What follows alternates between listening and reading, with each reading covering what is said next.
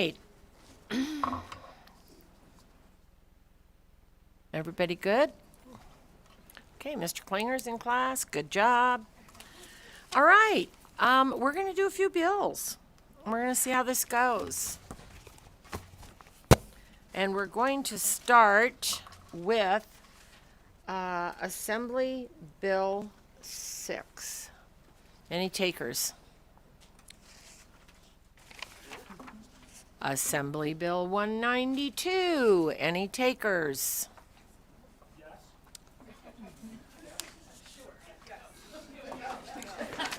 You know, you gotta pay attention around here. As I would say as a mother, get off your phones.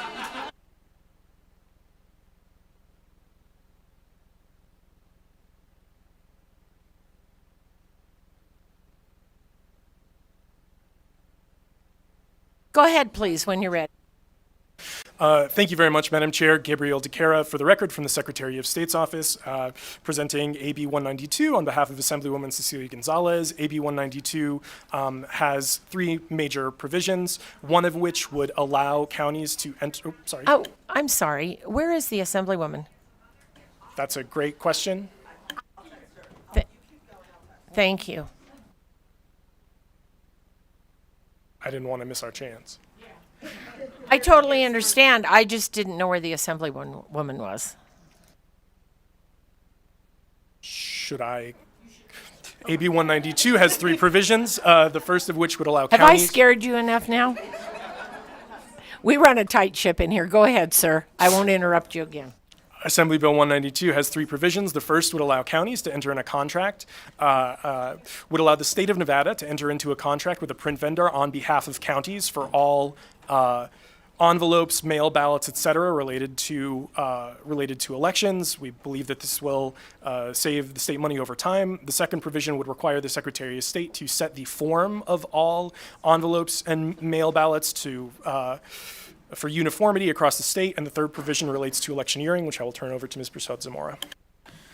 Good afternoon. For the record, Emily Prasad Zamora, Executive Director, Silver State Voices. The third provision is around electioneering, and so current Nevada revised statute requires that at a polling location, that electioneering cannot occur past the 100 feet marker. And what this particular bill would do is that it would require there to be signage at a polling location that exactly explains where that 100 feet mark is. Through a lot of feedback that we've gotten through the community, we've actually had even several of your colleagues during election time go to polling locations and not have a very clear indicator as to where that 100 feet location, where the exact spot is. If the site does not allow electioneering at all, then there would be a sign that would say just no electioneering is permitted at this location. So would you say that last sentence again, please? Yes. If this bill were to pass, a location would have, if a location allows electioneering at the site at the 100 feet mark, it would have a sign indicating that that is where the 100 feet mark is. If the site does not allow electioneering to occur, then the sign would just say no electioneering at the site. Okay, that makes it much more clear. Thank you very much. No worries. Welcome, Assemblywoman. Do you have comments, please? Cecilia Gonzalez, District 16, for the record. Thank you so much. I just wanted to add on that part. During the past election cycle and many before that, we've had issues where not every election site, because some are private, some are public, right, don't have visible signage. During our original presentations, we saw sticky notes on trees, some that you would just walk by and not see, and especially while we were talking about election safety and things of that nature, we wanted to try to address that issue with large, visible, possibly standalone signages, and that's reflected in the note. Thank you. So I have a question. If this is at a Albertsons, at a Rayleigh's, wherever it is, and it's voting, who's responsible for putting up those signs? Emily Prasad Zamora, for the record. The county is responsible for putting up the signage. Even on private property? Yes, they are. So would they have to have permission for that? Yes, they would.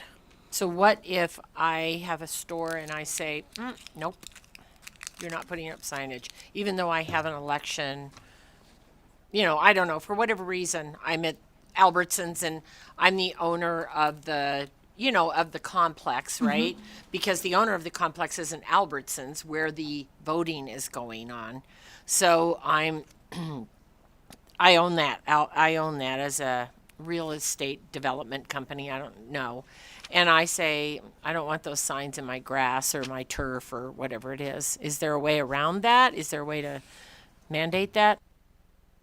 Thank you for the question, Madam Chair. Gabriel DeCara for the record. My understanding is, and I should have Emily may know more, but a private place, a private location that has a polling site can ask for no electioneering to take place, in which case signs would not be necessary because there would be no electioneering. If for some reason or another a private owner wanted to allow electioneering but not signs, my guess is whoever the county sent over that day would have to deal with it. Well, I guess that's where I was going. So if I'm Albertsons or Rayleigh's, and because I don't want to pick on Albertsons because because they are at a lot of grocery stores, right? So I'm not talking about a library or somewhere like that. The company that has the elections going on does not necessarily own that property, right? They just rent or lease from that property. So is there some type of a piece of paper, if you will, that says to Albertsons, we're going to have a polling place, these kinds of things have to take place, you have to have a place for people to line up, vote, voting machines, whatever it is. And on top of that, we're going to have signs that say blah, blah, blah. Do you agree? Cecilia Gonzalez, District 16 for the record. I was wondering if maybe legal would have an answer, and then also just thinking that if we place this into law, I think the place would have to be in compliant with the NRS if they wanted to become an election spot, is my understanding. Okay, well, Mr. Thorley is not legal, but he is the person that has all answers that I believe. Wayne Thorley for the record, LCB Fiscal Analysis Division. I happen to know a little bit about elections. This is my phone a friend for the day. So Clark County is where voting on private property occurs most often in the state. They've developed this program over several decades now. When a private property agrees to serve as a polling place, they have a long form that they have to fill out and agree to do certain things. And if they don't agree to those things, then they cannot be a polling site. And so they get that approval up front from whoever the property owner is, even if it's not the business that is leasing the building, but from whoever the property owner is, they get it in advance. Thank you, Mr. Thorley. I just was concerned that somebody would say yes to one and no to another. All right, any additional questions? Okay, thank you very much. All right, those in support of Assembly Bill 192, please come forward. Carrie Dermick with All Voters Local Action. We are in full support of AB 192. Thank you so much. Christine Saunders, Policy Director with the Progressive Leadership Alliance Nevada. We support this bill. Thank you. Thanks, Eric Jang with One API Nevada and Asian Community Development Council in full support. Thank you. For the record, Tatari Sibula, first name spelled A-T-H-A-R, last name H-A-S-E-E-B-U-L-L-A-H. On behalf of the ACLU of Nevada, we're also in support. Thank you. Thank you very much. Anyone else support AB 192? All right, Las Vegas, seeing none. BPS on the phone lines, please. If you would like to testify in support of AB 192, please press star 9 now on your phone to take your place in the queue.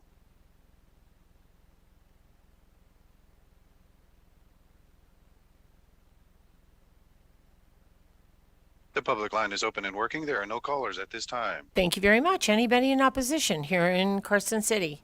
In Las Vegas, on the phone lines, please. BPS when you're ready. If you've just joined us and you would like to testify in opposition to AB 192, please press star 9 now to take your place in the queue.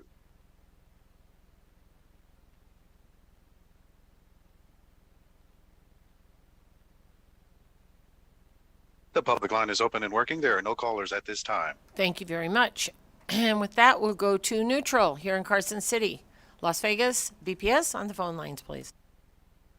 If you would like to testify in neutral for AB 192, please press star 9 on your phone to take your place in the queue.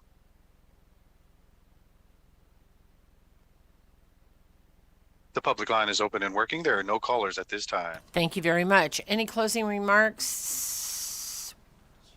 Oh. I'm like, wow, I just saw her. Any closing remarks? Alrighty. Thank you very much. Then I'll close the hearing and we will work session this bill right now. And so if I can have a... No amendment, yeah. Do pass. Thank you, Senator Wynn. Second from Senator Lang. Any discussion? Senator Gansert. Thank you, Madam Chair. I am happy to support this bill. We worked really hard in lead jobs to try to get some things right in it. I appreciate the work of the sponsor and the Secretary of State's office. Thank you. Thank you very much. And with that, all those in favor say aye. Aye. All those opposed say nay. Motion passes. And I will give the floor statement to, I don't know where we are on the list. Senator Gansert.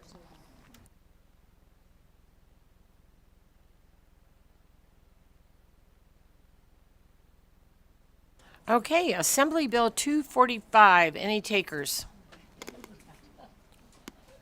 Are sometimes Assemblywoman / Senator. Thank you. So it's Leda Torres for the record, and I proudly represent Assembly District 3. Today I'm just going to have my colleague, Ms. Amanda Vaskov, who is a graduate of the University of Nevada, Reno, go Pack, present this piece of legislation. I know we have some UNLV fans in here. That wasn't a good way to start. But I think that she will do an impeccable job doing the presentation for us. Thank you. Hi, Amanda Vasco for the record, V-A-S-K-O-V. Recent graduate of the University of Nevada, Reno. I've been here this session on behalf of the Associated Students of the University of Nevada, 14,000 UNR undergrads, and we did work with UNLV students on this bill as well, so higher ed came together on this one. So this bill, in essence, it provides, expands resources for victims of power-based violence in Nevada schools and institutions of higher education. This builds off of previous progress made in the last session. In the last session, an existing task force on sexual misconduct was established. In this session, we're looking to revise the membership a little bit to include some voices that we feel are necessary. Those voices include the victim survivor advocates at UNLV and UNR. And then given that 2/3 of our student body comes from a Nevada high school, we wanted to make sure that this issue is addressed at the K-12 level as well. On the K-12 side of things, it allows school districts and charter schools to enter into memorandums of understanding with community-based survivor advocacy organizations.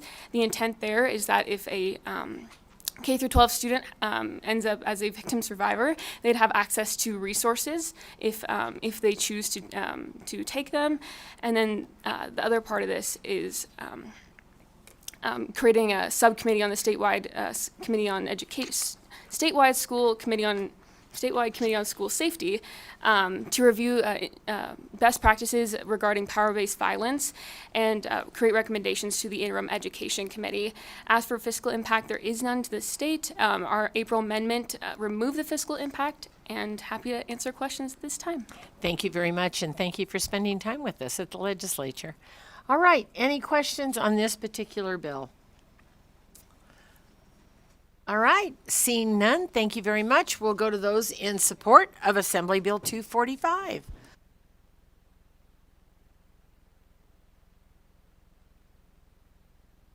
Good afternoon, Madam Chair, members of the committee. Alejandro Rodriguez, Nevada System of Higher Education, and she's in full support of AB 245. We've been working with Assemblywoman Torres and appreciate her work with this. Thank you so much. Good afternoon, Madam Chair, members of the committee. Leah Case here today on behalf of the Nevada Coalition to End Domestic and Sexual Violence, also in support and very proud of the legislative intern and her work this session. Thank you. Good afternoon, Madam Chair, members of the committee. Constance Brooks, representing the University of Nevada, Las Vegas. Congratulations, Ms. Vaskov, on your recent graduation, but also on this important legislation and all the work that you've done this semester. We are in full support and also appreciate the inclusion of UNLV students on the development of this bill. Thank you. Michael Flores on behalf of the University of Nevada, Reno, I think. Just want to thank Amanda and all the work that she's done on this, and Assemblywoman Torres for working with her so closely. We're in full support. Thanks. Thank you, Madam Chair. Reagan Comas here, just speaking on behalf of myself as a mom with a teenage daughter, and we've had some challenges with the school district and their responses, and so I appreciate the work, and I think that the committee to look at how those responses need to be done is imperative, and so I appreciate your support. Thank you.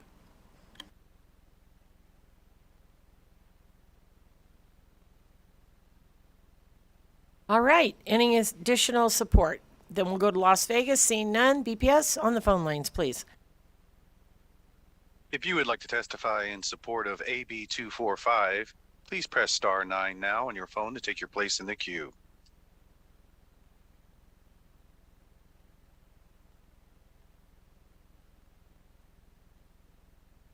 The public line is open and working. There are no callers at this time. Thank you very much, and we'll go to opposition here in Carson City.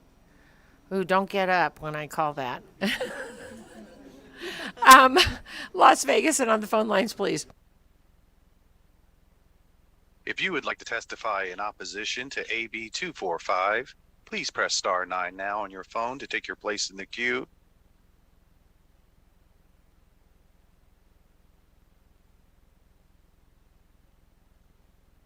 There are no callers choosing to testify at this time. Thank you very much, and we'll go to neutral here in Carson City. In Las Vegas, on the phone lines, please. BPS when you're ready. If you would like to testify in neutral for AB 245, please press star 9 now on your phone to take your place in the queue.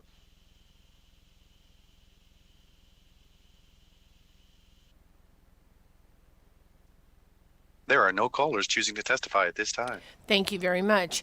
Any closing remarks? Okay.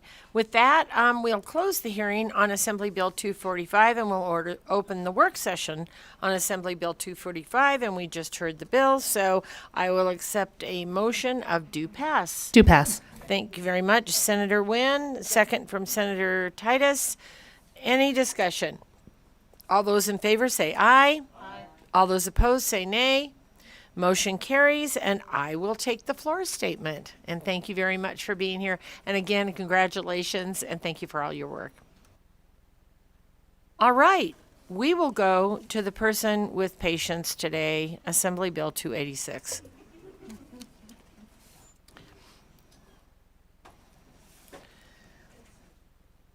Thank you so much, Chair Don Darrell Loop. I'm just sharing the same schedule with you, so that's where the patience is from. And thank you for... It's a schedule? I mean, feels more like a time warp, but we're in this together. So thank you for graciously hearing this bill today, and I will make it quick because time is of the essence. So with this Assembly Bill 280, I'm Brittany Miller, for the record, representing Assembly District 5 in Clark County.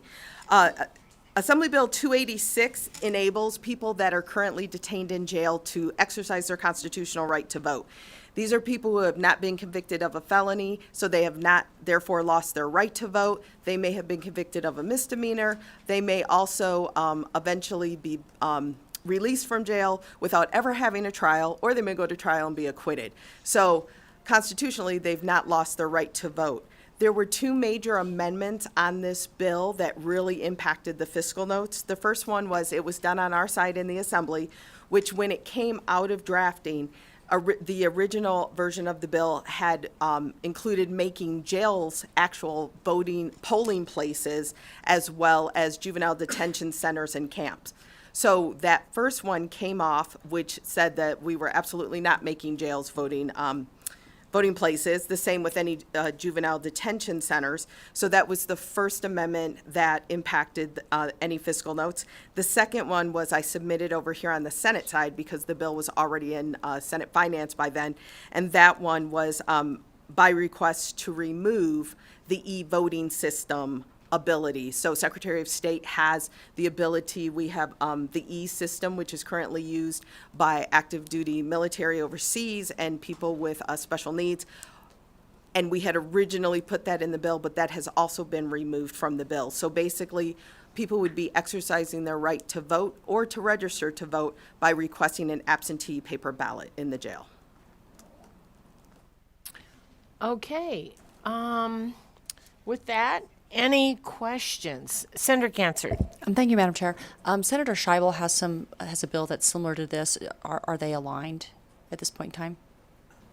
Honestly, Or do they conflict? Yeah. I wouldn't, I'll say this, as a legislator, I only read bills that are in my committee or on second reading, so I haven't compared the two. Yeah. I wouldn't say that they'd conflict. Thank you. But I don't know how closely aligned. That's fair.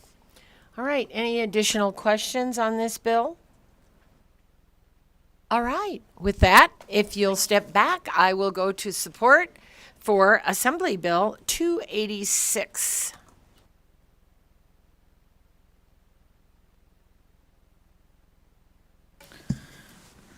Good afternoon, Chairwoman Dondero, Lupa, and committee members. For the record, my name is Emily Prasad Zamora. I'm the Executive Director of Silver State Voices. Today in strong support of AB 286.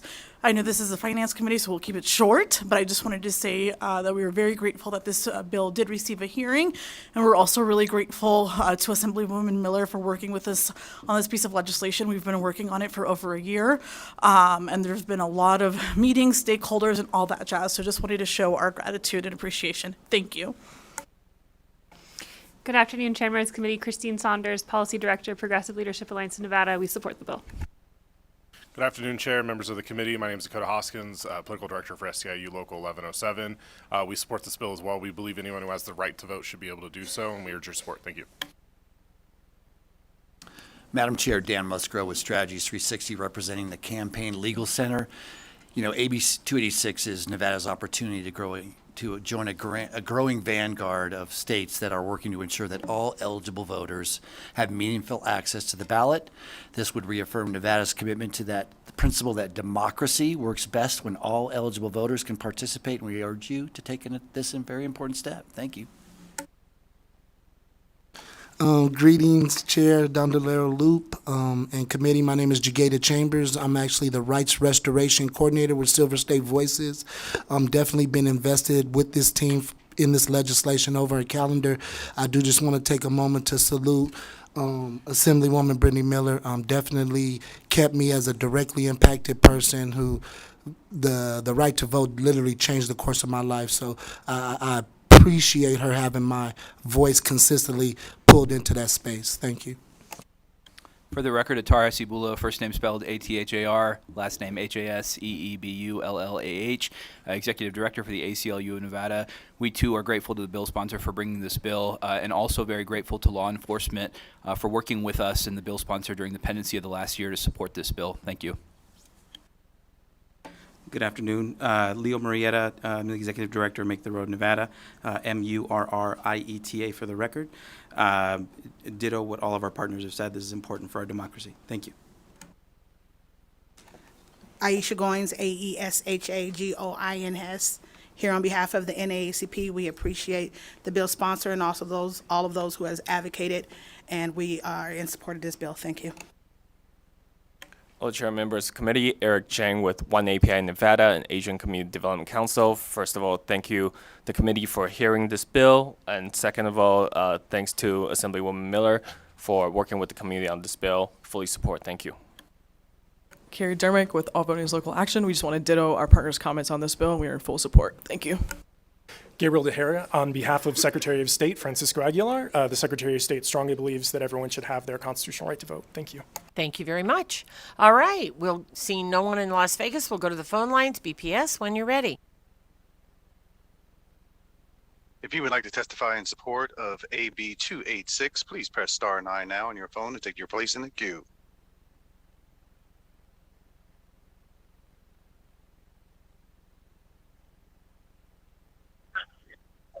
Thank you so much, Chair and the committee. For the record, my name is Shelby Swartz of Battleborn Progress. We are a member of the Let Nevadans Vote Coalition. We are in support of AB 286. Thank you so much. Next caller, please.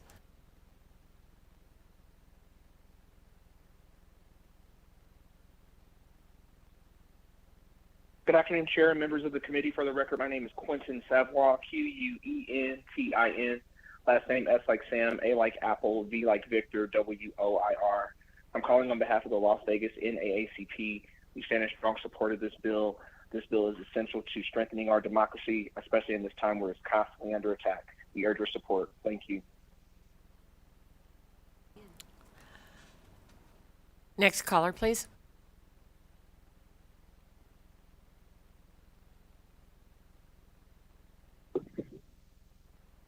Hello, thank you members of the committee and chair for hearing AB 286. My name is Yesenia Moya, Yesenia Moya.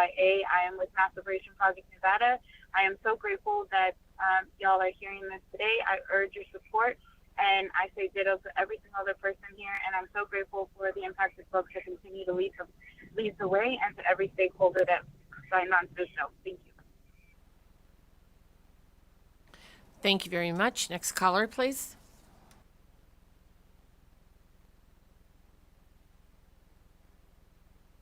Good afternoon, Chair and committee members. For the record, my name is Matilda Guerrero, Government Relations Director at Native Voters Alliance Nevada. We're in support of this bill. Thank you. Next caller, please.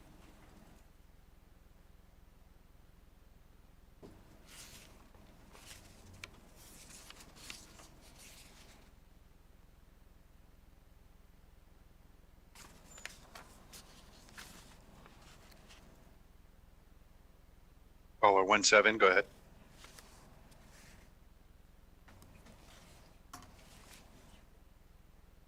Oh, sorry about that. Hello, Chair and committee members. My name is Davis Hushkon, DAVISHUSKON. I am the Executive Assistant with the Las Vegas Indian Center, and we are in strong support of AB 286. Thank you. Next caller, please. Good afternoon, Madam Chair and the committee. This is Dora Martinez with Nevada Disability Pre-Action Coalition. We would like to support this bill and thank you to the sponsor. Have a good day. Thank you very much. Next caller, please.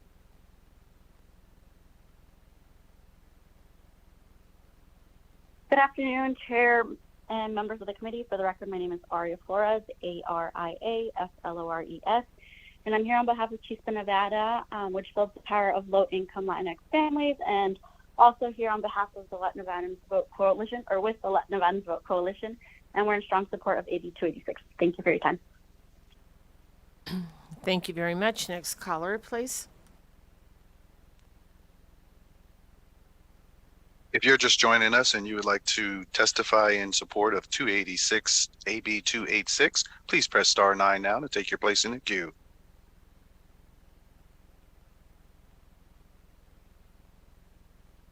There are no callers choosing to testify at this time. Thank you very much. We'll go to opposition here in Carson City, Las Vegas. On the phone lines, please. If you would like to testify in opposition to AB 286, please press star 9 now on your phone to take your place in the queue.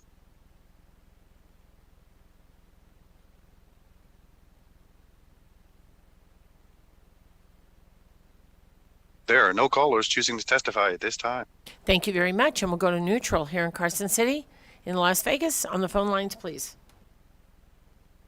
If you had just joined us and you would like to testify in neutral for AB 286, please press star 9 now on your phone to take your place in the queue.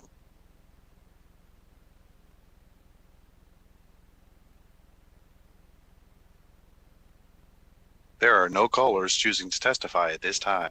Thank you very much. And with that, any closing comments? We'll close the hearing on Assembly Bill 286 and we'll open the work session.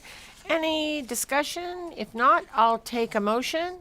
Senator Gansert.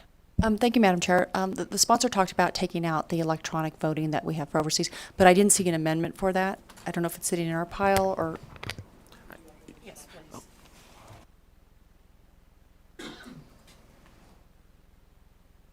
Thank you, Senator, for that. I had emailed that amendment request to legal and to Chair Don Darrell Loop on May 25th. I do have a physical copy if you'd like to see it, or if You got it? Wayne Thorley for the record.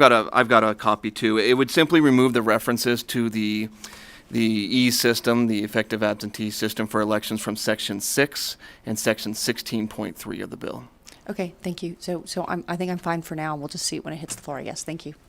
And you know that we don't have all our paper up here that we usually have because we've got staff that is doing the finance scramble. So we're just doing what we can do. Yep. And thank you very much, Assemblywoman. All right, with that, I'll accept a motion. So moved by Senator Nguyen, second by Senator Lang. Any discussion on the motion? Thank you, Madam Chair. I'll support it out of the committee, but reserve. Okay, thank you very much. All right, all those in favor say aye. Aye. All those opposed say nay. Motion passes, and I'll give the floor statement to Senator Neal. Can I get you to do that one for me? Thank you very much. And thank you, Assemblywoman, for being patient today. And thank you for being part of Senate District 8. Thank you. All right, with that, we will go to Assembly Bill 322. Assemblyman, welcome to Senate Finance, sir. So happy to see you. Thank you so much, Madam Chair. My name is Yui Wen. I have the honor to represent Assembly District 8. Good afternoon, the member of the Senate Finance Committee. I would like to extend my thanks to you, Madam Chair, and the rest of the committee for my ability to hear this today, the last 2 days of our wonderful session. AB 322 is a public health bill prohibiting a person from selling or offering to sell a Kratom product to an end user unless the product has been registered with the state. Now, this is the Money Committee, so I'll spare you the policy. From our conversation with several regulatory bodies of our state, originally with Oriental Medicine and then with the Department of Agriculture, then it was recently determined that the appropriate body would be the Nevada Division of Public and Behavioral Health to ensure that registration, testing, documentation review, and renewal processes would be entrusted to carry out the provision of this bill. The fiscal note indicate projected costs would include salary, office space, training, equipment, and basic operating expenses. This would include the development, regulation, and adoption of fees to maintain the program. The program will be self-sufficient starting in the 2025 fiscal year. I would like to acknowledge the Division of Public and Behavioral Health Administrator, Cody Feeney, as well as their program manager, Teresa Hayes, for their work in terms of submitting this fiscal note for the Kratom Protection Act that was quite significantly less than what was originally submitted. Also, further acknowledgement goes out to the Board of Pharmacy on their collaboration for substantive changes in the bill that will add layers for protection for consumers as well as retailers doing business in Nevada. With your permission, Chair, I'd like to also introduce Mr. David Goldwater to complete our presentation. And then I brought also Ms. Julia Peak from the Department of Health and Human Services in case you all have any question for the department. So thank you very much.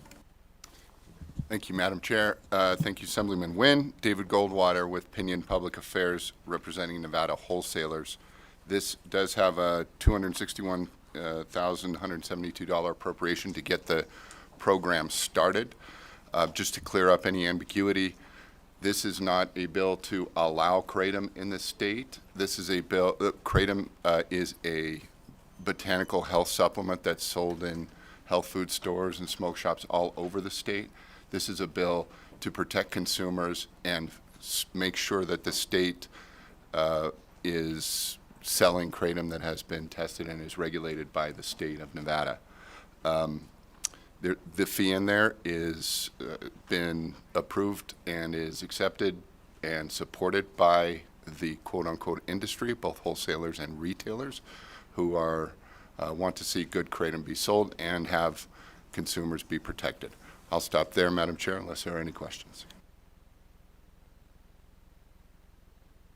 Thank you very much. All right, any questions about Assembly Bill 322? Yes, Senator Gokachia. Thank you, and I'll be very brief because time's short, but I'm not familiar with it. Is this a natural substance, synthetic? Madam Chair, to Senator Goyachia, it is a botanical product that comes from a leaf out of the ground from Thailand. It is imported to the United States. The goal of this is to make sure it remains pure and unadulterated. That seems to be happening. That when there are stories of bad experiences with kratom, it's usually from an adulterated product, and we're trying to avoid that. Thank you for that. Thank you, Madam Chair. All right. Senator Neal? So this is, am I correct that I'm hearing this properly? This is more of a consumer protection bill? I mean, I'm trying to streamline it Madam in my Chair, mind. David Goldwater, it is titled the Kratom Consumer Protection Act. It is an act that, it is similar language that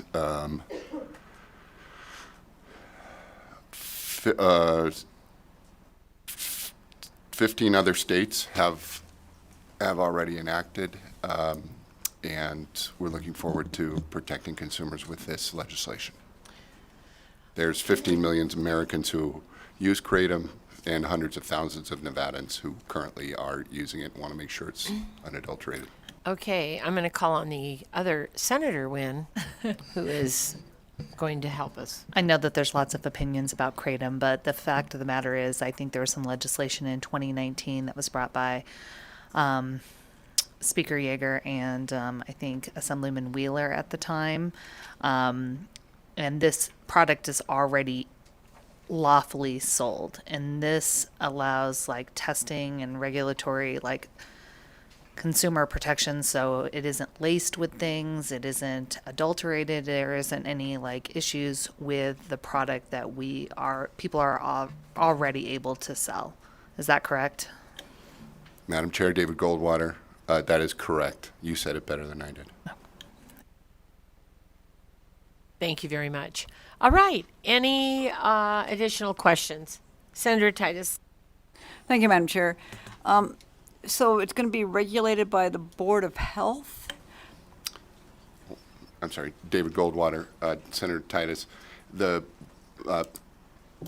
DPBH, so Department of Public and Behavioral Health, who regulates things like drinking water and similar But they don't typically consumables. regulate natural products, or do they? Do they regulate other herbal medications, or is this seems to be an outlier? Consumable. Julia Peep for the record, Nevada Division of Public and Behavioral Health. This would be regulated by one of our environmental health specialists. They would be trained to do this, and so it is just that one position for the biennium that they thought they could accomplish it. As you know, Senator Titus, the Board of Health would help set the fees and the regulatory restrictions around it, and then that environmental health specialist would do the actual oversight. Did the bill get changed then? Because in the synopsis I'm seeing, Section 6 had the State Board of Oriental Medicine regulating it. Senator Yui Win for the record. Yes, so I apologize. I probably read too fast in my opening statement.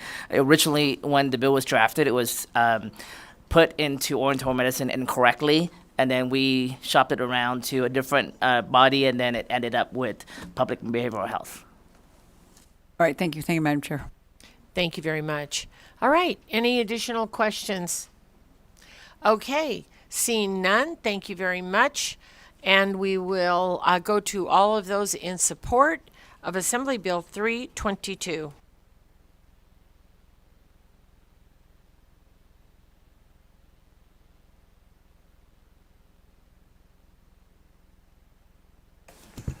Good afternoon, Madam Chair, members of the committee.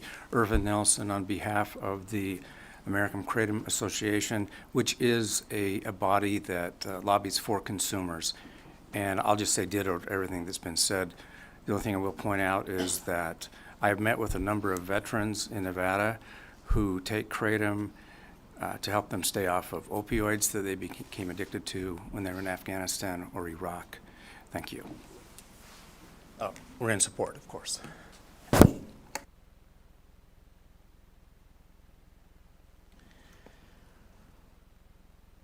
Okay, anybody else in the room in support? Las Vegas, on the phone lines, please. If you would like to testify in support of AB 322, please press star 9 now on your phone to take your place in the queue.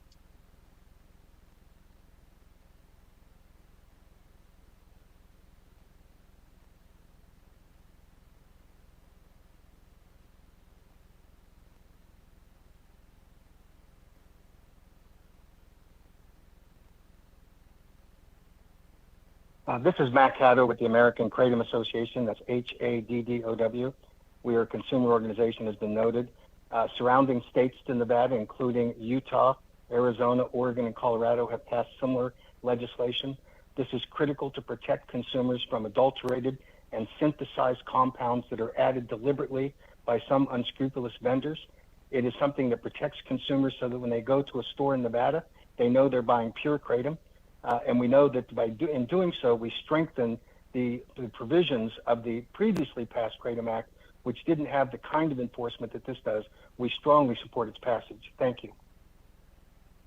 Thank you very much. Next caller, please.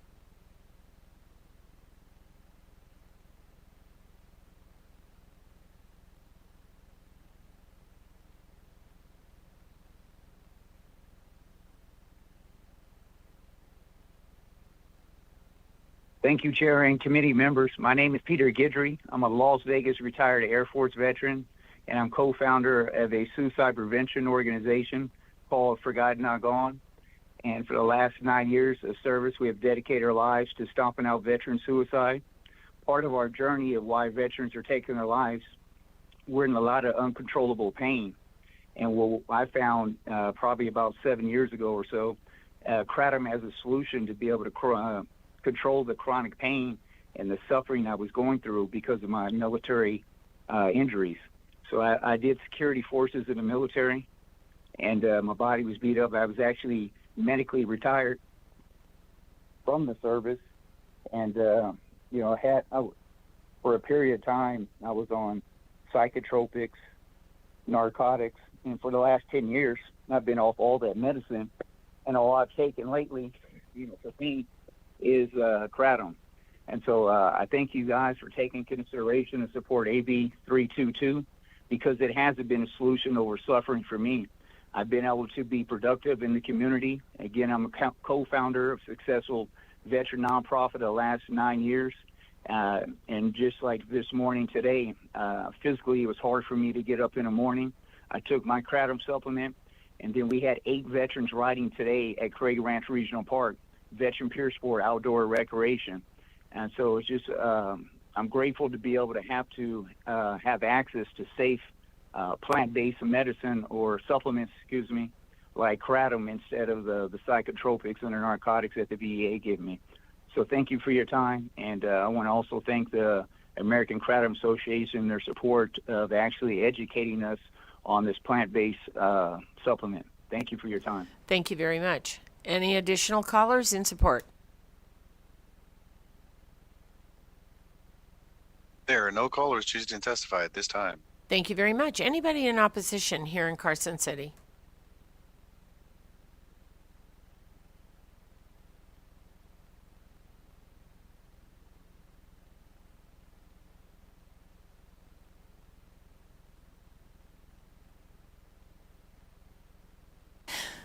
Good afternoon, Madam Chair, members of the committee.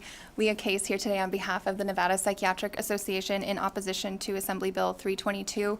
Back at the Assembly Commerce and Labor hearing in March, the Nevada Psychiatric Association had requested several amendments to this bill, including a label warning of the risks of addiction, overdose and death, age verification and compliance checks, increasing the minimum age to purchase metragynine or kratom to age 21, an adverse event reporting and public dashboard of data to report those adverse events. I did submit to the committee secretary the death data from both Clark County and Washoe County.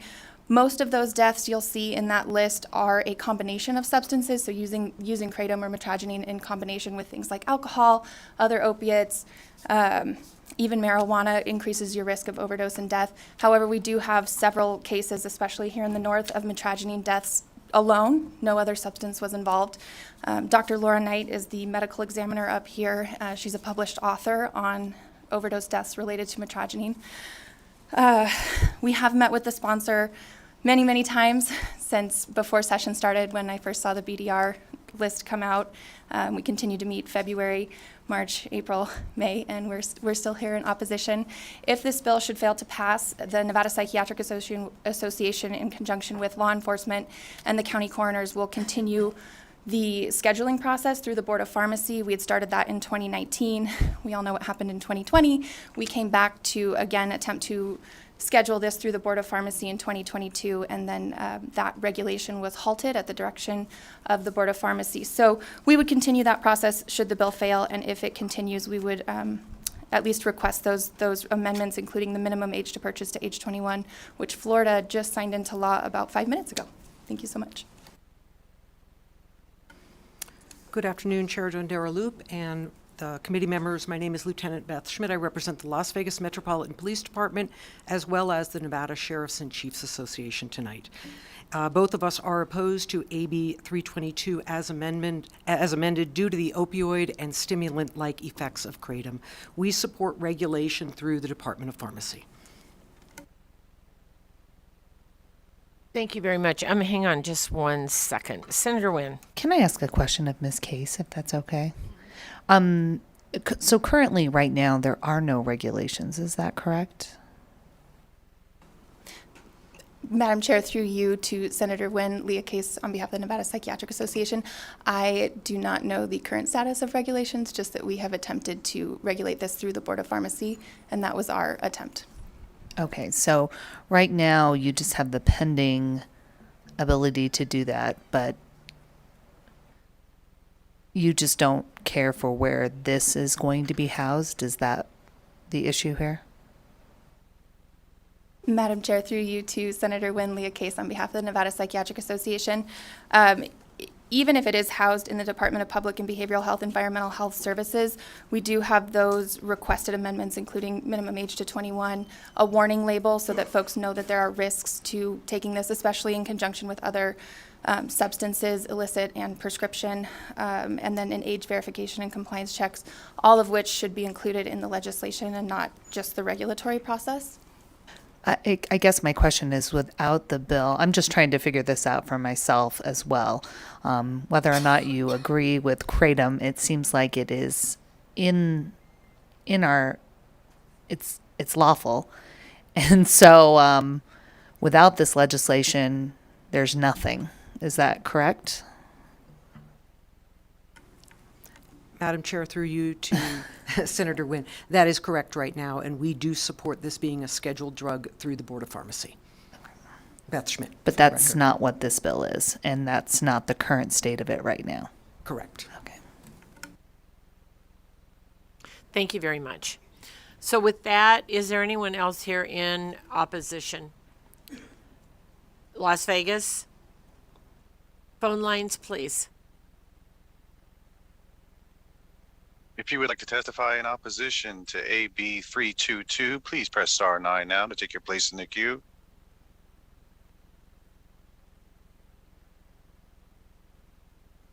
The public line is open and working. There are no callers at this time.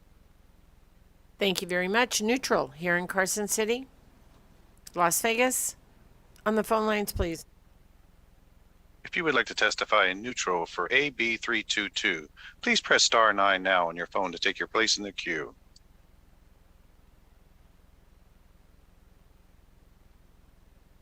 There are no callers choosing to testify at this time. Okay, closing comments, please.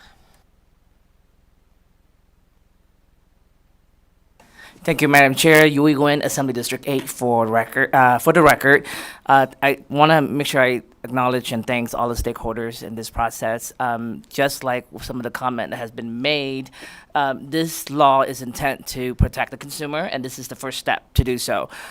It is by any means, this is not perfect, but we want to make sure that Nevadans have the opportunity to start with protecting our Nevadans in terms of a regulatory process that could create guardrails to protect all of our Nevadans. And so in terms of the opposition, I am aware we are continue to collaborate, and I did speak with the Board of Pharmacy, and the last amendment that was in my house was addressing the Board of Pharmacy's blessing in terms of ensuring that we put the appropriate guardrails and so that we can continue to protect Nevadans and ensure that this is the first step. And again, just want to reiterate, this is the first step, so that without this, there will be nothing, and we want to make sure that we start with this. So I appreciate your support in this matter, and please let me know if you have any other questions. Thank you, Madam Chair.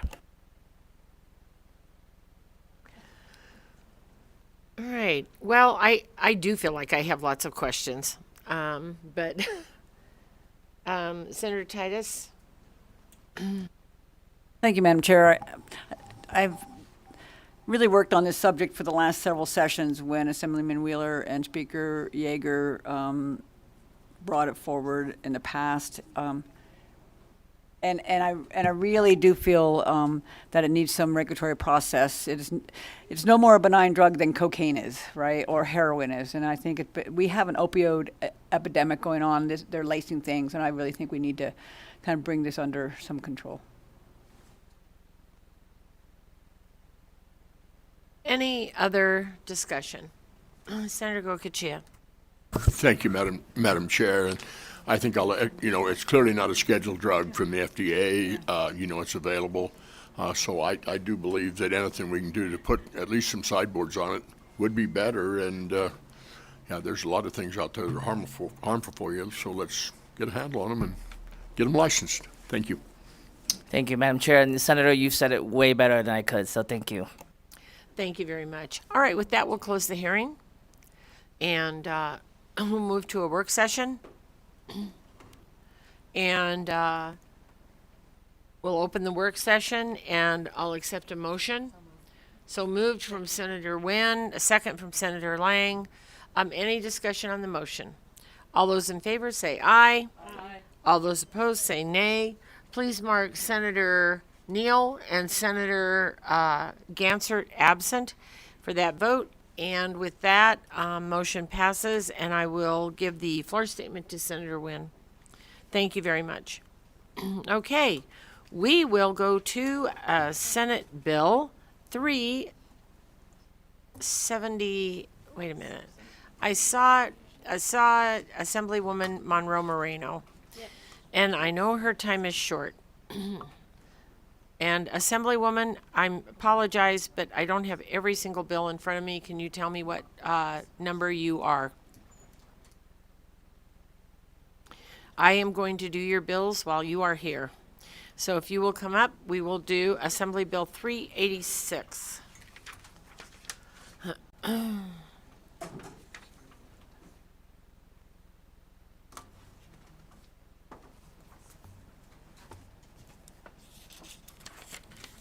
And did you say 519, ma'am? Okay. All right, please go ahead, Assemblywoman, when you're ready.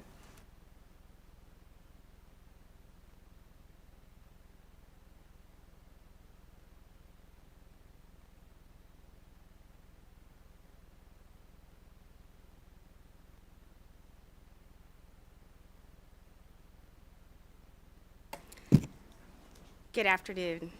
I know you're all tired. I saw a lot of you this morning in my committee and some late last night. I am Assemblywoman Danielle Monroe Moreno. We looked much different, didn't we? No, we all look beautiful. We don't look tired or drained of energy at all. And I lie to myself a lot. But I'm here to present Assembly Bill 386, which is a measure that revises provisions relating to midwives. And for some of you that were here last legislative session, we were before you the last time and presented this bill. This bill creates a board for midwives that's an optional board for those professional midwives who want to have a Nevada licensure. I have with me Tiffany and Amanda, who are midwives here in Nevada, who have been working with me for the last 4 years to move this measure to this point. We've had numerous stakeholder meetings. There is a new proposed amendment today from the American College of Obstetrics and Gynecologists. There was an amendment made on the bill, so you have, before you, you should have the second reprint. And with that second reprint, DHHS's fiscal note has been dropped to $22,000 per year.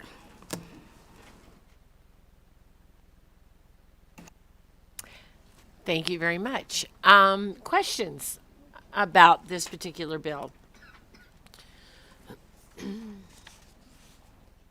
So if you're looking, I'm looking at the second reprint.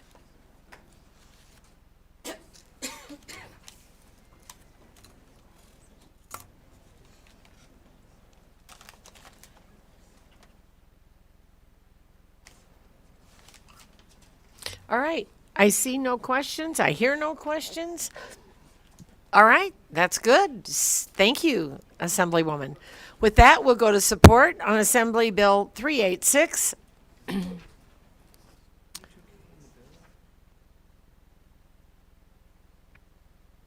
we'll go to support. Go ahead, please. Good evening, Madam Chair, members of the committee. Constance Brooks, representing the University of Nevada, Las Vegas, and we are in full support of this legislation, and we appreciate Assemblywoman Monroe Moreno for the inclusion of UNLV faculty expertise. Dr. Wobler and Dr. Vanderlaan participated in several stakeholder meetings with the sponsor and with other stakeholders, and so we appreciate that inclusion. We love that UNLV is being utilized as a resource. Thank you.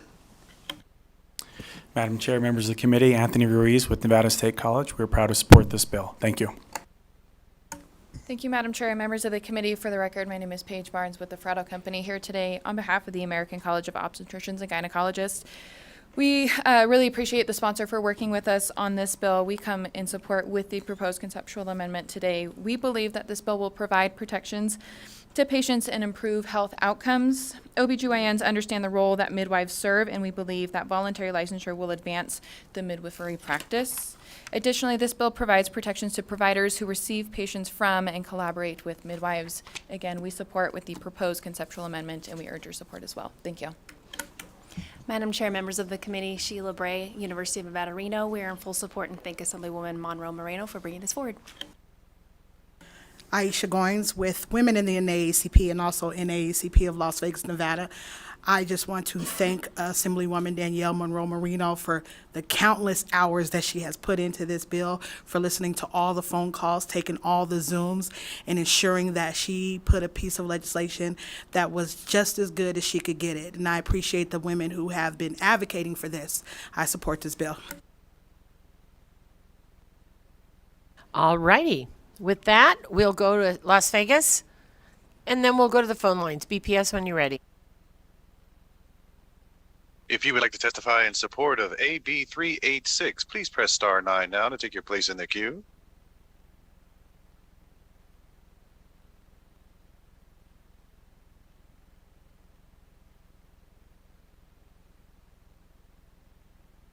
Good afternoon, Madam Chair and the cool committee.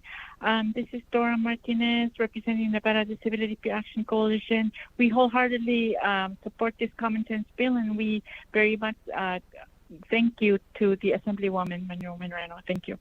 Thank you very much. Any additional callers, BPS?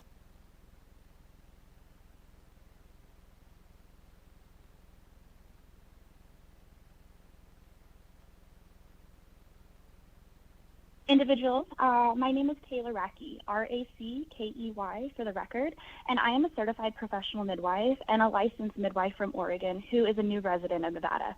I'm here today to advocate the support of AB 386 for the licensure of midwives, and I urge you to support the passage of legislation that recognizes and regulates the important role that midwives play in our healthcare system. Midwives are essential members of the healthcare team, providing crucial care and support to birthing parents and their families during pregnancy, childbirth, and postpartum. Unfortunately, despite their immense contributions to maternal and newborn health, midwives in Nevada face significant barriers to practice. The lack of a standardized licensure process hampers their ability to provide care, limits access to their services, and undermines the quality of care that birthing parents receive during childbirth. This is a disservice to both expectant birthing parents and the healthcare system as a whole. By supporting a licensure of midwives, we can address these barriers and ensure that individuals have access to the full range of healthcare options available to them. Licensure would provide a recognized framework for midwives to demonstrate their competency and expertise, ensuring that they meet rigorous educational and clinical requirements.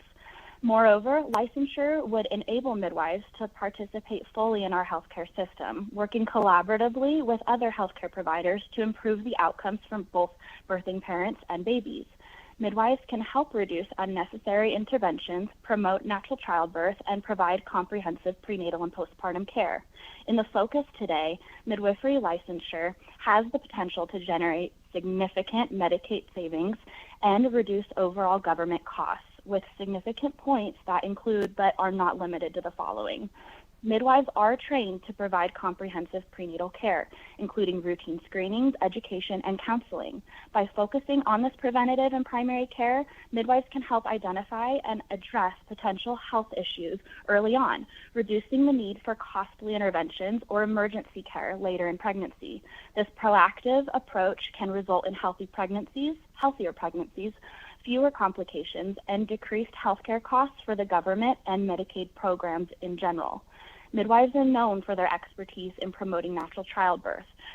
Research has consistently shown that midwifery-led care is associated with lower rates of cesarean sections, and since cesarean sections are more significantly expensive than vaginal deliveries and often require extended hospital stays, reducing these unnecessary cesarean rates can lead to substantial cost savings for Medicaid programs.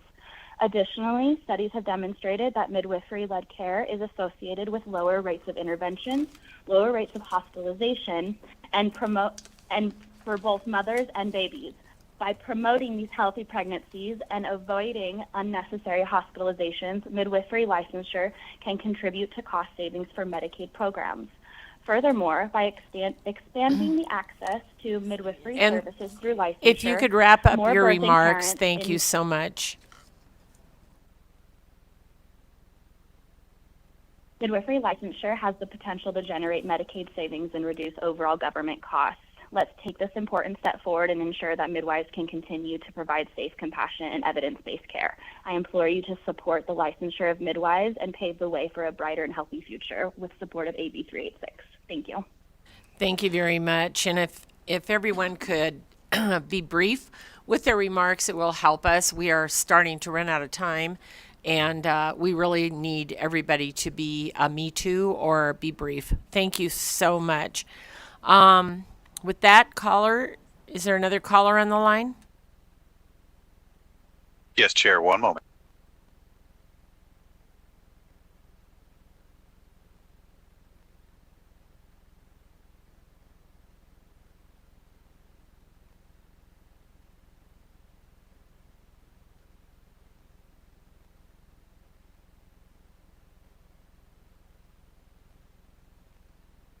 Caller 182, go ahead. Hi, can you hear me? Go ahead, please. Hello. Okay. My name is Melissa Mayfield. I'm a licensed midwife in the state of Washington. I have also been licensed in Oregon, and in both of those places have served Medicaid population clients. Sorry, 1 second. Most low-risk healthy people are eligible for cost-saving midwifery care, which has been shown to increase breastfeeding rates at 6 months and beyond, which we know now that has a lot of evidence supporting it reduces the financial burden for Medicaid clients, as long-term breastfeeding has been shown to reduce rates of serious illness in children. I will say, just to be brief, that in my experience serving this population, they've also been disproportionately impacted by generational trauma and poverty. And I have seen this type of care be most beneficial to this population because it's respectful, trauma-informed, culturally competent, And just to give an example, I've seen people be empowered to leave abusive homes and relationships through midwifery care, which I think we can all agree, empowering people this way can save the state money through reduced ER trips from domestic violence, etc. So I'm in support of this bill. Thank you. Thank you so much. And next caller, please.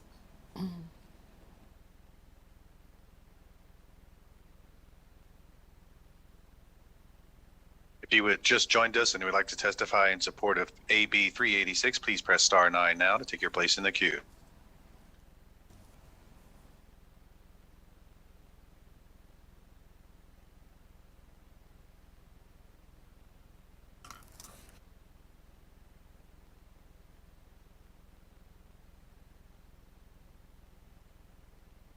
Hi, my name is Elizabeth Merritt for the record, Marrett. I am in support of Bill AB 386.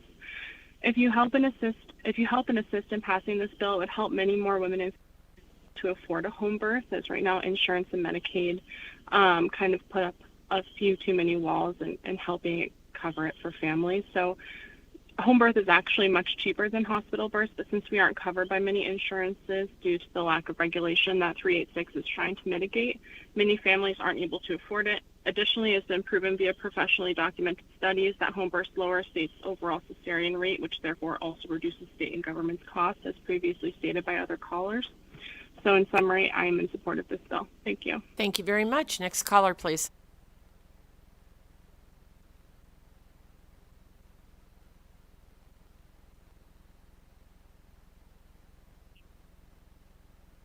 Hi, my name is Marianne Jackson, Jackson, and I am against this bill because it eliminates a very large number of midwives and only 5 midwives. We are in support. Are you in opposition? Eligible. We are in support. Are you in opposition? Yes. Okay, I will note you. Yeah. Thank you very much. All right, next caller, please. And callers, if you would like, you may say me too. There are no callers choosing to testify at this time. They got the message. Thank you very much. And now we'll go to opposition here in Carson City. Please come forward. And once again, brief is great. Good afternoon, Madam Chair, Senator Loop, and members of the committee. Thank you for your time on this very busy Sunday. My name is Amy Norris, Amienorris. I am a home birthing mother and drove here yesterday from Las Vegas to speak to you all today. I strongly oppose this bill. I had my first baby in the hospital, and it wasn't an experience that I wanted to repeat. My 3 girls were born at home here in Nevada with traditionally trained midwives. For 2 of their births, their fees were affordable even for a low-income family on Medicaid. We worked hard and paid for them out of pocket with a payment plan with our midwife. At no point did we feel we could not afford their births. For one of our births, we did not have the money available, and we were able to work with our midwife to barter services, and our birth was covered. I have seen stories similar to mine play out all over Las Vegas, as I have worked with many families who are expecting or have recently had babies over the past 15 years. I do not feel that having licensure available will increase access to midwives for low-income women. Licensure would increase costs for midwives to practice, who would then have to pass those costs on to families. I also oppose this bill because it is not clearly written out in the bill that licensure would be voluntary. I know we've heard verbal assurances to that effect, but it is not stated in the bill itself. And even if it was, we have seen in the past in other states where voluntary licensure is instituted that over time it becomes mandatory and families lose the option to have access to their provider of choice. For these reasons and many more, I strongly oppose this bill. Thank you. Thank you very much. Thank you for making the drive, and drive safe. Thank you. All right, go ahead, please. My name is Lenny Sue Tinseth, Tinseth. Thank you, Madam Chair, Senator Loop, and the Finance Committee for the opportunity to speak today. I'm a licensed midwife, a certified professional midwife, and I've been practicing for 37 years. I represent Nevada Midwives Association, which is the largest midwifery organization in the state, and Great Basin Midwives in opposition to this bill as written.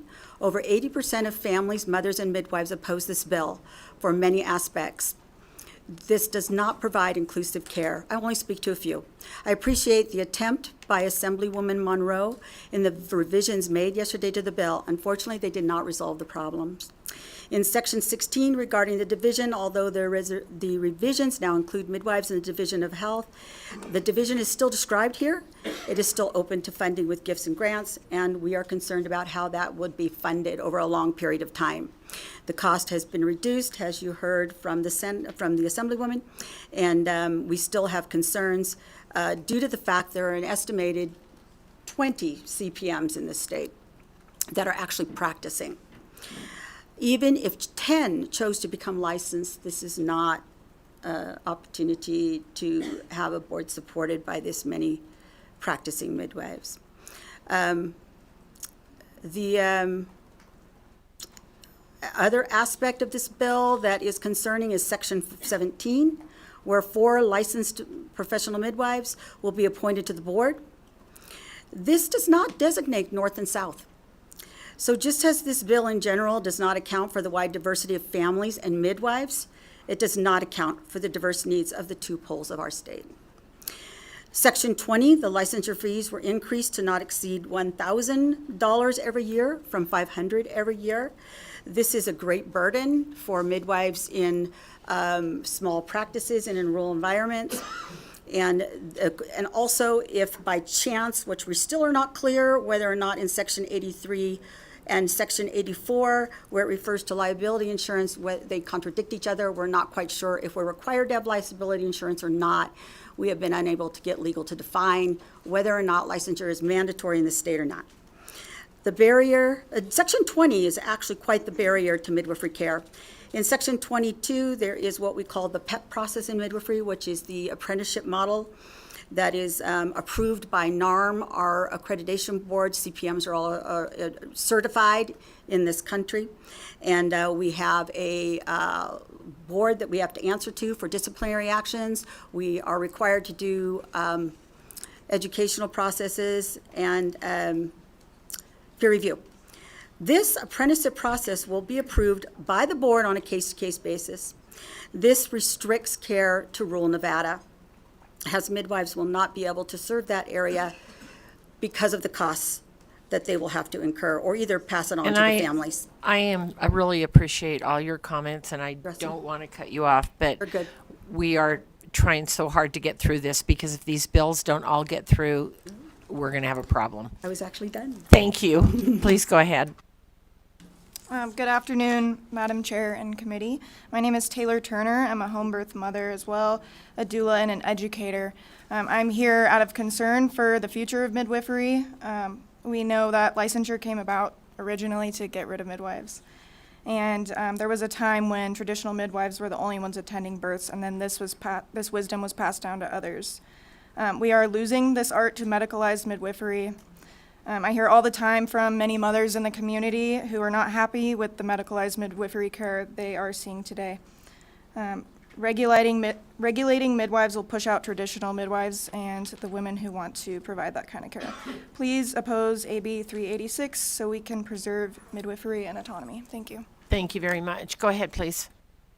Hello, my name is Kristen Gray, Kristingray, and I drove up from Las Vegas. I got here around midnight last night.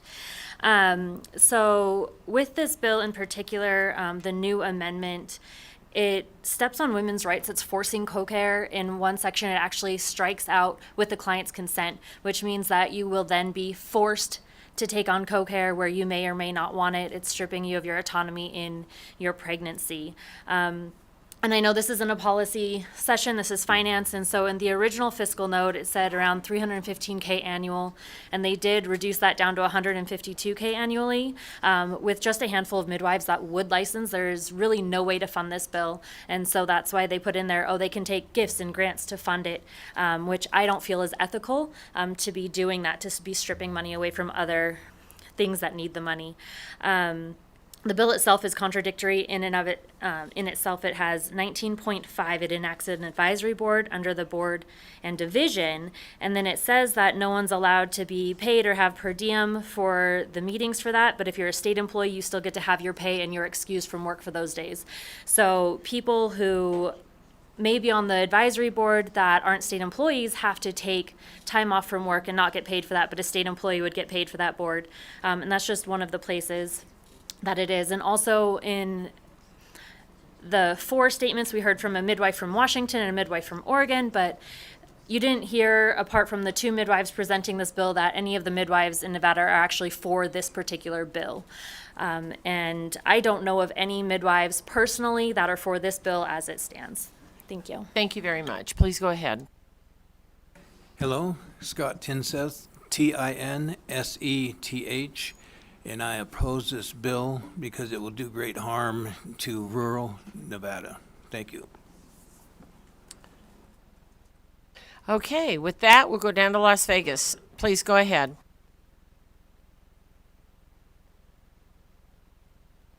Hi, my name is Jessica Lagor, Lagor. I'm a traditional practicing midwife in Las Vegas. I just wanted to mention that the majority of midwives in the entire state, so basically the entire industry, is against this bill. And sorry, Poppy had some comments as well, but thank you. Thank you very much. Please go ahead. For the record, Romina Paulucci, Romina Paulucci. Good afternoon, Madam Chair, and all these tired members of the committee. My name is Romina. I am a mother of 3 and a home birth midwife serving families in Southern Nevada. I want to thank Assemblywoman Monroe Moreno for her passion and efforts to improve maternal mortality outcomes here in our state. I truly do believe midwives can and do absolutely positively impact the communities they're able to serve, and ultimately there should be more of them. I understand that this is a finance committee, and I do have to agree that midwifery care is much more affordable than medicalized birth. So I don't have oppositions there. However, midwives and the families that choose to enter into contract with them have historically been persecuted for living and practicing autonomously. In other states, it has been bills like this that that have the greatest intentions, that do eventually over time restrict the autonomy of birthing women and families, as well as criminalize the midwives that support their choices. I sincerely hope that the changes in the amendments continue to progress as they have throughout this process. I know that there's no more time to get those changes made. So at this point, the majority of the industry, because they were unable to work together with the midwives that proposed this bill, the majority of the industry is currently opposed to the majority of this bill. I highly encourage you to remember a time where things like birth were honored and they were sacred to families, done within the families themselves. We didn't usually go into hospitals. They didn't exist, right? So I ask you to just return to those times and ask yourselves how we came to lose all of those wisdoms and knowledge that we had as a cultural peoples before. Understand and remember what colonialism has done to us as humans, and realize that that continues to affect our humanity, and the way that we birth continues to affect that as well. I urge you to oppose this bill so that we don't continue to colonize and medicalize birth, especially since Nevada has had a long-standing of preserving and protecting these rights for hundreds of years. Again, my name is Romina. I am a traditional midwife here Thank you so much. Southern Nevada, and I oppose this bill. Thank you so much. All right, seeing no one else in Las Vegas, we'll go to the phone lines, BPS, when you're ready. And just a reminder, Me Too is great. If you've just joined us and you would like to testify in opposition to AB 386, please press star 9 now on your phone to take your place in the queue.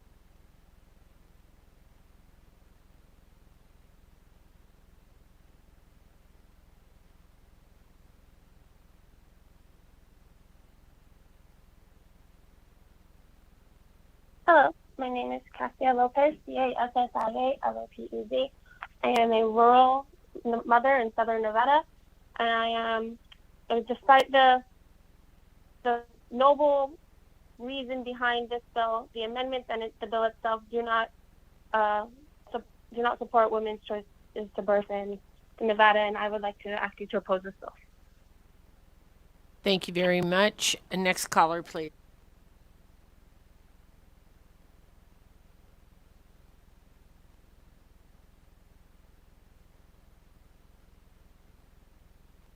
Hi, my name is Rebecca Wells, REBECCAWELLS. I am also a midwife in Nevada, in southern Nevada. I've been a midwife since 2010. I oppose this bill. I also represent Nevada Midwives Association. There is an exhibit attached to the bill that you can see that is signed by 29 Nevada midwives who oppose this bill. I'd like to remind you again that we're hearing primarily from midwives outside of the state, and that the midwives who are here in opposition. It is not supported by the industry. It wasn't written with the industry. It was just written by a couple of midwives with a different way of thinking of things than the rest of us. And also check out the public poll. It is also overwhelmingly in opposition. Thank you. Okay, thank you. Next caller, please.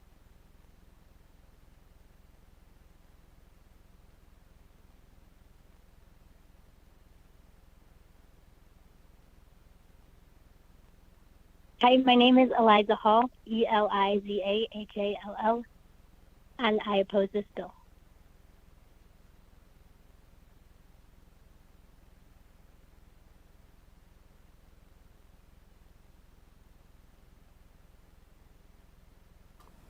Next caller, please.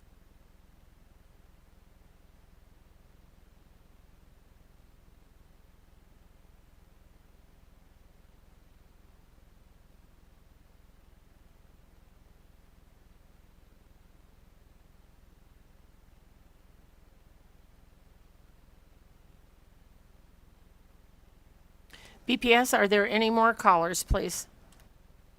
One moment, Chair, one moment.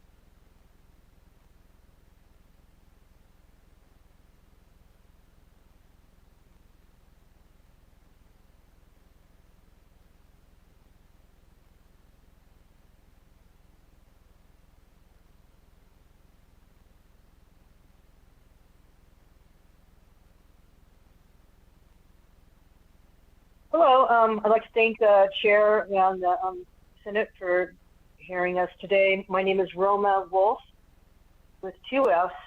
I am work for Northern Nevada Midwife handling insurance billing. I have a couple of comments. First, I'd like to say, though, me too, on everything that they have already expressed to you. I believe the bill is convoluted, contradictory, and vague, and it's over 89 pages long and excessive. Expanding birthing options for families to include birth center facilities would be a welcome option for many families, but it should not be at the expense of families who desire a traditional home birth experience, especially those who live far from the metro areas and birthing centers. I've heard various comments regarding the insurance billing, and I just would like to state for the record that I continually bill out of network for our clients and receive insurance reimbursement. Although we do not receive Medicare billing or reimbursements, we do offer various payment plans, and I've often seen midwives just provide services free gratis. The proponents claim that the participation under this license is voluntary. However, failure to specifically state this within the bill belies the proponent's intention to eventually make this licensing requirement mandatory. Specifically, Section 15 excludes various parties from the requirements of this bill, does not include the term midwife. So with all or due certified respect, professional midwife. with all due respect, caller, I'm not trying to cut you off, but this is a fiscal Finance Committee, so we are not hearing policy this evening. We are hearing finance. So if you have something to say about the fiscal piece of it, I am happy to hear it, but otherwise we are not hearing policy. Okay, and I can appreciate that, and it's been a really long session. So, me too on that, and then I just add the fiscal policy that I don't really understand how you could just say, well, we might get a grant and we might pay it forward this way. There's only 100 midwives in the state of Nevada, and at $1,500 each, I'm not sure how that's going to cover the full cost of the board. Thank you. Thank you very much. Next caller, please.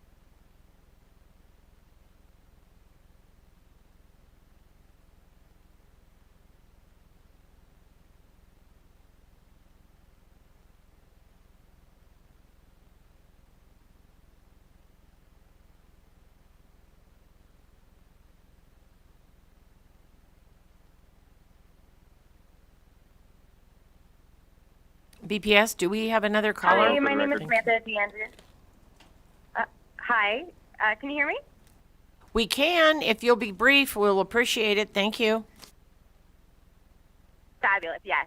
My name is Samantha DeAndrea. It's SAMANTHADEANDREA for the record. Thank you so much, committee, for your time and your patience with this long session. I just am a midwife in Nevada, in Reno. A student midwife. I just graduated midwifery school, and I am also a doula in the area, and I strongly oppose this bill. Please do so as well. Thank you. Thank you very much. Next caller, please.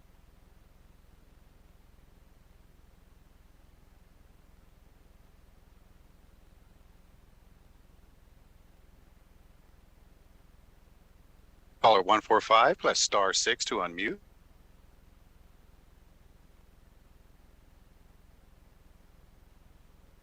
Hello, my name is Asher Hall, for the record, ASHERHALL, and for reasons stated above, I oppose this bill.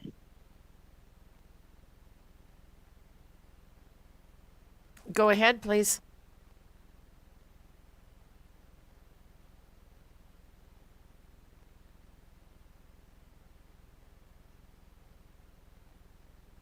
Hi, my name is Elisa Wall, ELISSA WAHL. I'm speaking on behalf of myself as a mom and one who is involved in the local midwife home birthing community. There is not enough widespread support for this bill, so I strongly urge you to vote no on this bill. Thanks a lot. Thank you. Next caller, please.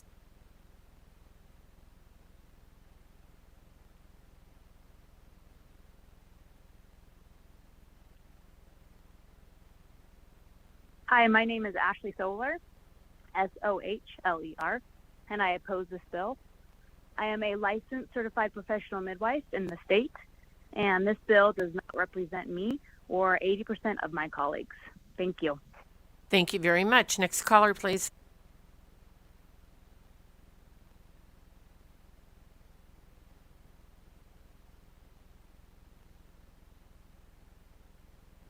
My name is Marianne Jackson, and I oppose this bill. Thank you. You get an A+.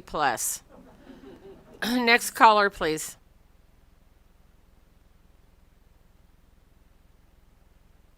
Hello, my name is Katie Banuelos. That's Banuelos. I'm calling to represent the Libertarian Party in opposition to this bill.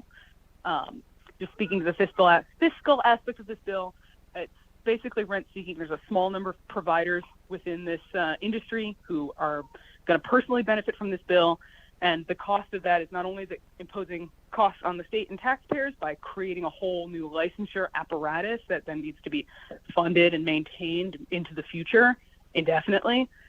It also imposes costs on anybody, all the midwives who are going to be subject to this bill, and then anybody in the future who wants to become a midwife is going to bear the burden of this bill. So please vote no on this bill and protect midwifery in our state. Thank you. Thank you very much. Next caller, please.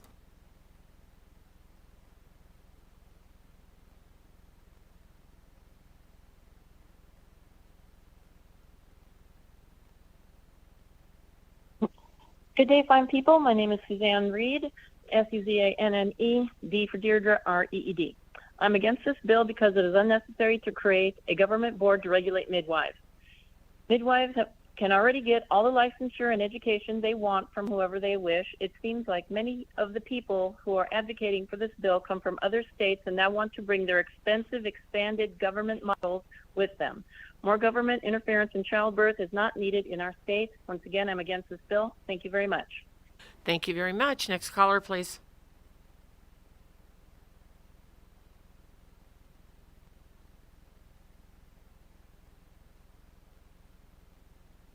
Hello, I'm Elise Cowan, Cowan. I'm a student midwife and home birth mother, and I oppose this bill. Thank you very much. Next caller, please.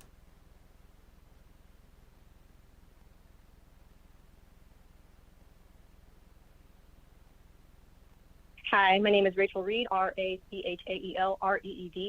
This bill has already cost thousands of Americans time and money. We really need to keep this industry safe and intact. If you were to pass this bill, you would be destroying the industry for the future. Thank you so much. Please don't support this bill. Next caller, please.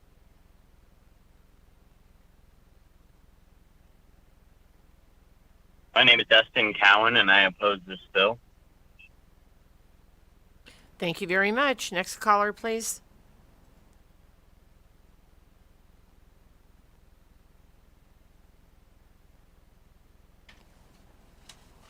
The public line is open and working. There are no callers at this time. Thank you very much. We will go to neutral here in Carson City, in Las Vegas. On the phone lines, please. If you just joined us and you would like to testify in neutral for AB 386, please press star 9 now to take your place in the queue.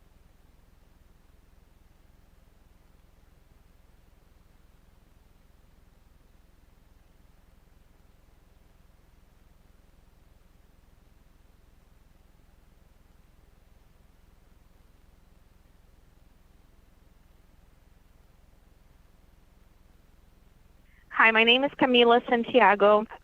For the record, I am a certified professional midwife.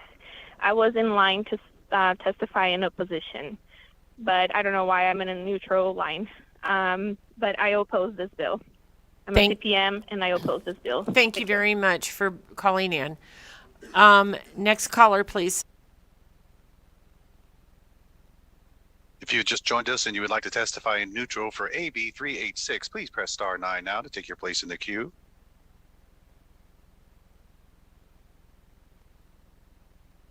There are no callers choosing to testify at this time. Thank you very much. Any closing remarks, Assemblywoman?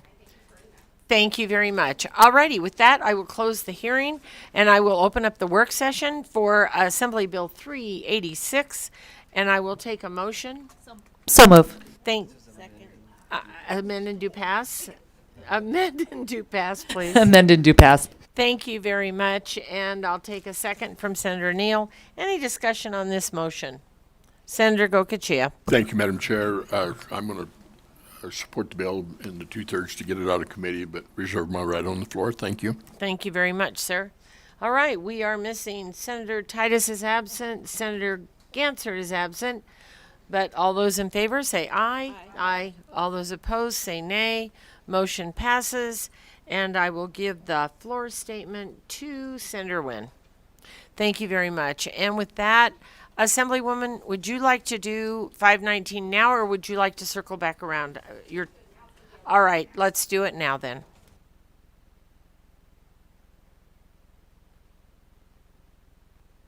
And I promise you, B&I guys, we are getting to you.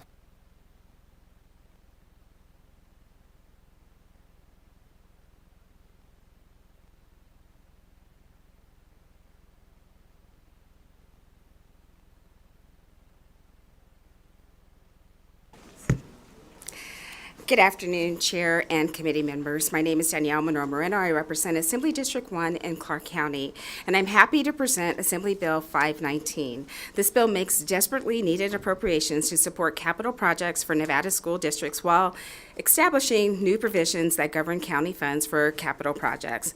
Most notably, this bill includes an appropriation for $64,500,000 to the Elko County School District for the construction of a new school to replace the Oahe Combined School. The Oahe Combined School is located on the Shoshone-Paiute tribes in the Duck Valley Indian Reservation in northeastern Nevada. The conditions of the school is unacceptable and putting the health and education of Nevadans at risk. It has become so severe that school administrators reported bat feces dropping from the ceilings. This appropriation is critical to give the people of Duckwater Valley Indian Reservation a school that they deserve. This bill also makes 2 additional appropriations for $25 million to a newly created account to assist rural school districts in financing capital improvements. The first appropriation is the funding grants to school districts, and the second is for grants for capital projects on qualified tribal lands. This new fund will help provide support to rural school districts to ensure we do not see schools deteriorate to the level that the Oahe Combined School did. The bill also requires the Elko County Board of Commissioners to levy a tax at a rate of not less than 1 cent and not more than 25 cents on each $100 of assessed valuation of taxable property. And I will give a copy to your committee secretary. On June 2nd, the Board of Elko County Commissioners voted to support Assembly Bill 519 and will levy and allocate at least 1 cent of ad valorem tax to support the construction of the new Oahe Combined School. And with that, Madam Chair, we'll stand for questions. Thank you very much. And Assemblywoman, would you repeat, so the fiscal note on this is 25 million, and then the 1 cent tax, and what else? No, I'm sorry, Did I Danielle. misunderstand? Danielle Monroe Moreno for the record. No fiscal note, just appropriations that are within the bill. It would be $64,500,000 to the Oahe School. And we had a rural school fund that we've had for years. We never funded it. This would provide $25 million for that fund in addition. And by making the fund both a rural and a tribal school fund, it sets us up to get federal funding that we could never get before because we did not have a dedicated fund for tribal schools. And I've already worked with our congressional delegation to work on getting those grant funds to come into our state. Thank you for clarifying that. I had followed this bill, but I just need clarification. Thank you very much.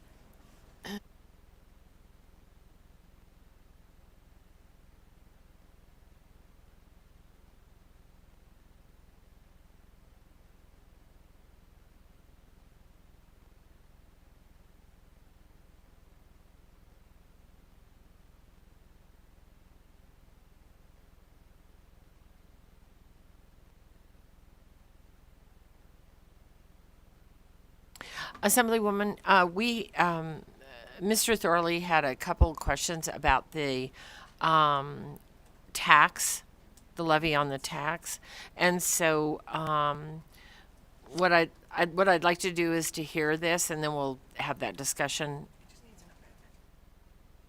Yeah, so we'll have that discussion. Any questions? Any conversation? All right, seeing none. Yes, Senator Gokachia. There's been several renditions of the bill, and I'm scrolling through it, but I was under the impression that to access the other rural school district funding, there was a mechanism in this bill as well that would allow a rural school district to go outside the cap and impose this. But as I'm looking at the bill, it almost seems like it's locked into Elko between the 52 and the 57,000. Can you clarify that for me? Senator Gokachia, for the record, Will Adler with Silver State Government Relations. Section 2 of the bill is exclusively directed towards Elko County as it has a population dedicated to what is Elko County's to date.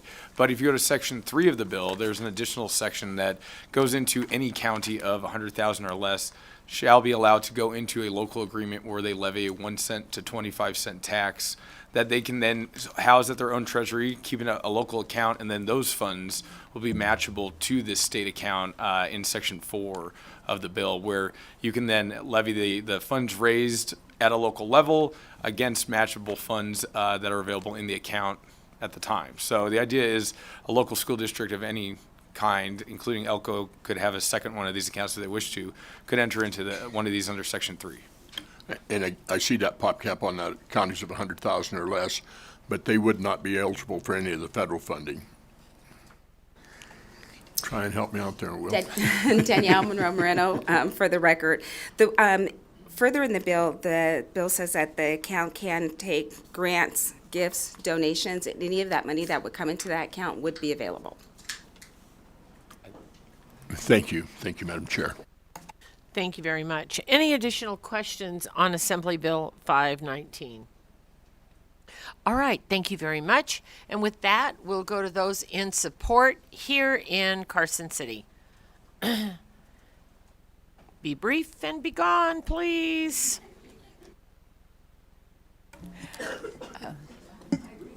Good morning, or good afternoon, Madam Chair, members of the committee. For the record, my name's Mary Przenski, here representing Nevada Association of School Superintendents, and we're in support. Thank you.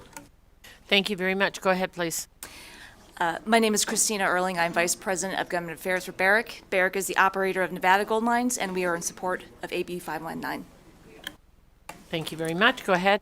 Thank you. Good afternoon. Sarah Adler speaking on behalf of Chairman Warren Graham of the Duckwater Shoshone Tribe. What he'd like to share with you is they are 302 miles from their school district headquarters, and they appreciate this bill in assisting their students into their future. Thank you.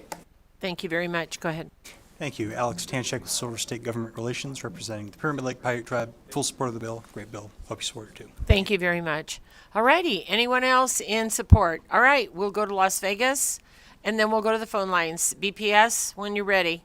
If you just joined us and you would like to testify in support of AB 519, please press star 9 now to take your place in the queue.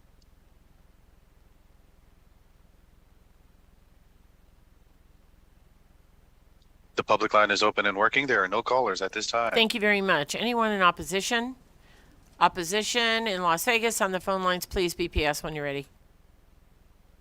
If you would like to testify in opposition to AB 519, please press star 9 now on your phone to take your place in the queue.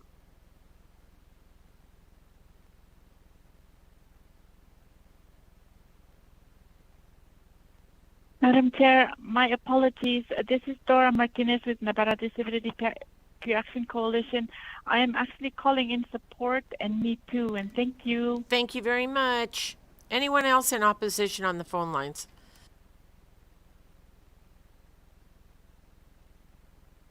There are no callers choosing to testify at this time. Thank you very much, and we'll go to neutral here in Carson City, in Las Vegas, and on the phone lines, please.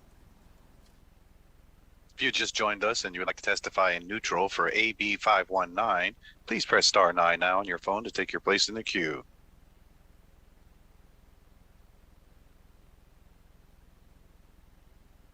Chair, there are no callers to testify at this time. Thank you very much. Closing remarks? Okay, great. All right. With that, we'll close the hearing on Assembly Bill 519, and we will open the work session. And I'm going to have Mr. Thorley take over for just a minute and explain the amendment, and then we will ask for an amended new pass. Thank you, Madam Chair. Wayne Thorley for the record, LCB Fiscal Analysis Division. So in the first reprint of the bill, which is the current version of the bill, the optional rate is inside of abatements, which in all likelihood would not generate any revenue because it would get eaten up by the abatements. To generate revenue, the rate would need to be outside the abatements in NRS 361.4722, 361.4723, and 361.4724. So if the committee would wish to make that amendment, we would have legal draft the amendment, but that's what it would do. It's already outside the cap as drafted, but the optional rate would also have to be outside of the abatements. Thank you very much, and I'll accept a motion to amend and do pass. So moved to amend and do pass. Thank you very much, Senator Nguyen. Second from Senator Lang. Any discussion on this? Thank you very much. With that, all those in favor say aye. Aye. All those opposed say nay. I apologize, Madam Chair. I'm going to vote this out of committee with the right to reserve. Thank you. Thank you very much. All righty. So all those in favor say aye. Aye. All those opposed? Thank you very much. Motion passes. And with that, thank you very much, Assemblywoman. And I'll take the statement on this. Thank you very much. All right. With that, we have the speaker not in waiting, but waiting. So if you would come up, Speaker, we will do your bill. We are on Assembly Bill 378. Details.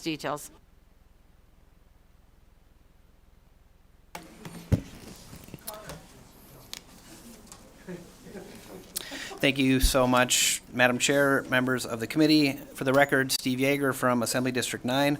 We're here on Assembly Bill 378. Assembly Bill 378 reforms the collective bargaining process and moves up some dates, essentially to make sure that our bargaining units can bargain before the session ends, so that we don't end up in a situation where there's a bargaining agreement that comes after the legislative session and can't be funded.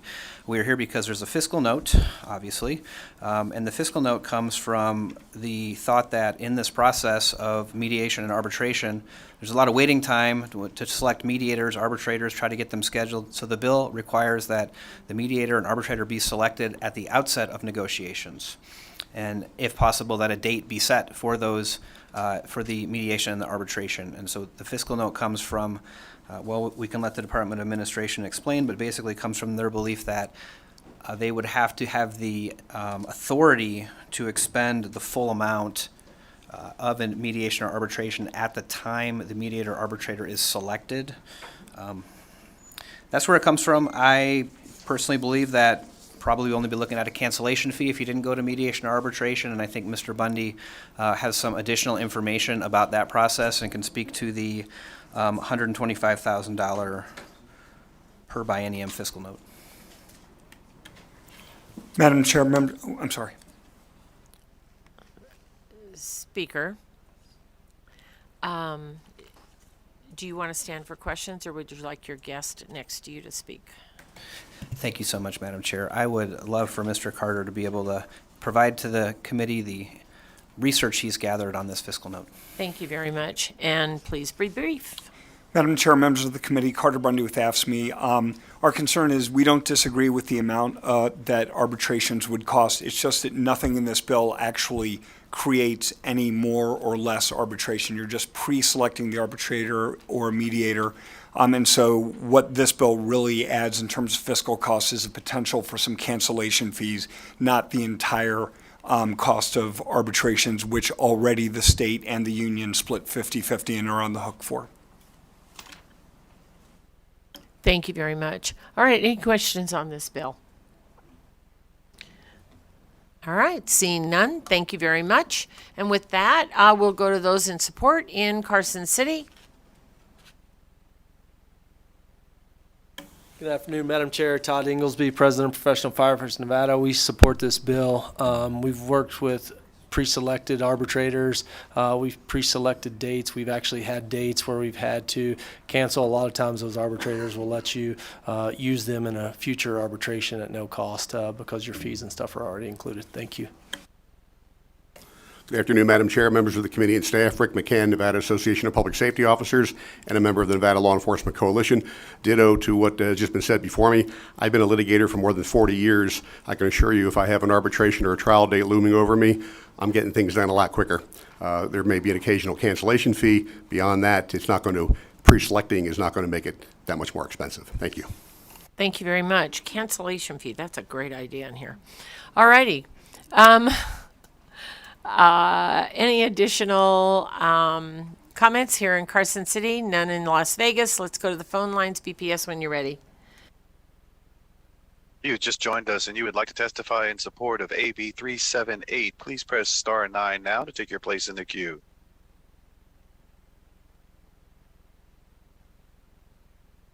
The public line is open and working. There are no callers at this time. Thank you very much. And we'll go to opposition here in Carson City, in Las Vegas, and on the phone lines, please. If you would like to testify in opposition to AB 378, please press star 9 now on your phone to take your place in the queue.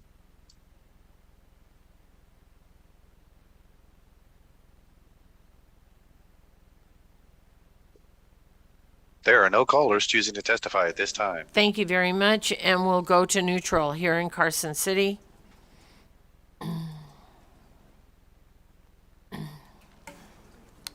For the record, Mandy Bo Smith. I serve as the administrator for the Division of Human Resource Management and Department of Administration. Just some clarity with respect to why we put the fiscal note on the bill. The Department of Administration, specifically the Division of Human Resource Management, has to be given the budget authority by this body to be able to enter into any potential contract that relates to arbitration.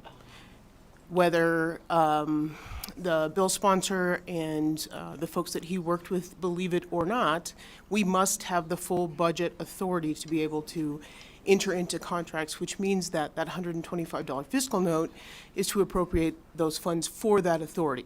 Whether we're only paying cancellation fees or not, or we're paying for full arbitration hearings, we still have to have the budget authority to do so.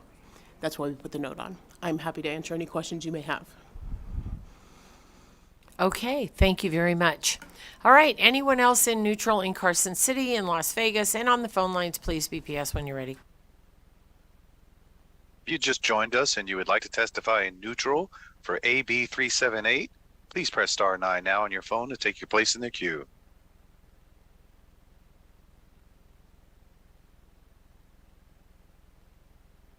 The public line is open and working. There are no callers at this time. Thank you very much. All right, with that,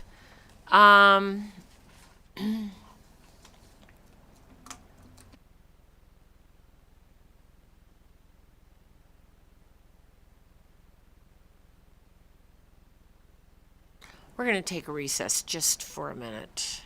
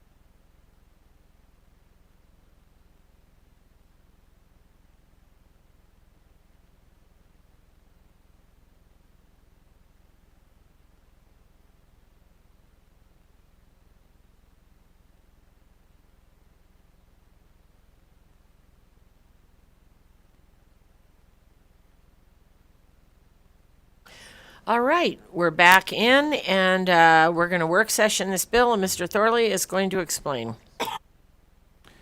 Thank you, Madam Chair. Wayne Thorley for the record, LCB Fiscal Analysis Division. If the committee wishes to move this bill and fund the cancellation fees only, an appropriation could be added to the bill in the amount of $20,000 to cover the cost of any cancellation fees.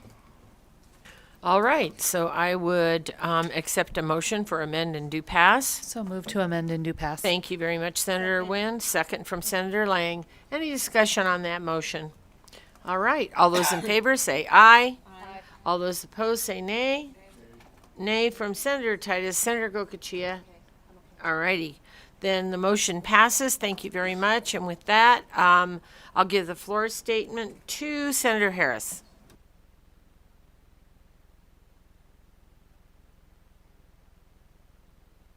All right, we are going to do Senate Bill 526 while we have Speaker Yeager captive, not hostage, but captive, and then we're going to pound through the agency bills. Thank you very much, sir. Please go ahead when you're ready. Thank you so much, Madam Chair, for taking this, and I appreciate being held hostage for a little bit. Provides relief today. This is Assembly Bill 526. We're affectionately calling this the PI bill, and I think you'll understand in a moment. So what this bill seeks to do is make sure that the state of Nevada doesn't send ARPA money back to the federal government. The state of Nevada is we're doing a good job obligating and appropriating funds from ARPA, and as you know from being on the Interim Finance Committee, we did a lot of that in the interim, but the truth is, we're not spending the money very quickly. I think we're actually 49th out of 50 states in terms of money that's actually been spent. So I have a concern that we are going to end up sending a lot of this money back to the federal government. And I think that would be a shame because it is Nevada's money. So this bill seeks to establish a moment in time, and that moment in time is August 30th, on or before August 30th of 2024. And here's the concept. The governor and the governor's finance office would look on that date, they would say, let's look at all the money that's been allocated or appropriated. And they would make an election whether they can spend that money by the deadline, which is the end of 2026, or whether they can't. If they say they can spend the money, everything goes according to plan. If they say that they can't spend the money, then this bill essentially acts as a clawback of that money. The money comes back into an account, and sometimes we talk about waterfalls. Well, if we have enough money, we'll fund number one, and then number two, and number three. Well, the concept here is it's a pie. So all the money that comes back goes into the pie and is redistributed automatically on a percentage basis to 369 different nonprofit organizations that are listed here in the bill.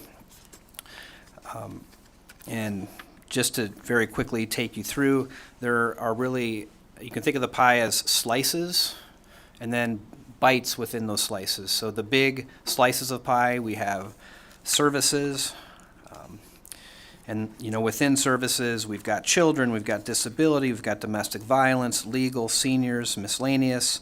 We've got a slice of pie of healthcare, and sort of on and on and on. If you can, I'm not going to go through all of them because there are a lot, but I think you'll recognize a lot of nonprofits in here.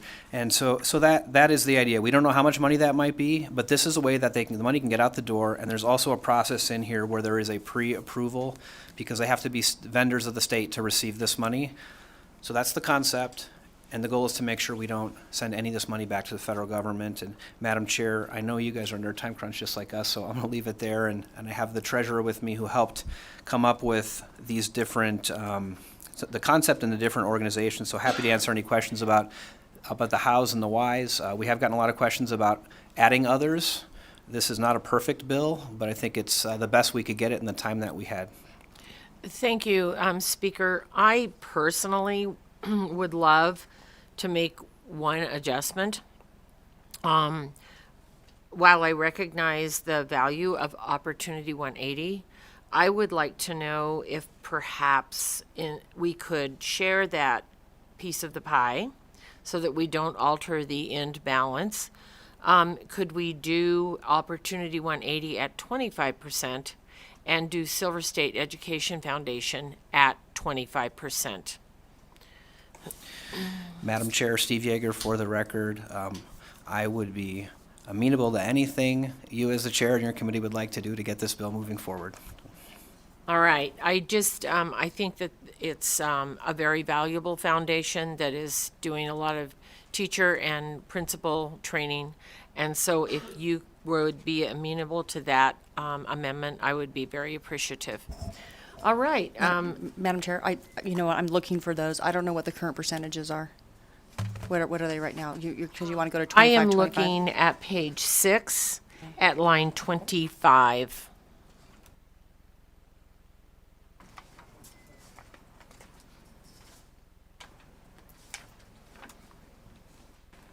Treasurer Conine, for the record, Chair, as a clarification, that is 0.5%. That's 0.5%. Of that piece of pie, so we could take it to 25 basis points of that piece. Yes, and I'm not the mathematician you are, so. Right. Just wanted to make sure. Or the next to me, so. And then the other organization, I'm somewhat familiar with Opportunity 180. The other organization, what was that called? Silver State Education Foundation. And it does, you said? It does teacher and principal training. Thank you. And professional development. Okay, do you mind if I add to the conversation? No, Madam go Chair? ahead. Yeah, so we have quite a bit of money for RPDP for teacher training and, education. And I don't know if we had anything that does like the work that Opportunity 180 does. So I guess I'm just concerned about that because we have lots of buckets of money related to teachers and helping them, in my mind, and this is 0.5%. So I'm, that's just my thoughts. Thank you. Well, we could take Opportunity 180 out and I could give it all to Silver State Education Foundation that I think does a fabulous job at providing a lot of professional development, which is, I think, what teachers are seeking and wanting to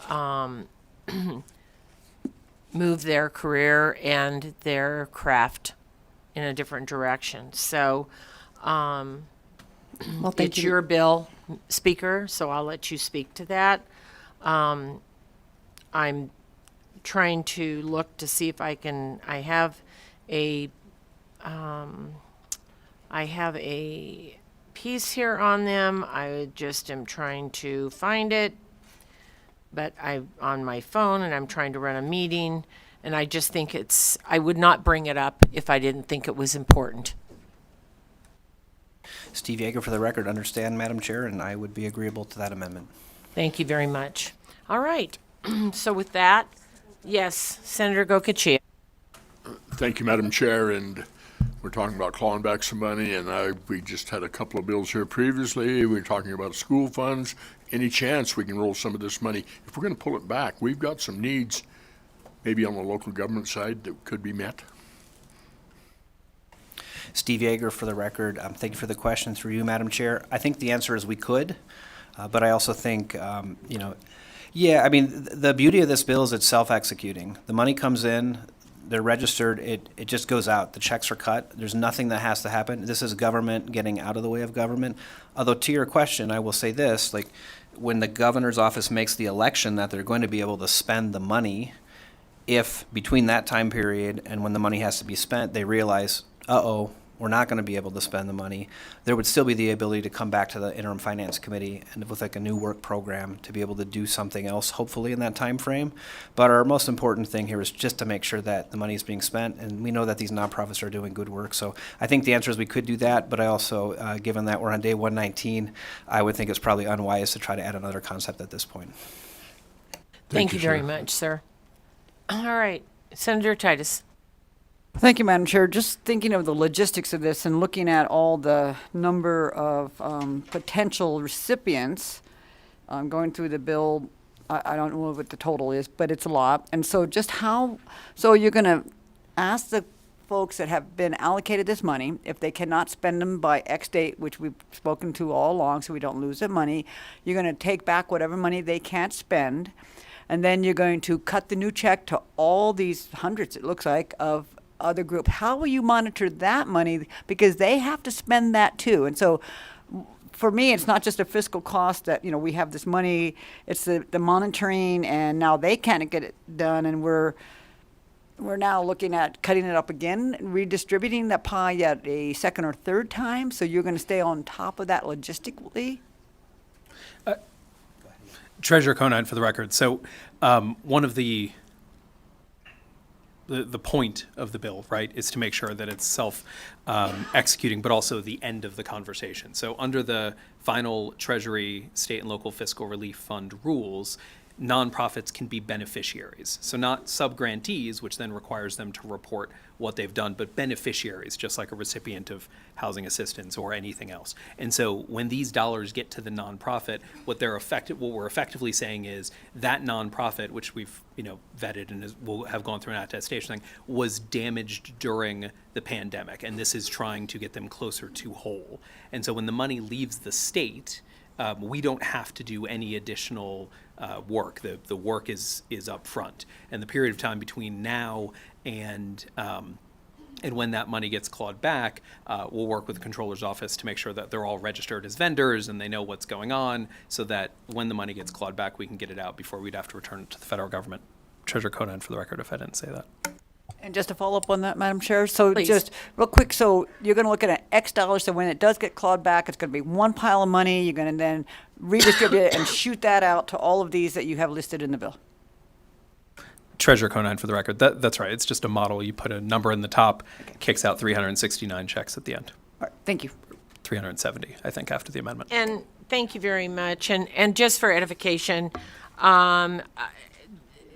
Silver State Education Foundation is building a network of resources and support for developing and retaining diverse, qualified individuals committed to K-12 teaching careers, beginning at the high school level.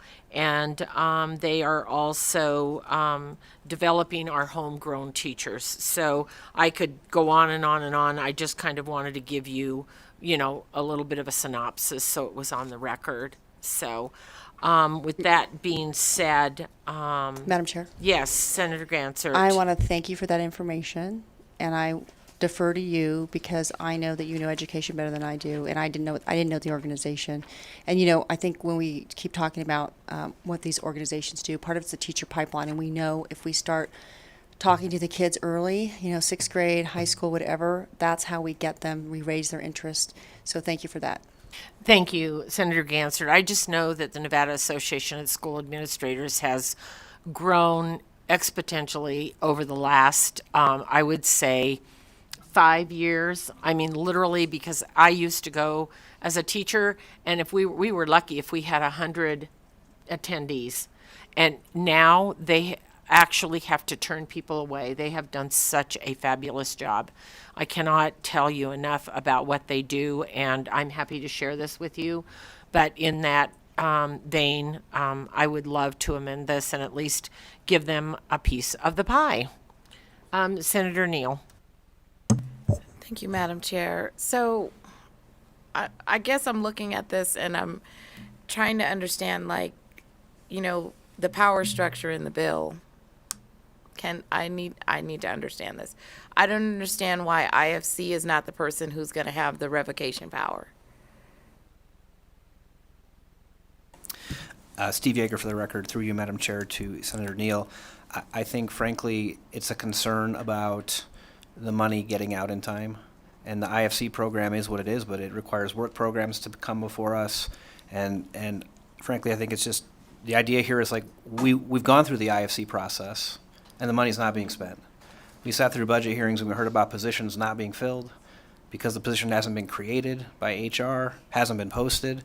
I mean, that was maybe the worst one we heard, but we know without a doubt a lot of this money is not going to be spent. And sure, we could go through the IFC process, but my concern there is we're going to have the delays of that process, right? This bill, I think it does share power in the sense that the governor's office is going to make the election of what's going to be spent and what's not. And we, as an entire legislature, can say, if this happens, then this is where we want the money to go. So I would see this as the legislature exercising its power, and frankly not having to come back to IFC for 369 or 350 work programs that may or may not work, that we may or may not agree with the governor on, that may or may not get funded, and ultimately the goal is just to get the money out the door. So I think that's the concept, is trying to get this out as quickly as we can, knowing that IFC has constraints and that we're likely not going to be in session when these deadlines come.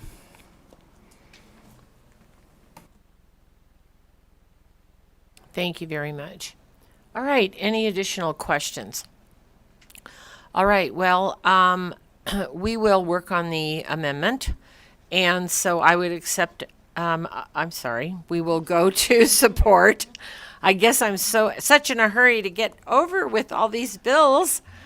Okay, be quick, please. Go ahead, please. This support in Carson City. Thank you, Madam Chair and members of the committee. Kanani Espinoza, today on behalf of Junior League of Las Vegas, Nevada Hand, and Jobs for Nevada's graduates, we really appreciate AB 526. Thank you. Good evening, Madam Chair, members of the committee. Paul Catha, Culinary Workers Union, Local 226. We support the bill. Thank you. Hello, Madam Chair. Steve Messenger with the Nevada Primary Care Association, representing the state's federally qualified health centers. We'd like to thank the treasurer and his office for their listening tour, hearing our needs.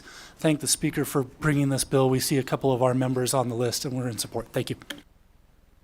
Hello, good evening. Miles Dixon, Nevada Grant Lab, here in support of the bill, and appreciate the bill's sponsor and the committee for hearing it this evening. Thanks. Hello, Madam Chair. Janet Quintero, Vice President of External Affairs at United Way of Southern Nevada. I'm here to express our gratitude and express our support for this bill. Thank you so much. Jonathan Norman, Nevada Coalition of Legal Service Providers. Obviously, our members are on that list, but also all the nonprofits that have been doing the great work throughout the pandemic, who we refer a ton of our clients to are on there, so we're very thankful. Good evening, Madam Chair and members of the committee. On behalf of PBS Reno and Nevada Humane Society, we're happy to be part of the pizza. Thank you so much. Good evening, Chris Bossi with Renown Health, ditto. Marco Rauda, Alfaro Consulting, representing Green Our Planet, and we are also in support of this bill. Thank you. Eric Chang with One API Nevada and Asian Community Development Council. We just want to thank the sponsor, and we're in support of this bill. Thank you. Zoe Houghton with United Way of Northern Nevada and Sierra and Children's Cabinet. A quick ditto. Thank you. All right. Seeing no additional support here in Carson City, we'll go to Las Vegas. Seeing none, we'll go to the phone lines. BPS, go ahead when you're ready. If you have just joined us and you would like to testify in support of AB 526, please press star 9 now on your phone to take your place in the queue.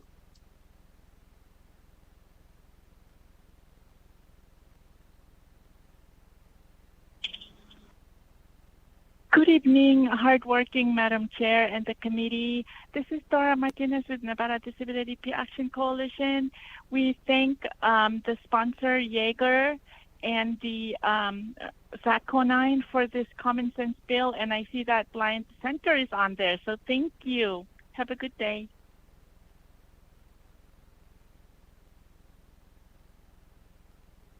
There are no callers choosing to testify at this time. Thank you very much. Opposition in Carson City, in Las Vegas, on the phone lines, please. BPS when you're ready. If you would like to testify in opposition to AB 526, please press star 9 now to take your place in the queue.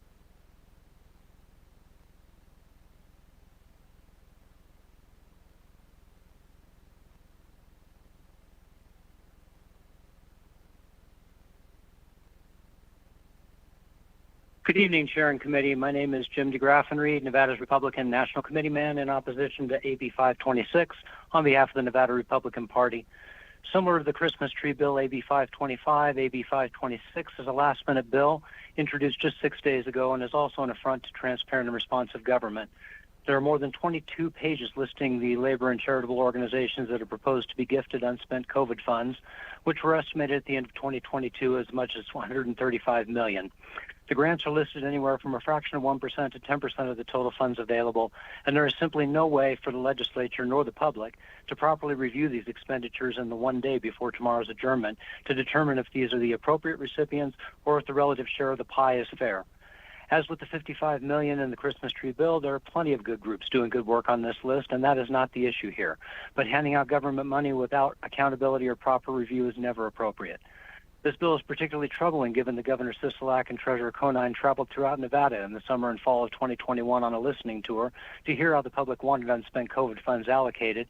And in most cases, housing and healthcare topped the list, yet those categories are just 17% and 11% of this bill. To disregard the voice of the people that Sisolak and Conine took the time to hear and just give money away without actually considering the highest and best use of these funds is inappropriate. Charitable organizations did have a hard time during Governor Sisolak's shutdown. So did Nevada's businesses, many of which did not survive.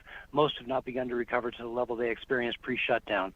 Where are their COVID funds for recovery, the stated purpose of the funds that Nevada received?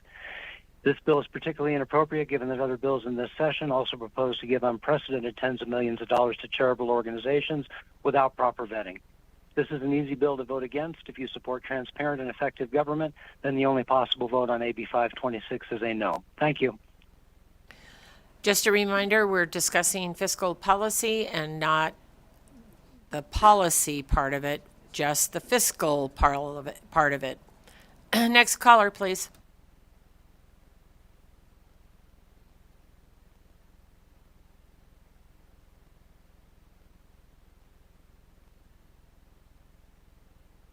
Good afternoon, Madam Chair and members of the committee. For the record, Cindy Martinez, Assembly District 30 and Senate District 13, and I am a grassroots conservative activist in Washoe County in opposition to AB 526. Based on my understanding of federal rules of allocation and expenditures of ARPA funds in Washoe County at the time, there was a federal statutory deadline by which those funds were supposed to be encumbered and a date certain by which those funds were supposed to be expended by 2025, as I recall. In December 2021, Washoe County Board of County Commissioners formed a plan that encumbered their allocation of funds and developed projects accordingly. At an April 2021 Washoe County Board of County Commissioner meeting, Congressman Mark Amodei specifically addressed the matter of the state and counties receiving more money than they requested and or needed, and they should be mindful they would be requested to return it or would be considered if the state or county requested additional funds. Also be mindful that ARPA funds, in addition to CARES Act money, had to be printed and accordingly contributed to historically high inflation. The organizations you propose to send money are NGOs, unaccountable to the scrutiny and accountability of Nevada citizens. Please vote no on AB 526. Thank you. Next caller, please. The public line is open and working. There are no callers at this time. Thank you very much, and we'll go to neutral here in Carson City. In Las Vegas and on the phone lines, please BPS when you're ready. If you just joined us and you would like to testify in neutral to AB 526, please press star 9 now on your phone to take your place in the queue.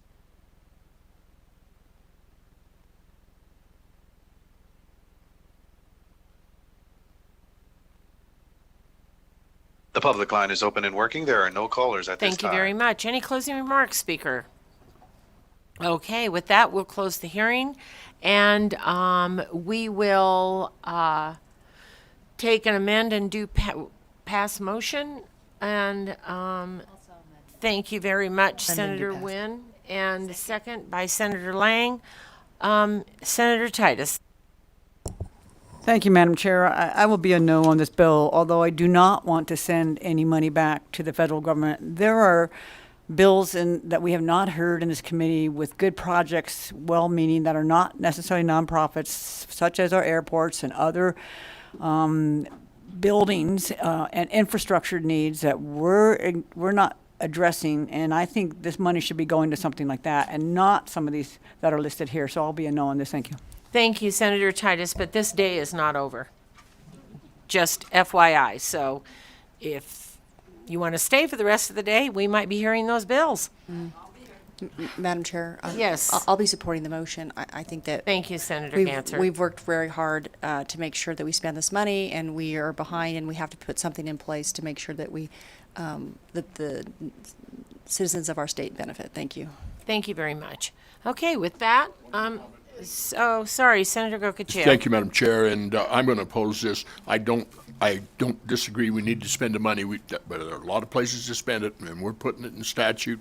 And some of these places I can't agree with. I'm sorry. All righty, Madam, I forgot to add something. Senator Ganser. You know, part of this is they have to be able to qualify given the guidelines, and I think these were probably carefully selected based on the guidelines to spend that money. Thank you. Thank you very much for pointing out that, because that is very true. All right, additional, Senator Neal. So, thank you, Madam Chair. So, I don't know how I feel about this, but can we at least entertain a sunset on this policy when that money is going to expire and either revert the power back to the legislature? Because I understand what the bill is doing, but that's not a forever.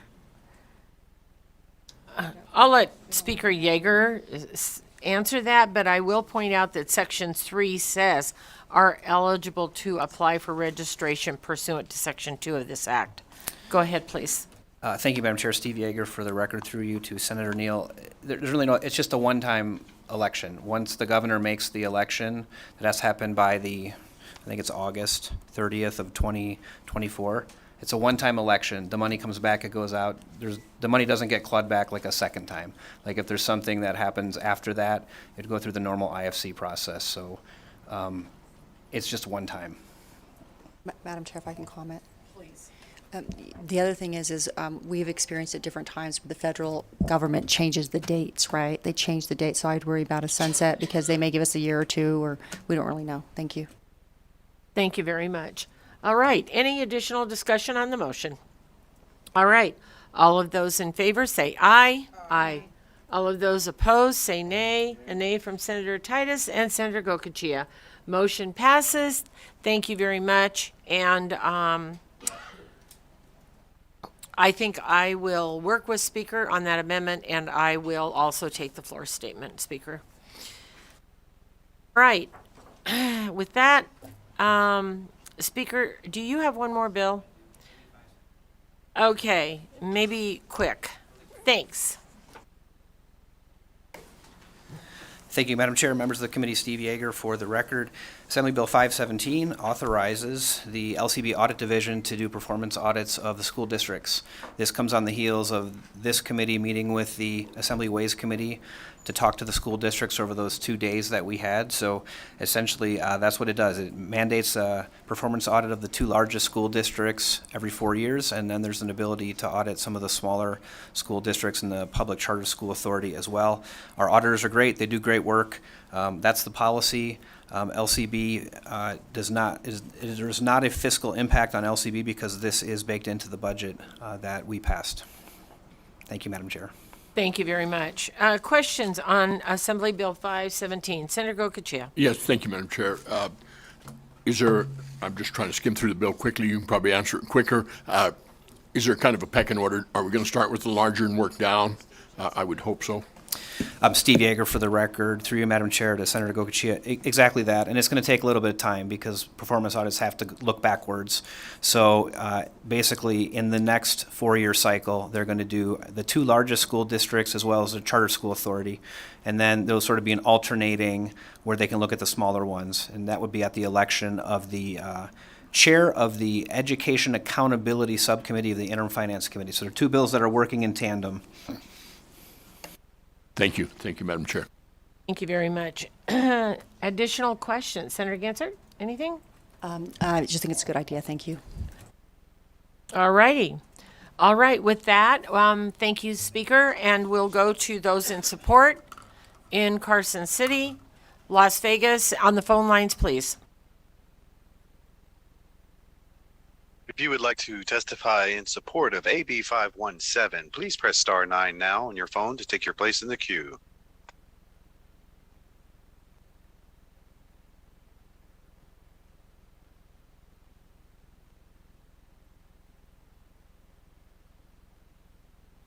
Thank you, Chair Dondero, Lupin Committee. My name is Jim DeGraffenreid, Nevada's Republican National Committeeman, in support of this bill on behalf of the Nevada Republican Party. We are heartened to see that the legislature is taking steps to move forward to audit performance of schools, particularly in the 2 largest school districts, and we are in full support of accountability for the education dollars that are spent. Thank you for this bill, and we recommend your support. Thank you very much. Next caller, please.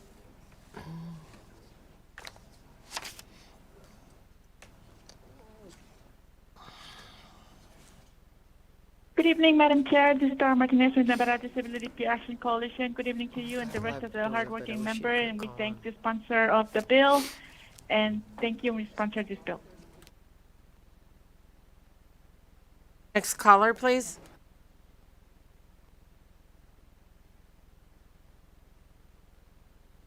Public line is open and working. There are no callers at this time.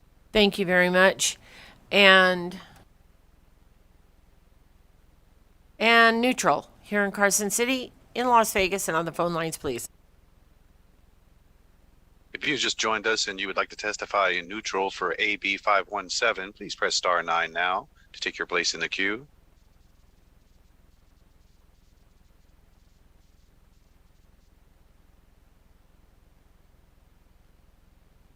The public line is open and working. There are no callers at this time.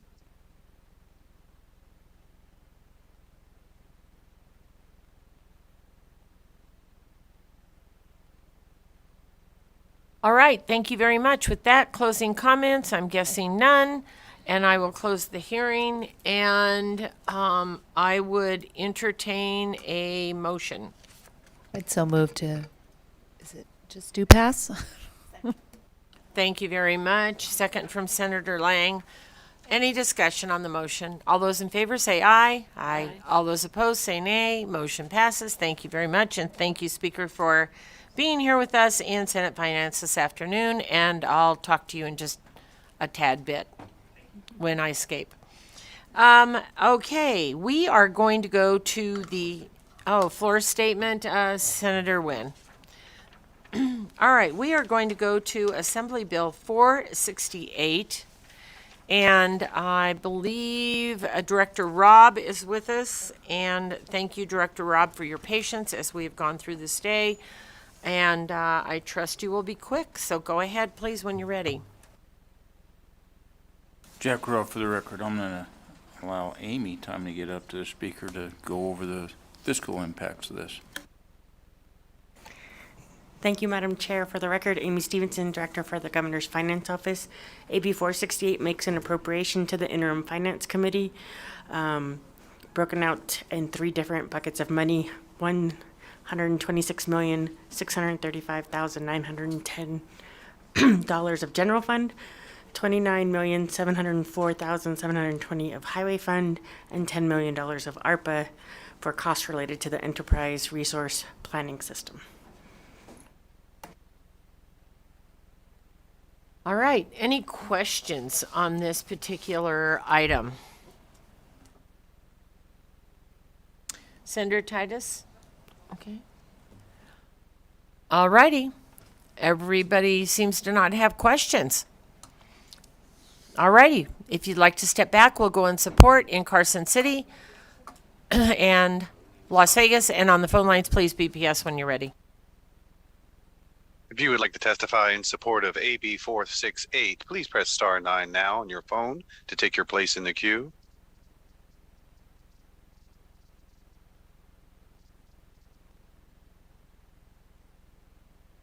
Chair, the public line is open and working. There are no callers at this time. Thank you very much. In Carson City, opposition. Las Vegas, on the phone lines, please, BPS.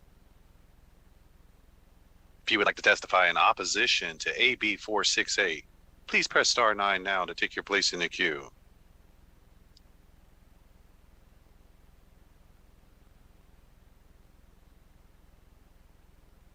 Chair, the public line is open and working. There are no callers at this time. Thank you very much. And we'll go to neutral here in Carson City, in Las Vegas, and the phone lines, please. If you had just joined us and you would like to testify in neutral for AB 468, please press star 9 now on your phone to take your place in the queue.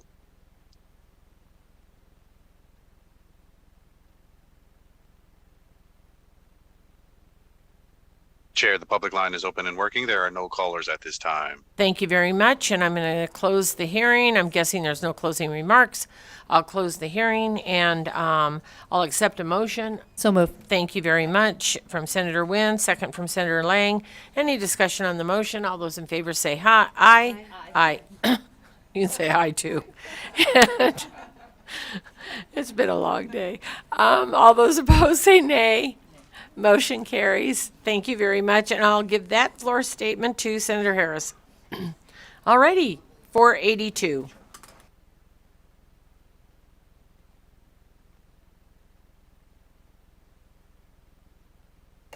Good evening, Chair Don Daraloop and committee members. For the record, my name is Timothy Galuzzi. I'm the Administrator of Enterprise Information Technology Services Division in the Department of Administration of the state's Chief Information Officer.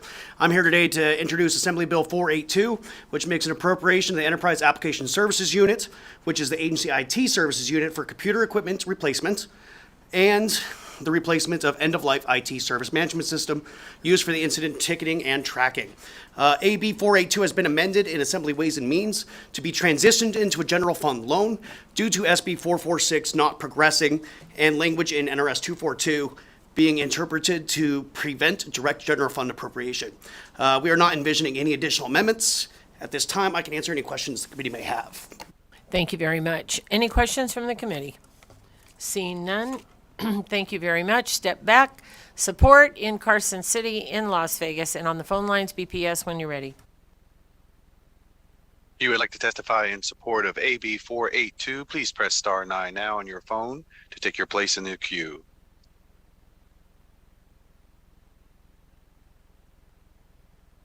Chair, the public line is open and working. There are no callers at this time. Thank you very much. And we'll go to opposition here in Carson City, in Las Vegas, and on the phone lines, please.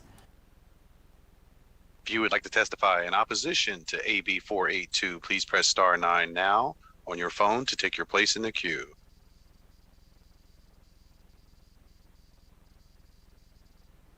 Chair, the public line is open and working. There are no callers at this time. Thank you very much. And I'll go to neutral, Carson City, Las Vegas, and the phone lines, please.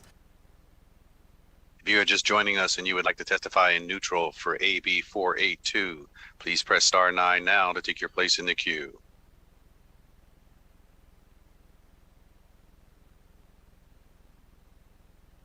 Chair, the public line is open and working. There are no callers at this time. Thank you very much. And with that, any closing remarks? I'll close the hearing and I'll open the work session. I'll accept an motion, a do pass. Thank you very much, Senator Wynn. A second by Senator Lang. Any discussion on the motion? All those in favor say aye. All those opposed say nay. Motion carries, and I will hand that floor statement to Senator Titus. And we will go to Assembly Bill 483. And once again, to the agencies, I apologize. I know that you have been waiting all day with us, by the way. So, Mr. Potts, are you on task? Who's on task for Assembly Bill 483? Mr. Burns, welcome. Thank you, Madam Chair, and the members of the committee. We're going to defer our down south to Stacy Boswick, our Director of Workforce Direction. Perfect. Good evening, Ms. Boswick. Please go ahead when you're ready. Thank you. Good evening, and thank you for the opportunity to testify on AB 483. For the record, my name is Stacy Bostwick, and I'm the Director of Workforce Development for the Nevada Governor's Office of Economic Development. Just to be brief, AB 483 is the only vehicle this session that can provide general funds to GOED's Workforce Innovations for a New Nevada Fund, or WIN Fund, which was created by this legislature in 2015. The requested funds are passed through GOED to eligible post-secondary workforce training providers to develop new, and I want to underscore that, training pathways for Nevadans and a new talent pipeline for Nevada businesses. I think it's key that we recognize that the fund is the only workforce development asset in the state that can make comprehensive investments in the creation, customization, or expansion of workforce training program infrastructure. Since 2016, we've approved over $13 million in project funding, shaping 23 new, not previously available programs that over 2,000 Nevadans have accessed. Funding provided in AB 483 will enable GOED to continue to partner with post-secondary education institutions to develop and expand training pathways to new family-sustaining jobs and support business needs for a talented workforce. Thank you so much for your consideration. That concludes my presentation. Thank you very much. Any questions from the committee? Seeing none? All right, step back. We'll go to support. Here in Carson City, you get an A+ if you are brief. Good evening, Chair and members of the committee. Ashley Cruz with Career Nevada for the record, here on behalf of the Las Vegas Global Economic Alliance, and we are in full support. Good evening, Madam Chair. Sarah Adler, Silver State Government Relations, on behalf of Aquametals, a lithium battery recycler. This is exactly the job grid we are working on with Western Nevada College to create job training for about 200 more employees. So thank you very much for your support. Good evening, Alejandro Rodriguez, Nevada System of Higher Education, Engineering and Support. Thank you. Good evening, Nick Vanderpool, Flynn Judici Government Affairs, on behalf of the Northern Nevada Development Authority, here in support. Thank you. Mindy Elliott, on behalf of the Economic Development Authority of Western Nevada, ditto. Anthony Ruiz for Nevada State College, ditto. Good afternoon, Madam Chair, members of the committee. Constance Brooks from UNLV. We are in support. Although we're not a recipient of the funds, we support GoEd as a partner, as well as our sister institutions throughout NC. Thank you. Michael Flores, UNR, me too. Okay, seeing no one else here in Carson City, Las Vegas, we'll go to the phone lines. BPS, if you're ready. If you would like to testify in support of AB 483, please press star 9 now on your phone to take your place in the queue.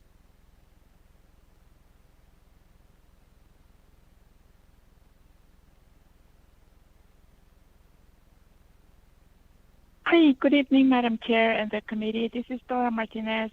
We support this bill, and me too. Thank you. Thank you very much. Any additional callers, BPS?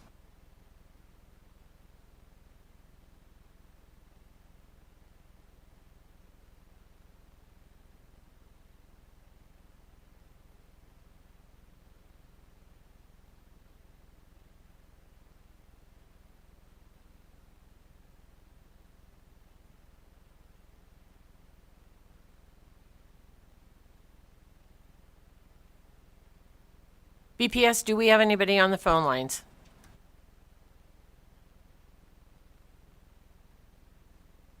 Yes, Chair, one moment. Caller 653, please press star 6 to unmute.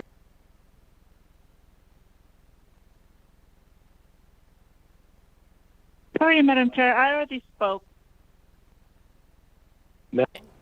Thank you very much. Any additional callers?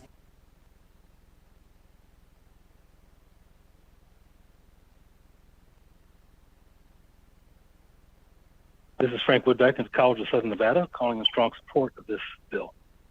Thank you very much. Any additional callers?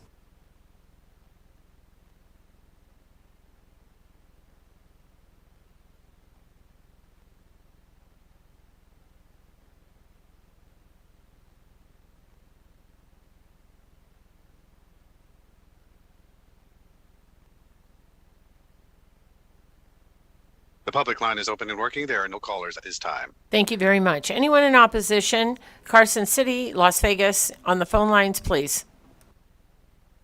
If you would like to testify in opposition to AB 483, please press star 9 now to take your place in the queue.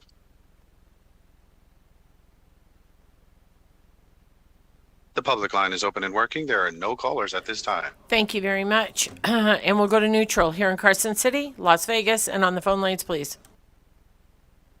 If you would like to testify in neutral for AB 483, please press star 9 now on the phone to take your place in the queue.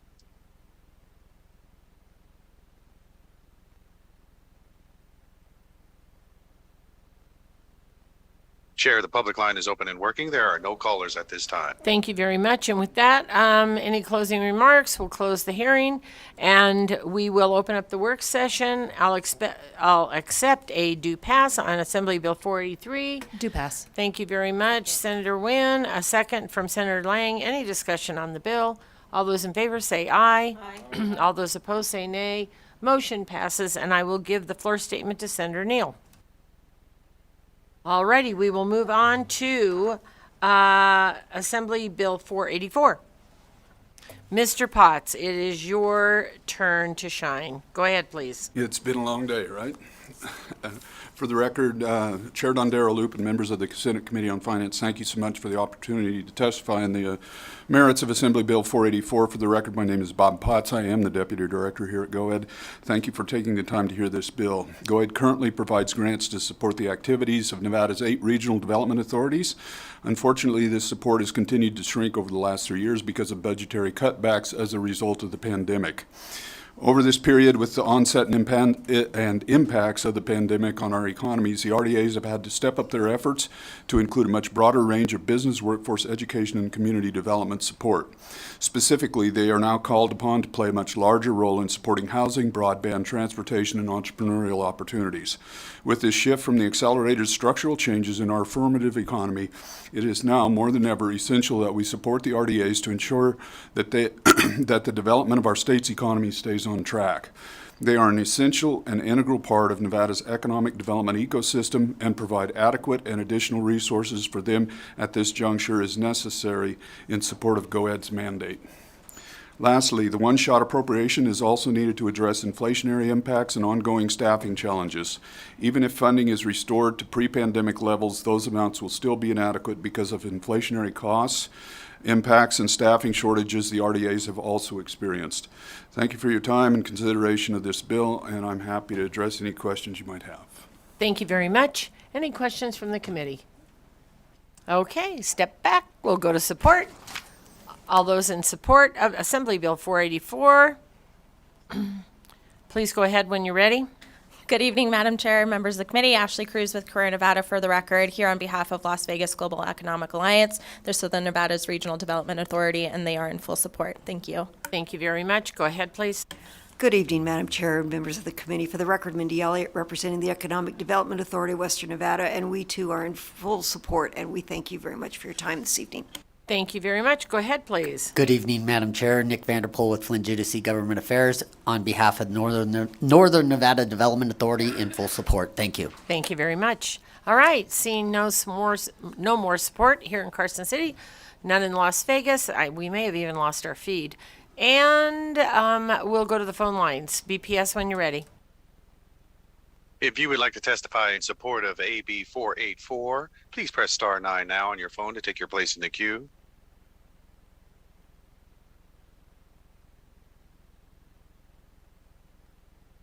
Chair, the public line is open and working. There are no callers at this time. Thank you very much. And we'll go to opposition here in Carson City, Las Vegas, and on the phone lines, please.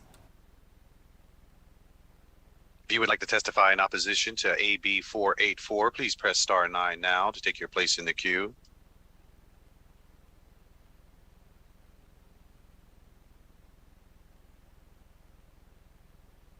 Chair, the public line is open and working. There are no callers at this time. Thank you very much. And we'll go to neutral here in Carson City, in Las Vegas, on the phone lines, please. If you had just joined us and you would like to testify in neutral for AB 484, please press star 9 now on your phone to take your place in the queue.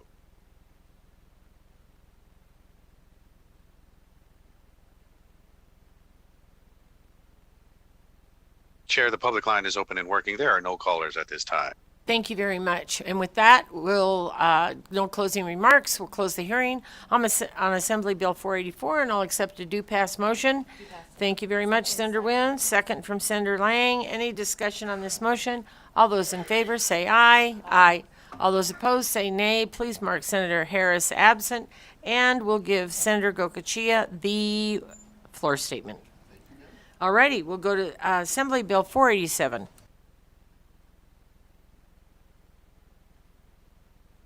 B&I, thank you. Good evening again, Madam Chair and committee members. Once again, for the record, my name is Timothy Galuzzi. I'm the Administrator for Enterprise IT Services and your state CIO. Here today to introduce Assembly Bill 487, which makes an appropriation to the Office of Information Security for computer equipment and software replacement. Similar amendment from Assembly Ways and Means due to the lack of flexibility in funding from NRS 242 and SB 446 not moving forward. At this time, we're not envisioning any additional amendments. I'll stand for any questions you may have. Thank you very much. Senator Titus, please. Thank you. So it's down as an appropriation and a loan. And so tell me that loan component. Thank you for the question. Once again, Timothy Galuzzi for the record. NRS 242 has language that restricts enterprise IT services from receiving direct appropriation, or at least that's how it's been interpreted. And so in order for these enhancements to move forward, we need to turn them into a general fund loan that we will repay in the future biennium.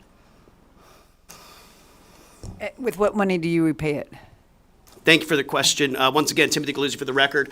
Enterprise IT Services is an internal service funded organization, so all of our revenue is derived from rates that we charge other agencies for our services. And so this would go into our rate building process during the next budget build, and so we would factor in the repayment of these loans during that process. Thank you very much. Additional questions from the committee? Seeing none, thank you very much. Let's go to support. Here in Carson City, in Las Vegas, and on the phone lines, please, BPS, when you're ready. If you would like to testify in support of AB 487, please press star 9 now on your phone to take your place in the queue.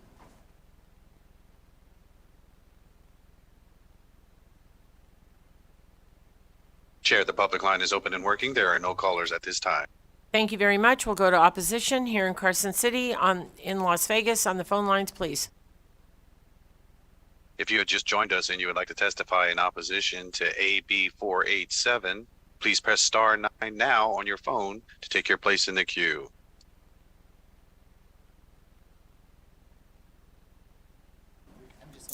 Chair, the public line is open and working. There are no callers at this time. Thank you very much. We'll go to neutral here in Carson City, in Las Vegas, on the phone lines, please. If you would like to testify in neutral for AB 487, please press star 9 now on your phone to take your place in the queue.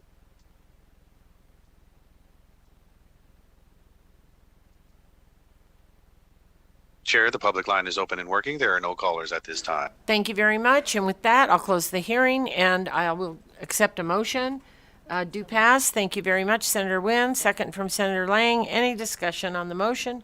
All those in favor say aye. Aye. All those opposed say nay. Motion carries. Senator Titus, would you take this? Thank you very much, and we'll go to 488. Assembly Bill 488. Welcome, Mr. Galuzzi. Thank you for being patient, and we are happy to have you back. Happy to be here, Chair. Once again, Timothy Galuzzi, Enterprise IT Services Administrator, State CIO for the record. I'm here to introduce Assembly Bill 488, which makes an appropriation to the Communications and Computing Unit, which is currently the Network Services Unit, and the Computing Services Unit for computer equipment replacement, security firewall replacements, and security upgrades to mountaintop microwave sites. Once again, this was amended in Assembly Ways and Means. Similar reason. I don't think I need to rehash that. Thanks for not doing that. All right. With that, any questions from the committee? Seeing none, I'll go to support here in Carson City, Las Vegas. On the phone lines, please, BPS, when you're ready. If you would like to testify in support of AB 488, please press star 9 now on your phone to take your place in the queue.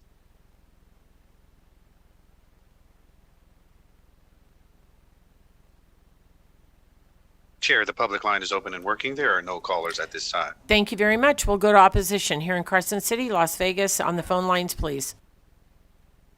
If you would like to testify in opposition to AB 488, please press star 9 now on your phone to take your place in the queue.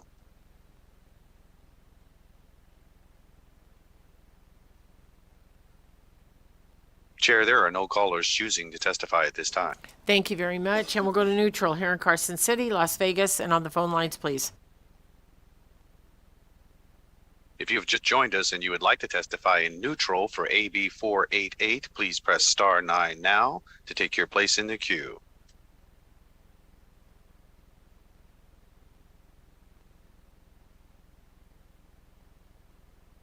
There are no callers choosing to testify at this time. Thank you very much. And with that, I'll close the hearing and I'll open the work session.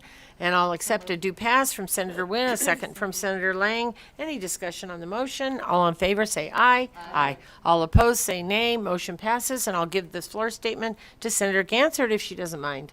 Thank you very much. And we move on to Assembly Bill 489.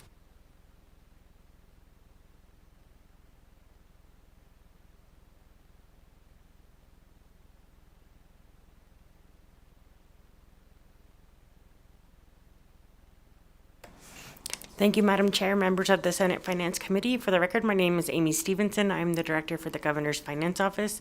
AB 489 appropriates a total of $155,146 in general fund to the Finance Office for the replacement of furniture and office equipment.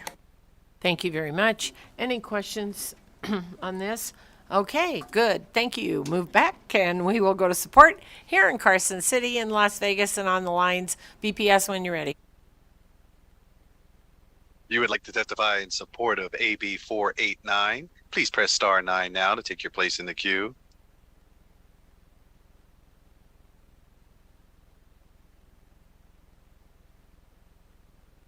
Chair, the public line is open and working. There are no callers at this time. Thank you very much. And we'll go to opposition here in Carson City, in Las Vegas. On the phone lines, please. BPS when you're ready. If you would like to testify in opposition to AB 489, please press star 9 now on your phone to take your place in the queue.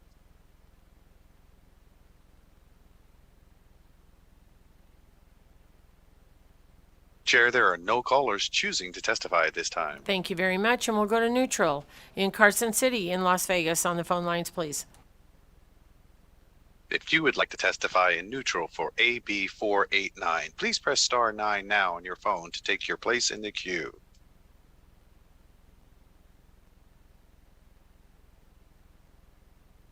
Chair, the public line is open and working. There are no callers at this time. Thank you very much, and I'll close the hearing on Assembly Bill 489, and I'll open up the work session. I'll take a do pass. Senator Wynn, second from Senator Lang. Any discussion on the motion? All those in favor say aye. Aye. All those opposed say nay.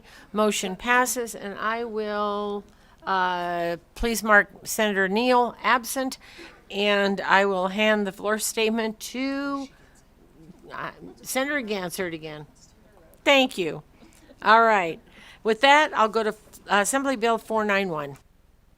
Welcome, Mr. Klinger.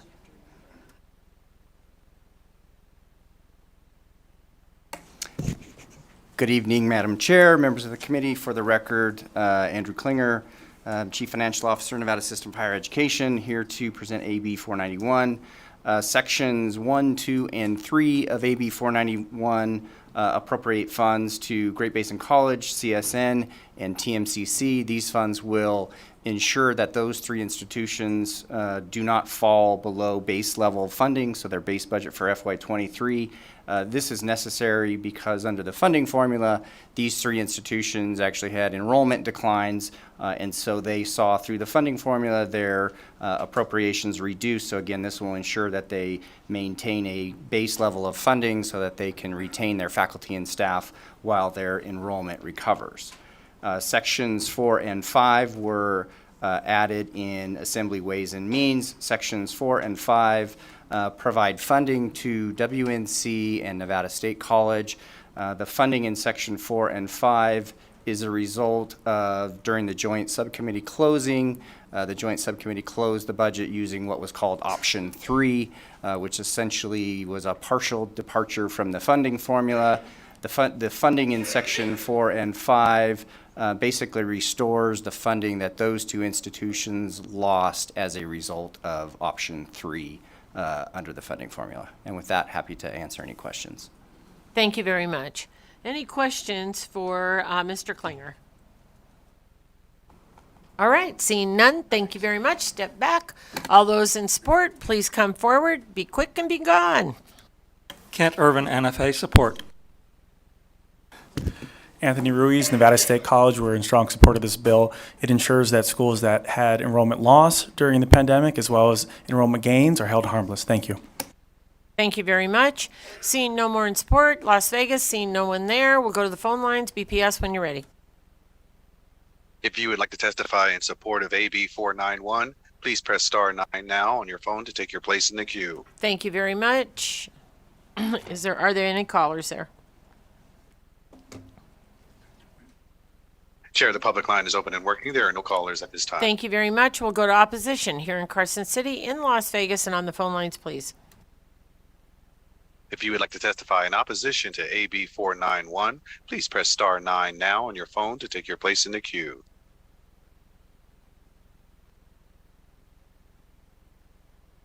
The public line is open and working. There are no callers at this time. Thank you very much. We'll go to neutral here in Carson City, in Las Vegas, and on the phone lines, please. If you would like to testify in neutral for AB 491, please press star 9 now to take your place in the queue.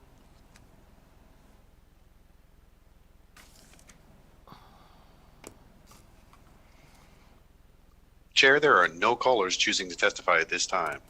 Thank you very much. With that, I'll close the hearing and I will open up a work session. I'll take a do pass from pass. Senator Wynn. Thank you very much. Second from Senator Lang. Any discussion on the motion?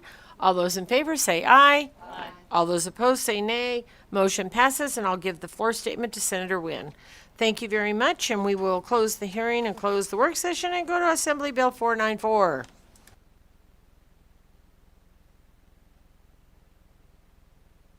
Good evening. For the record, Andrew Klinger, Nevada System of Higher Education. AB 494 appropriates $1.6 million to the University of Nevada, Reno.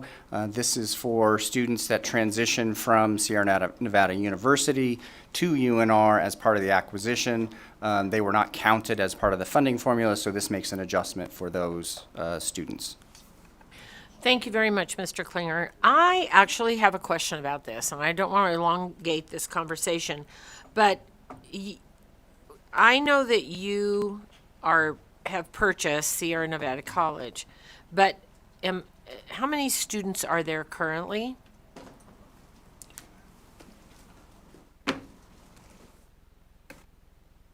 Michael Flores for the record. I think they've all already transferred over and are part of our university. So I'm confused why we would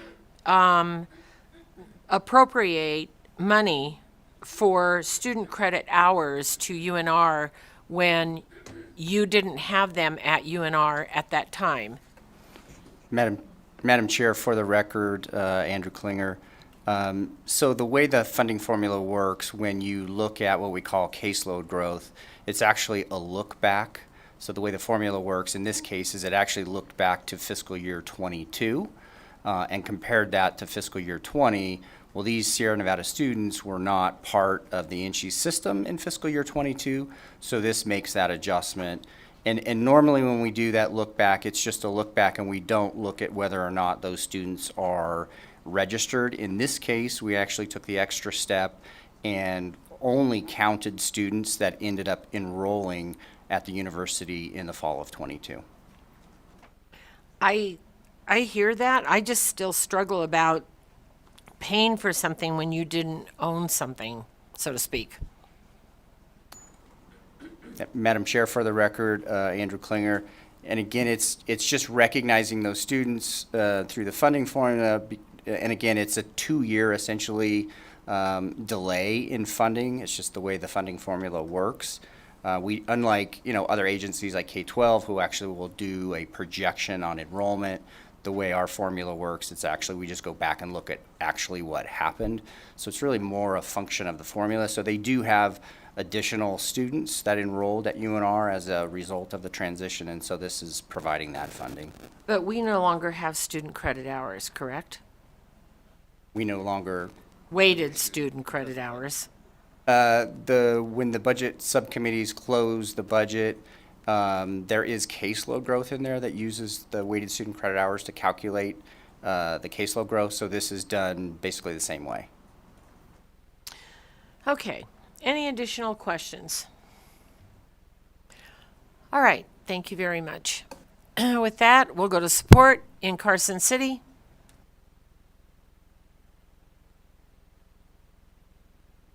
Kent Irvin, Nevada Faculty Alliance support. As I recall, the gift of the campus occurred a year earlier, and there was a transition period before the students officially became UNR students. Thank you.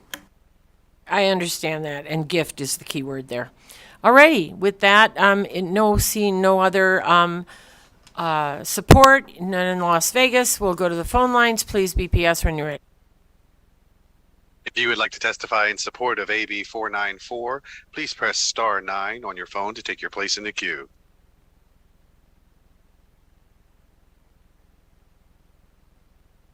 Chair, the public line is open and working. There are no callers at this time. Thank you very much. We'll go to opposition here in Carson City in Las Vegas. On the phone lines, please. If you would like to testify in support of AB 494, please press star 9 now to take your place in the queue.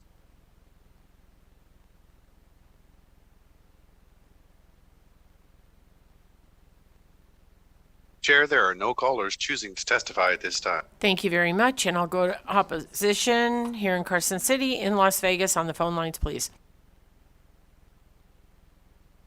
If you would like to testify in neutral for AB 494, please press star 9 now to take your place in the queue.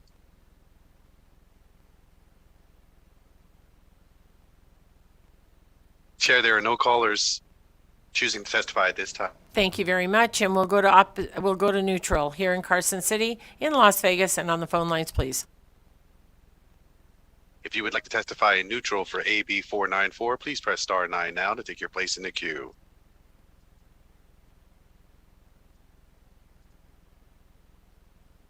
There are no callers choosing to testify at this time. Thank you very much. And I'm going to close the hearing, unless you have closing remarks. I'm sorry. I'm going to close the hearing on Assembly Bill 494, but I would still like to offline ask a couple questions. So I'm going to hold the vote on this. And we will go to Assembly Bill 506. And Mr. Galuzzi, welcome back. Almost done. Good evening, Madam Chair, members of the committee. Once again, for the record, Timothy Galuzzi, Administrator, Enterprise IT Services, State CIO. I'm here today to introduce Assembly Bill 506, which makes an appropriation to the Office of the Chief Information Officer for computer equipment replacement and the replacement of a homegrown information technology investment system needed to develop and track the state's technology portfolio. Similar amendment from Ways and Means, turning this into a general fund loan. I'll stand for any questions the committee may have. Thank you very much. Any questions from the committee? All right, seeing none, I'll accept a do pass motion. Senator. Oh, you have to testimony. Testimony. Oh. Support, opposition, and neutral. I was hoping. All righty. I was really hoping. All righty. We will go to support here in Carson City in Las Vegas. Seeing none, on the phone lines, please. BPS. If you would like to testify in support of AB 506, please press star 9 now on your phone to take your place in the queue.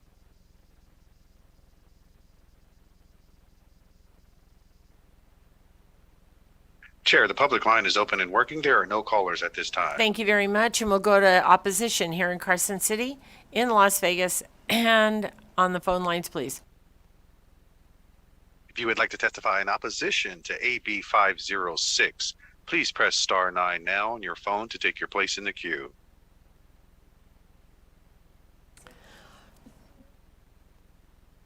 Neutral. Chair, there are no callers choosing to testify at this time. Thank you. Neutral here in Carson City in Las Vegas. And on the phone lines, please. If you would like to testify in neutral for AB 506, please press star 9 now to take your place in the queue.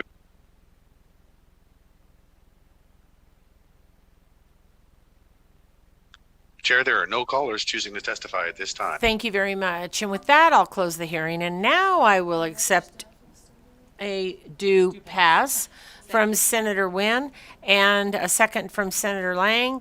And any discussion on the motion? All those in favor say aye. Aye. All those opposed say nay. Motion carries. And I will hand the floor statement to Senator Neal. Thank you very much. All right. And we're on Assembly Bill 507.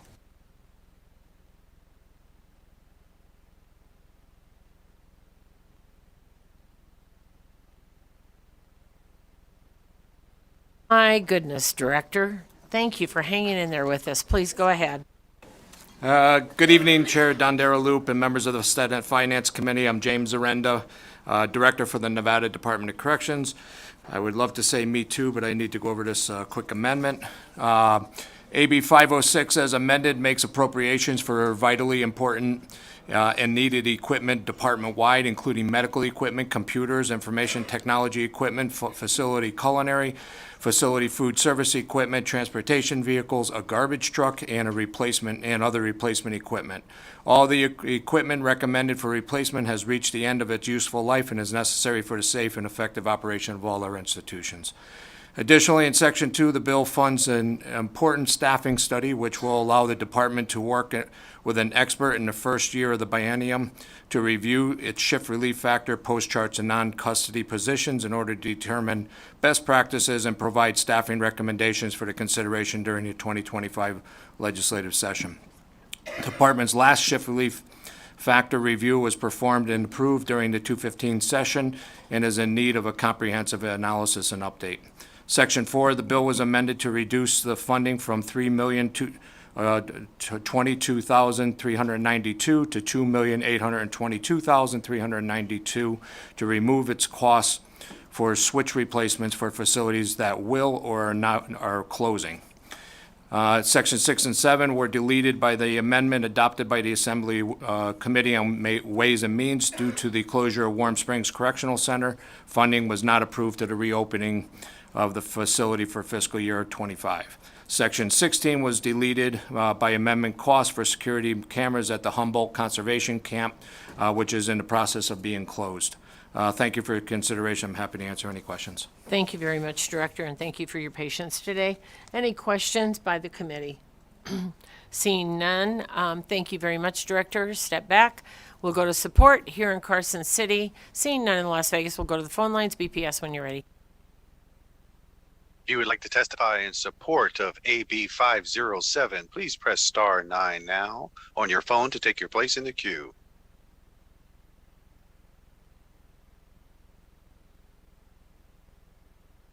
Chair, there are no callers choosing to testify at this time. Thank you very much. And we'll go to opposition here in Carson City, in Las Vegas, and on the phone lines, please.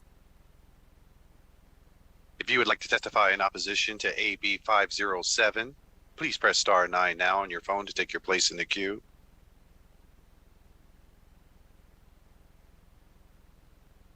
Chair, there are no callers choosing to testify at this time. Thank you very much. And we'll go to neutral here in Carson City, in Las Vegas, and on the phone lines, please. If you would like to testify in neutral for AB 507, please press star 9 now on your phone to take your place in the queue.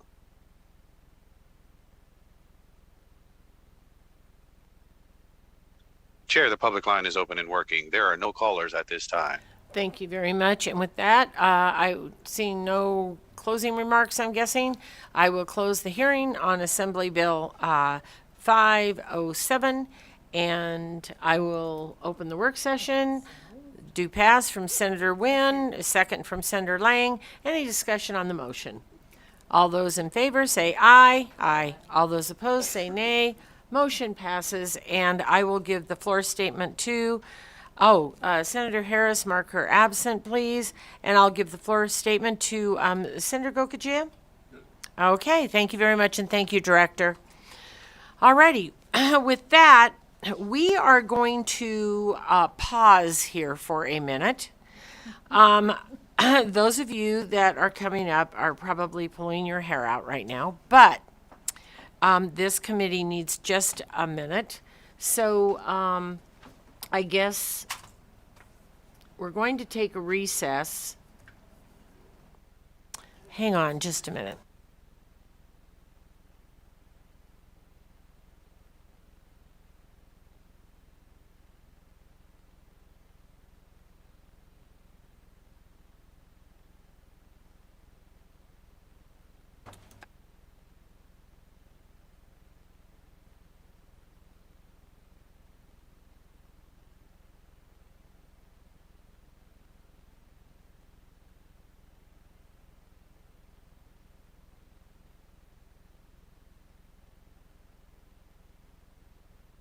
Here's how we're going to roll here. I'm going to, we're going to take just a few minute recess, not a big one, like maybe 10 minutes at the most. But what I'd like you to do is see if you can grab something to eat, and if you don't mind, we can eat here and keep rolling. We'll just allow our members to have a restroom break and get some food, and then we will power on so that we can get this done. So we are in recess if you will be patient with us. Thank you very much. You are welcome to bring your food back up here.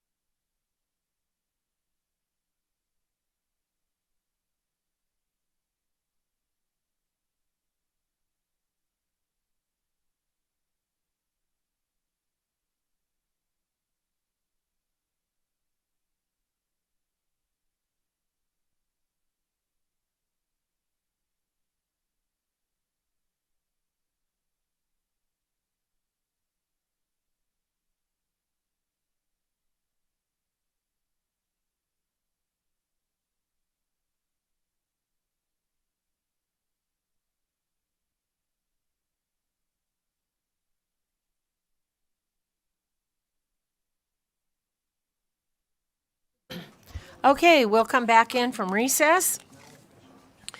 And sorry for the delay. We are going to go to Assembly Bill 518. Who's the taker on that? Perfect.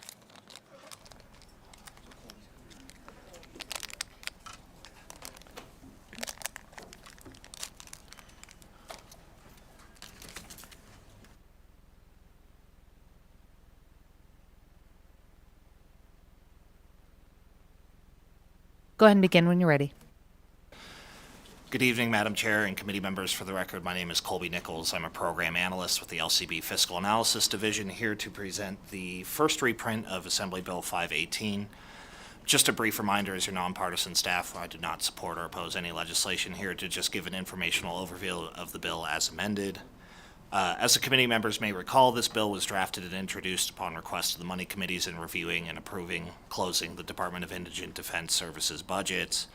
What Assembly Bill 15, the first reprint, what this bill does is establishes in statute the maximum contribution amounts for counties for costs related to indigent defense services, including an inflationary adjustment that is intended to be compounding, as well as establishing in statute the policies and procedures for counties who wish to seek state reimbursement for costs in excess of. Several conforming changes that would update references that currently point towards regulation to instead refer to the provisions of this act. Finally, in Section 7 of the bill, there's an appropriation of $6.3 million in fiscal year 24 and $6.6 million fiscal year 25. That would be to the Interim Finance Committee for allocation to DIDS for reimbursements to counties. Should the cost for reimbursement exceed the amounts appropriated directly to the DIDS budget, as well as other costs associated with compliance with the Davis Consent Agreement. And then new in the amendment in Section 7.3, this is an appropriation of approximately $1.5 million per year for the forthcoming biennium. That would be to the Department of Indigent Defense Services, and that would fund stipends to district attorneys, public defenders, and judges for pretrial hearings that are held on weekends. And finally, the bill would be effective as of July 1st, 2023. That concludes my presentation. Happy to answer any questions, and I know the director of the department's in the audience as well. Thank you. Do we have any questions from the committee? Seeing none, we'll go ahead and start testimony and support. Quickly, too. Thank you, Madam Vice Chair. For the record, Mary Walker, representing Douglas, Lyon, and Story counties. We wholeheartedly support this. We do have some rural judges. One of them in particular, she's had 4 days off this last year. There's just not enough judges to go around. This stipend will help to hire people to come in and relieve them, not just the judges, but the district attorneys and the public defenders also. Thank you so much. Good evening, Madam Chair, members of the committee. Joanna Jacob on behalf of Clark County. We're in support. Thank you. Thank you, Chair, members of the committee. My name is John Jones here on behalf of the Nevada District Attorneys Association. We are here in support of Section 7.3. Thank you. Thank you, Madam Chair. Vincent Guthrow, G-U-T-H-R-E-A-U, serve as the Executive Director of the Nevada Association of Counties. Every county in Nevada provides indigent defense services, and we are in support of this measure. Thank you. For the record, Attar Hasibullah, first name spelled A-T-H-A-R, last name H-A-S-E-E-B-U-L-L-A-H. I'm the Executive Director for the ACLU of Nevada. The Davis versus Nevada case that was referenced is our litigation. We're hoping that this passes to avoid and preclude the opportunity for future litigation while not waiving our right to continue to litigate that issue should we recognize the budget's insufficient at that point. Thank you. Seeing no other people in support in Las Vegas, broadcast services, or anyone on the line? If you would like to testify in support of AB 518, please press star 9 now to take your place in the queue.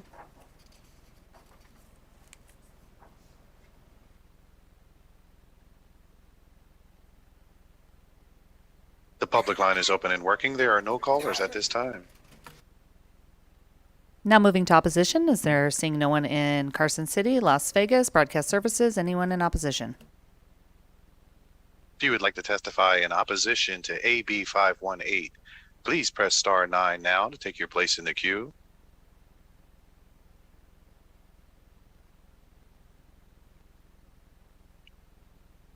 There are no callers choosing to testify at this time. Neutral. Anyone here? Nope. Las Vegas? Nope. Broadcast services neutral. If you would like to testify in neutral for AB 518, please press star 9 now to take your place in the queue.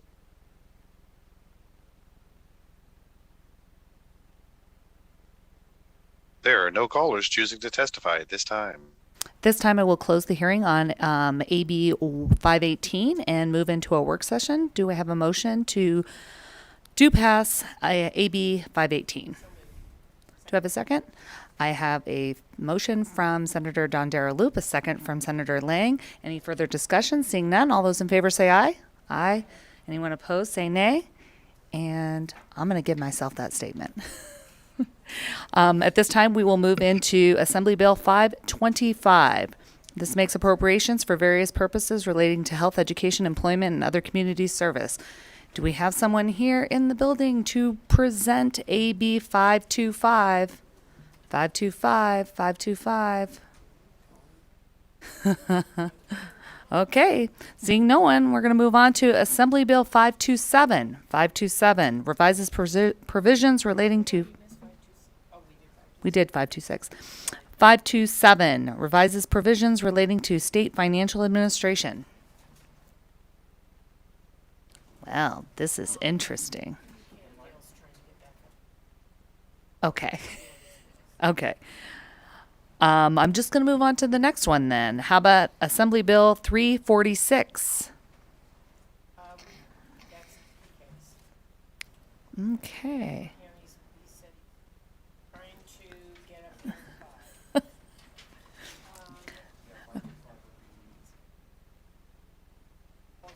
Okay. Okay, we're waiting on that one. What would you like me to go on to next? One of these?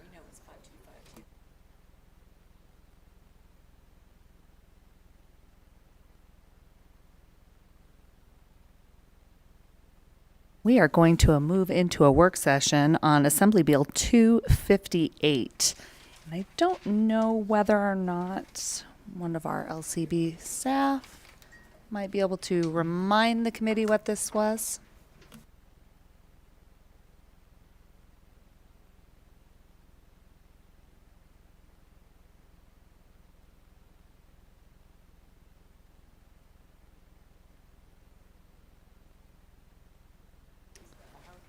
For those that are watching, we are entering a work session on Assembly Bill 258, which enacts certain provisions governing the confidentiality of certain personal information of a donor, member, or volunteer of a nonprofit organization.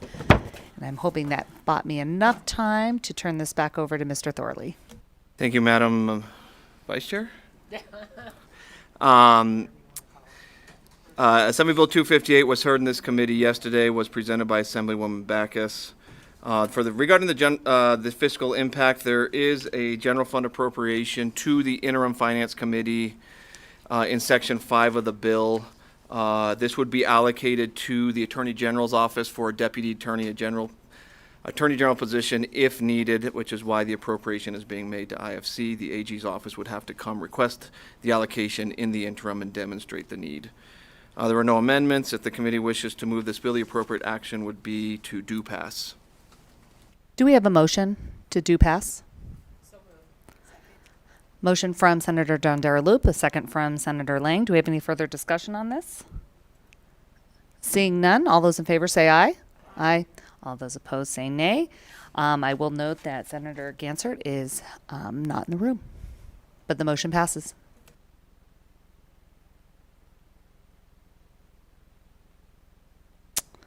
I will send this floor statement to Senator Harris.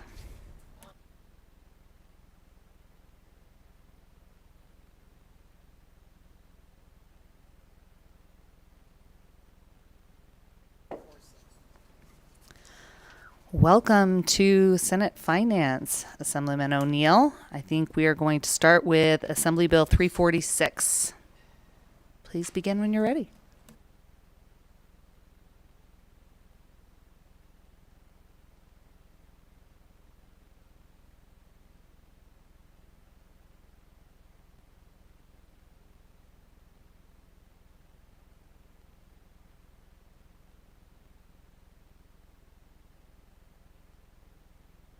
PK, or Assemblyman, I have served with you on the other side of this body, sir. Thank you, though. Good evening, good night, Chair Don Darrell Loop and members of the Senate Finance Committee. My name is PK O'Neill, and I represent Assembly District 40. I am happy to be here with you this evening to present Assembly Bill 346. This bill incentivizes state agencies to save money without being penalized for not spending their full budget funds allocated to them in their base year. It achieves this by providing a definition of what the base budget is to be used for by state agencies when they are preparing their biennium budgets. When an agency does not spend their entire budget, they will not have their base budget reduced in the upcoming biennium. With this change, state agencies will not need to spend money on items that are not crucial just to meet their allocated base budget for the fiscal year, thus allowing for savings to be returned without a penalty. And if you'd like, Chair, I'll give a quick summary of the bill itself. That's fine. I'll go fast, too. The State Budget Act sets forth the process of preparation and submission of the proposed biannual budget for the Executive Department of the state government. Specifically, the Act requires the Chief of the Budget Division of the Office of Finance to prepare a final version of the proposed budget, which must include the adjusted base budget for each department, institution, agency of the Executive Department. Currently, there is no definition related to how the adjusted base budget is calculated. As such, there is an established practice whereby the adjusted base budget includes the actual expenditures and revenues for the last completed even-numbered year, plus or minus items routinely adjusted out, including overtime, terminal annual and sick leave, one-time expenditures, but not limited to, in equipment, computer hardware, software, one-time contracts, items approved on a one-time basis, contract employees' costs used to fill vacant positions if the positions are retained in the base. Items not routinely added to the base include known building lease adjustments, known adjustments to contracts such as a copier lease and maintenance agreements, annualization of revenues and expenditures for ongoing programs that were not operational for the entire base year. Because the adjusted base is currently calculated using the actual expenses and revenues that an agency incurs in the last completed even number year, even the agency does not spend what they are authorized or appropriated in the base year, the starting point for their adjusted base budget will be reduced in the upcoming biennium to the actual amount they spent, thus removing any incentive to appropriately save funds. For example, if an agency was appropriated $1 million in FY 2022 and 1.2 in FY 23, they are only spend $800,000 in FY 2022, the agency adjusted base budget would begin at $800,000 in FY 2024 and 2025, plus or minus adjustments routinely made to the base budget. AB 346 provides a definition in Section 1, Subsection 5 of the adjusted base budget to mean the amount appropriated to the agency by the legislature for the second year of the current biennium, adjusted for the removal of one-time appropriations or authorizations, adjustments for statewide fringe benefits, contractual obligations, ongoing expenditures approved by IFC, annualization of costs incurred in part of the second year actual caseload, rate changes, and any other adjustments that may be necessary as determined by the Chief of the Governor's Finance Office.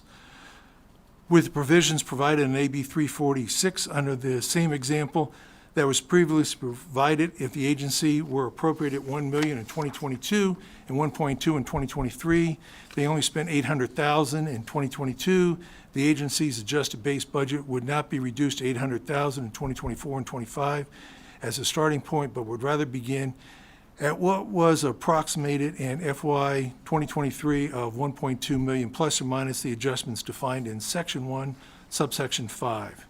The language also carries forward in Section 2, subsection 6, which also references the definition of adjusted base budget.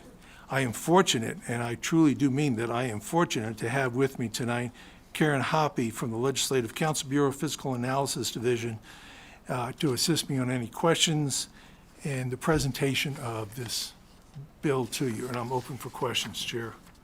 Thank you. Do we have any questions from the committee members? Look at that. They were very thorough. I had some great examples, I too. know. of I think we're good, wasted- though. We got to get these out tonight. So with that, I will ask you to step back, if that's okay. And if we can take testimony in support of Assembly Bill 346, please come up to the table quickly. Seeing no one here in Carson City and no one in Las Vegas Broadcast Services, can we go to the line to see about testimony in support? If you would like to testify in support of AB 346, please press star 9 now on your phone to take your place in the queue.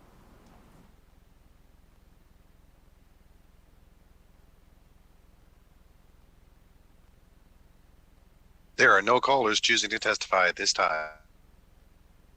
Thank you. I will next move to opposition. Is there anyone to testify in opposition? Seeing no one here in Carson City or Las Vegas Broadcast Services, is there anyone on the line? If you would like to testify in opposition to AB 346, please press star 9 now on your phone to take your place in the queue.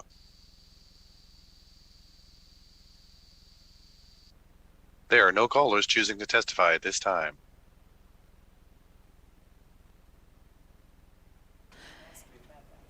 And in neutral, is there anyone to testify in neutral? Seeing no one here and no one in Las Vegas Broadcast Services, anyone in neutral?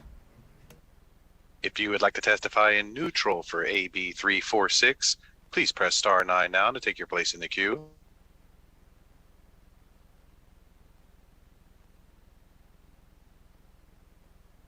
There are no callers choosing to testify at this time.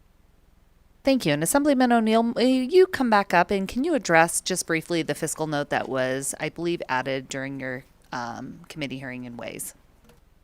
I apologize. See what happens when one rushes. Yes, LCB, Legislative Council Bureau, has put on a 2023 fiscal note of $27,000 to upgrade their systems, so to make them capable of saving money for the state. So we're going to spend a small amount to save large amounts is what it amounts to. Do we have any other further questions or clarification given that fiscal number? You want it more technical? I need Karen. Anyone? Seeing none, I think we'll go ahead and close Assembly Bill 346 at this time. And I will open up a work session on Assembly Bill 346. Do I have a motion to do pass Assembly Bill 346? I have a motion from Senator Gokachia, a second from Senator Harris. And any further discussion? Seeing none. Oh, I see a question down there from Senator Titus. Go ahead. Thank you. I'll vote on the committee, but reserve my right. Thank you. Thank you. All those in favor say aye. Aye. Anyone opposed say nay. And with that, it carries, and we will assign that floor statement to Senator Gokachia. And at this time, we will open the hearing on Assembly Bill 349. I believe that is your bill too, Assemblyman O'Neill, 349? Okay. It is. Are you ready to present Are you ready? that, sir? You are? It's okay. Okay, well, this is it. So sit down, be quick, and you can be gone.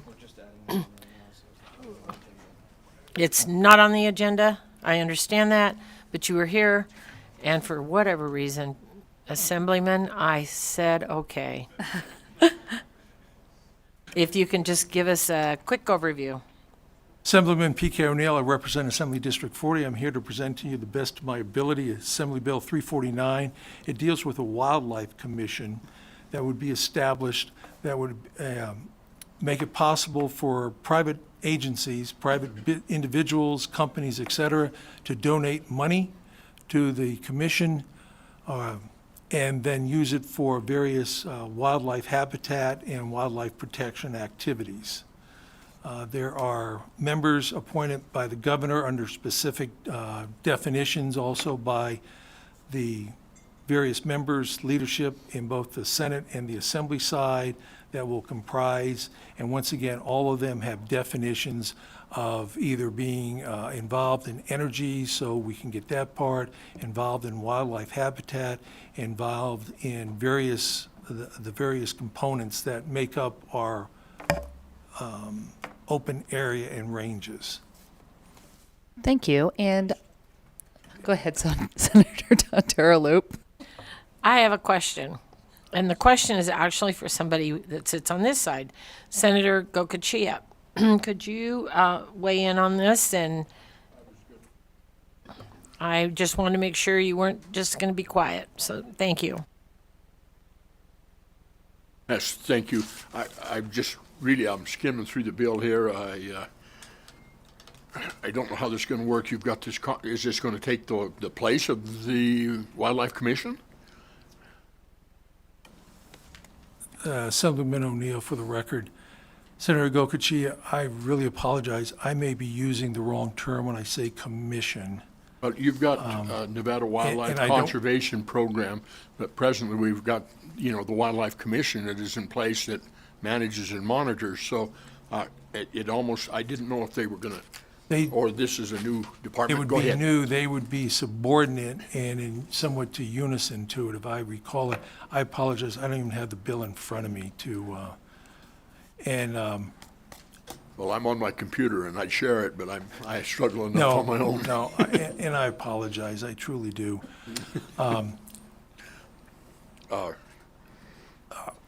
Assemblyman Howard Watts and I can, you might say, put this co-conspired together. on this to put it together.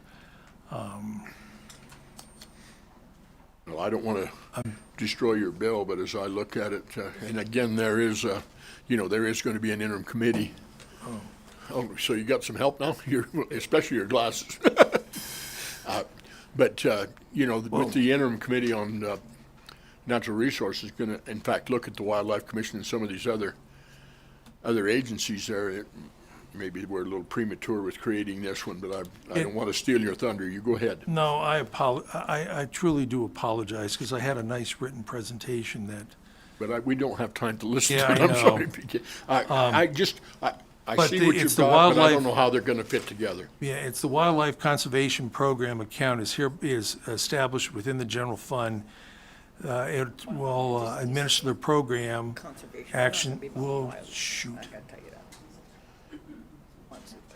And then again, Mr. O'Neill, I'm trying to figure out exactly what monies are going to come to the program. It's only donation money from agencies, private individuals, companies that will donate, and that would be it. There is no state funding in it at all. Okay. And I'm reading to. Okay, so this would just be a program that would receive grant money in the name of conservation, and but it would be staffed by. The agency, you mean as in the secretary? Well, or, some Yeah. person, I assume it'd either have to be a habitat conservation person or a biologist or? Well, the commission or the program will be made up by the various appointees to make the recommendations on the expenditures over and then to the wildlife division. Now, these members, if I may, Madam Chair, and I'm just trying to hurry, will they be compensated? No. Make sure you don't point me to that list, Madam Minority Leader.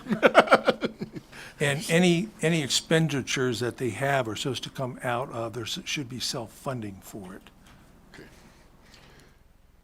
Really, that's all I've got at this point. Thank you very Madam much, Chair. Thank you very much, Senator Gokachia. Thank you very much, Assemblyman O'Neill. We just kind of wanted to hear a little bit about this bill. We're not going to work session it right now. And so I just wanted to hear a little bit and hear what Senator had to say as well. What would you like to have me get back to you on? I'm going to have you step back. We're going to do support, opposition, and neutral, and then I'll probably excuse you because I know they're waiting for you as well. So, all right, but we'll have to process this.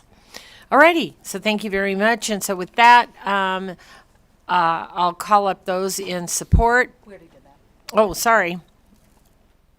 We already did support. That was neutral. Oh, that was neutral? No. No, I don't think so. Sorry, we switched chairs right in the middle of the team here. So, all right, support. Go ahead, please. I'm Christy Watson from NCL, and we are here in support of this bill. Thank you, Chair.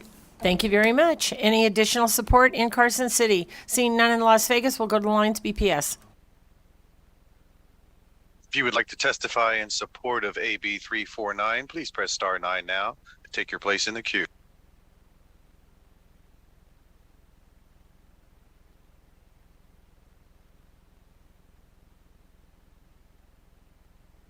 Good evening, Chair Dondero, Loop, and Committee. My name is Jim DeGraffenreid, Nevada's National Committeeman, in support of this bill.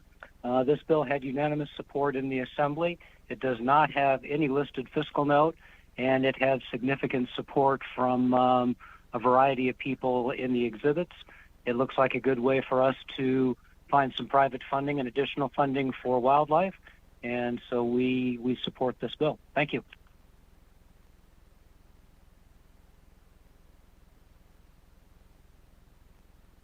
Thank you very much. The public line is open. The public line is open and working. There are no callers at this time.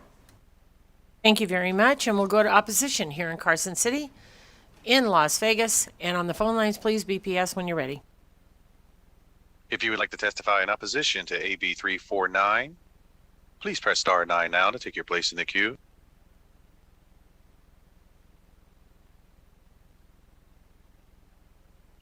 Chair, there are no callers choosing to testify at this time.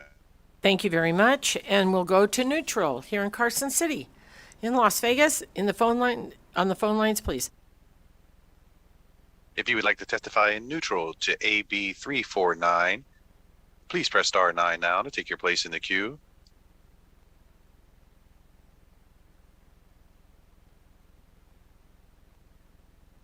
Chair, there are no callers choosing to testify at this time. Thank you very much. Any closing remarks, sir? Okay. All righty. Thank you very much, and thank you very much, Assemblyman. All righty. With that, we'll close the hearing on Assembly Bill 349, and we will go to hearing Assembly Bill 332. And we'll welcome our superstar student, or graduate, I should call you now. Welcome.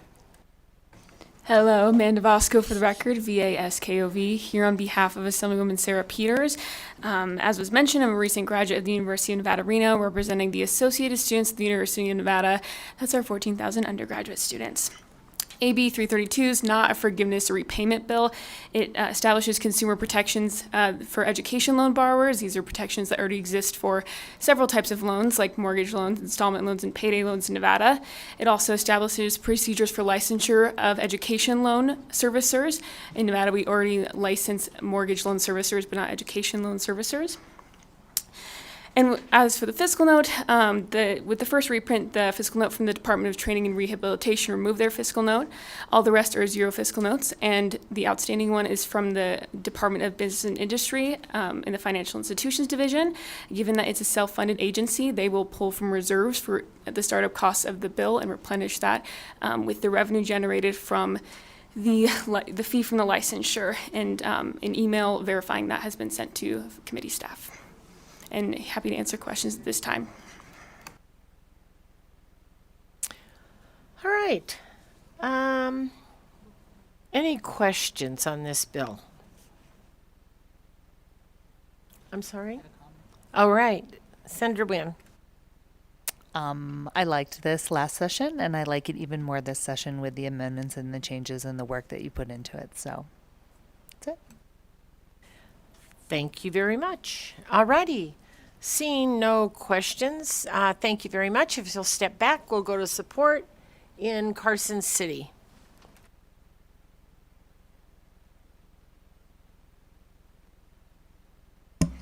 Good evening, Chair and members of the committee. For the record, my name is Christine Saunders. I'm the Policy Director on behalf of the Progressive Leadership Alliance of Nevada. On behalf of PLAN, and as someone who graduated with my undergraduate and graduate degree and over $100,000 of student loan debt, I urge you to support this bill. Thank you. Sheila Bray, University of Nevada, Reno. We are extremely proud of Amanda and all the work that she put into this bill and is also in extreme support. Thank you.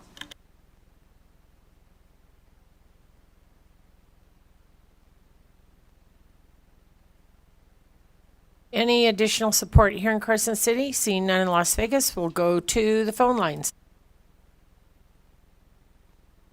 If you would like to testify in support of AB 332, please press star 9 now to take your place in the queue.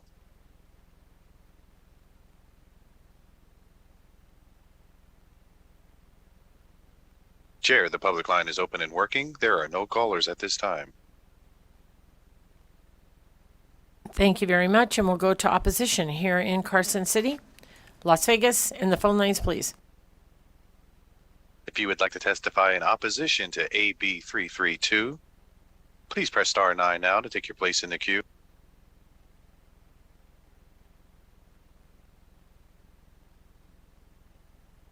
Chair, there are no callers choosing to testify at this time. Thank you very much, and we'll go to neutral in Carson City, Las Vegas, and on the phone lines, please. If you would like to testify in neutral for AB 332, please press star 9 now to take your place in the queue.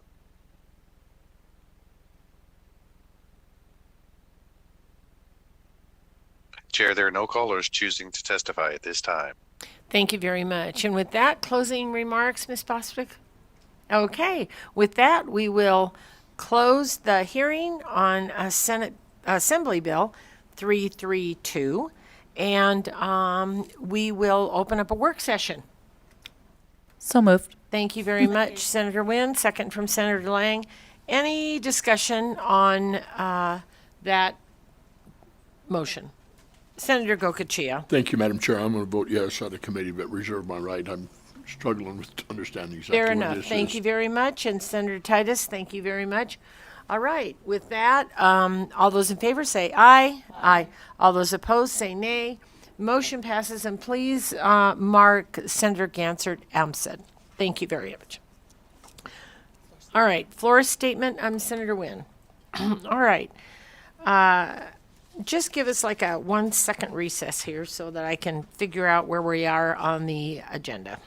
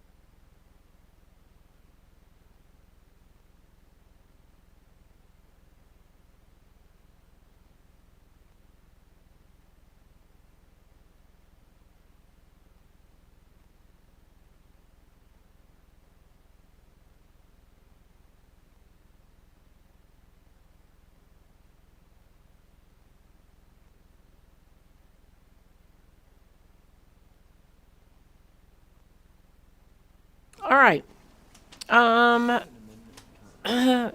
Assembly Bill 428.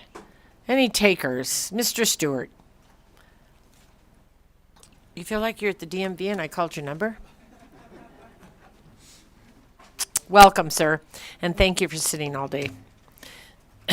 You're very welcome. Thank you, Chair, members of the Senate Finance Committee. I'm going to keep it very brief on the bill itself. So AB 428 is a combination of a couple of really good ideas over in the Assembly that we've been working on for some time, creating a teacher pipeline here in Nevada.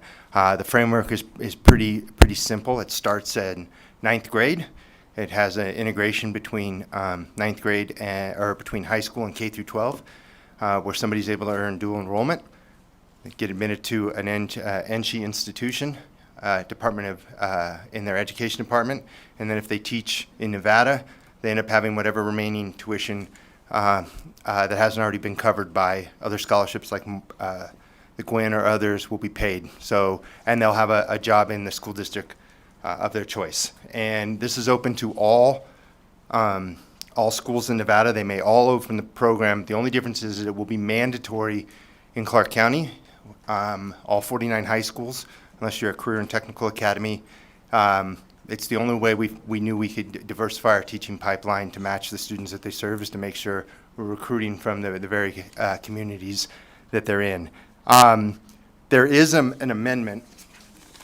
It came from one of Senator Torres's bill, or Assemblywoman Torres's bill. I don't know if it's been handed out to you. Assemblywoman Backus said she had shared it. I do have copies. Okay, all right.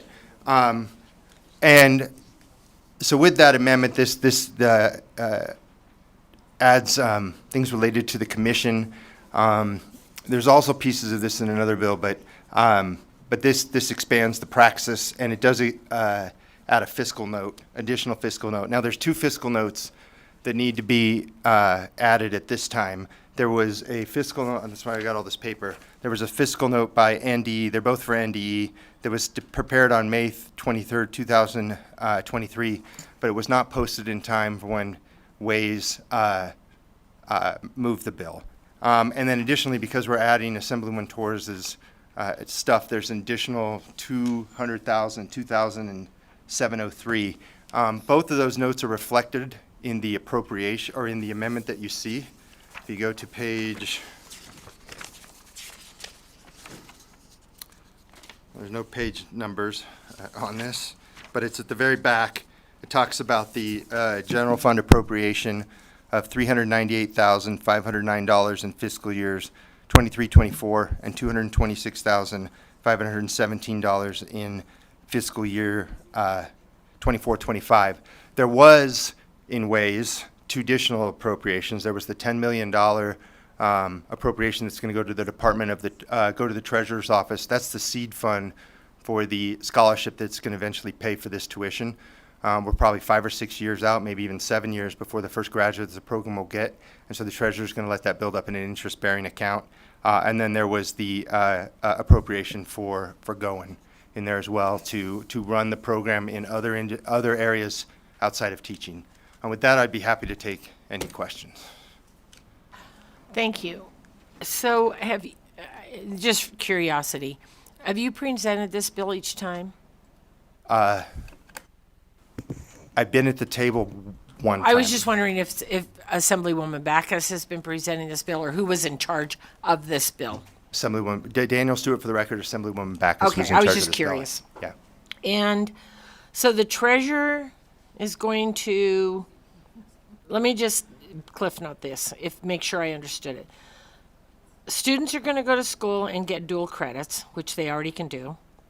Their treasurer is going to establish a reimbursement program, which we have through the Gwynn Scholarship. And they are not going to get a job at the school of their choice, because they've got to apply and be accepted and teach a certain thing in order to get a job. So what do you mean school of their choice? Daniel Stewart, for the record, I meant school district of their choice.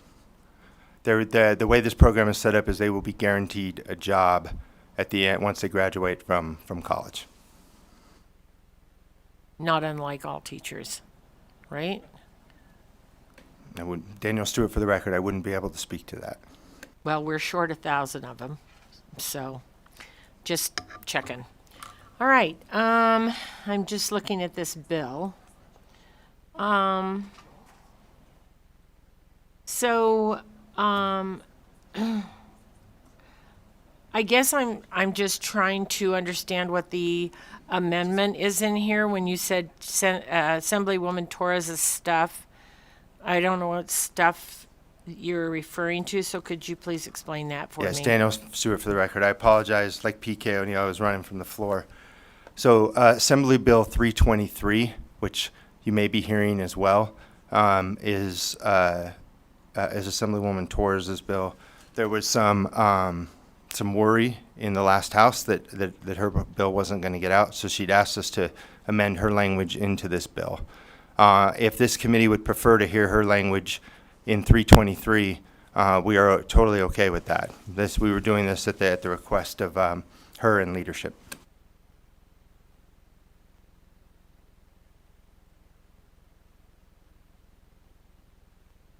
Well, am I wrong? I may have my bills mixed up. Wasn't 323 pre-K? Or was it not pre-K? I'd have to go back to it. I don't have all the bills in front of me, so I'd have to go back and see. Just a minute, let me look and see what 323 is. Mr. Flores, can you shed some light? Michael Flores, University of Nevada, Reno. I think Mr. Stewart was talking about AB 347, which was Assemblywoman Torres' bill. You sure? Pretty sure. You can get your story straight real quick.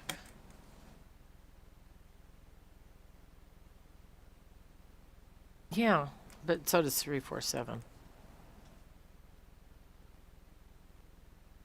If it makes it any easier, Daniel Stewart for the record, we don't need to include the amendment or the appropriation if it's going to come up in a later bill. Okay. Did you text him?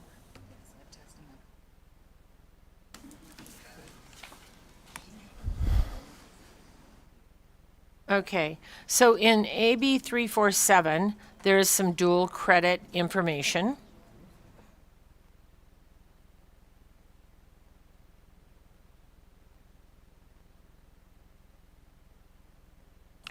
Do you have a question, Senator Neal?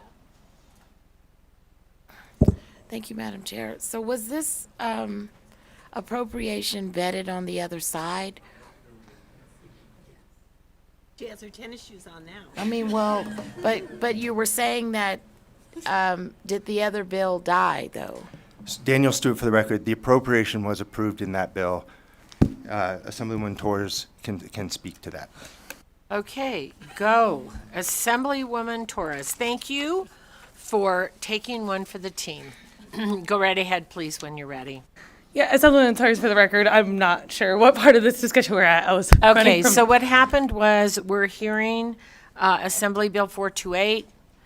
Mr. Stewart was presenting the bill. He said that there was some parts of another bill of yours in this, and so we were trying to figure out either A, which bill, and we were also trying to figure out exactly what parts.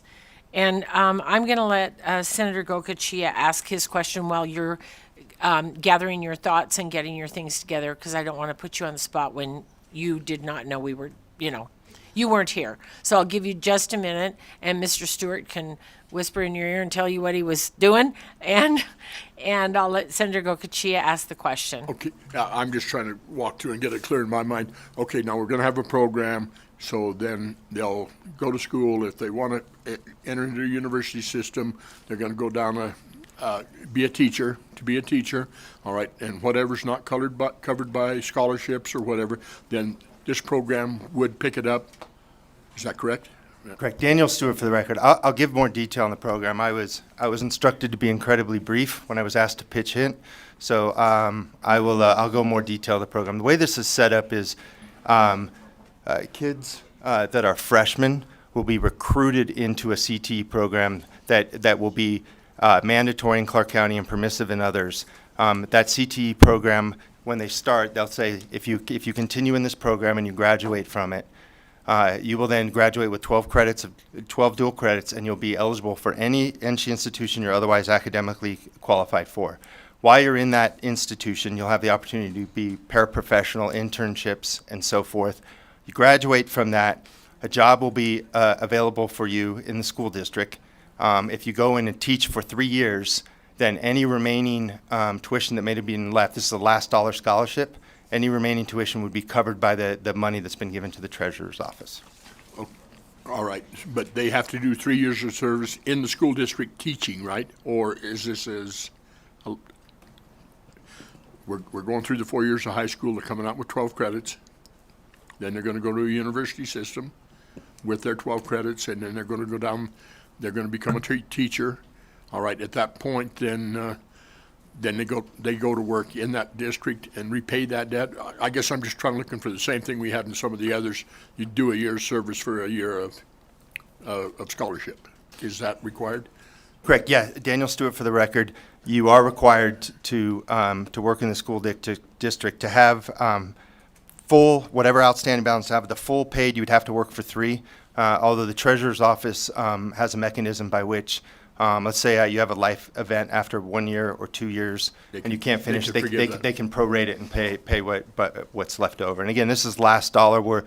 And what's built into this system as well is that both the NSHE and K through 12 are mandated to be pushing and making available wraparound services to help them apply for their other scholarships, to help them apply. There will be assessments on the front end in the high school so that if they have any learning, socioeconomic barriers, the wraparound services will be provided to them to help them succeed within their high school period. Fast track to teacher sounds good.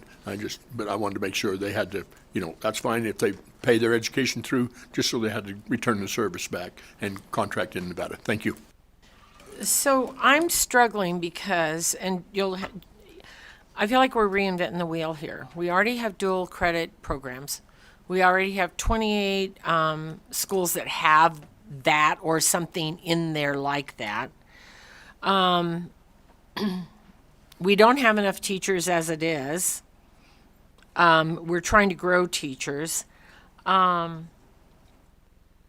just struggling and with where we're going with this, I guess. I'm just not clear either why we need this legislation or what we're doing, because I feel like we have all of this in place at some place in this state.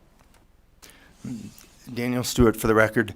I'm going to answer that in 2 parts. First off is we are not, under all our current programs, we are not growing enough teachers to meet even our current vacancy crisis, much less the 19,000 teachers that we're going to need just in Clark County over the next decade.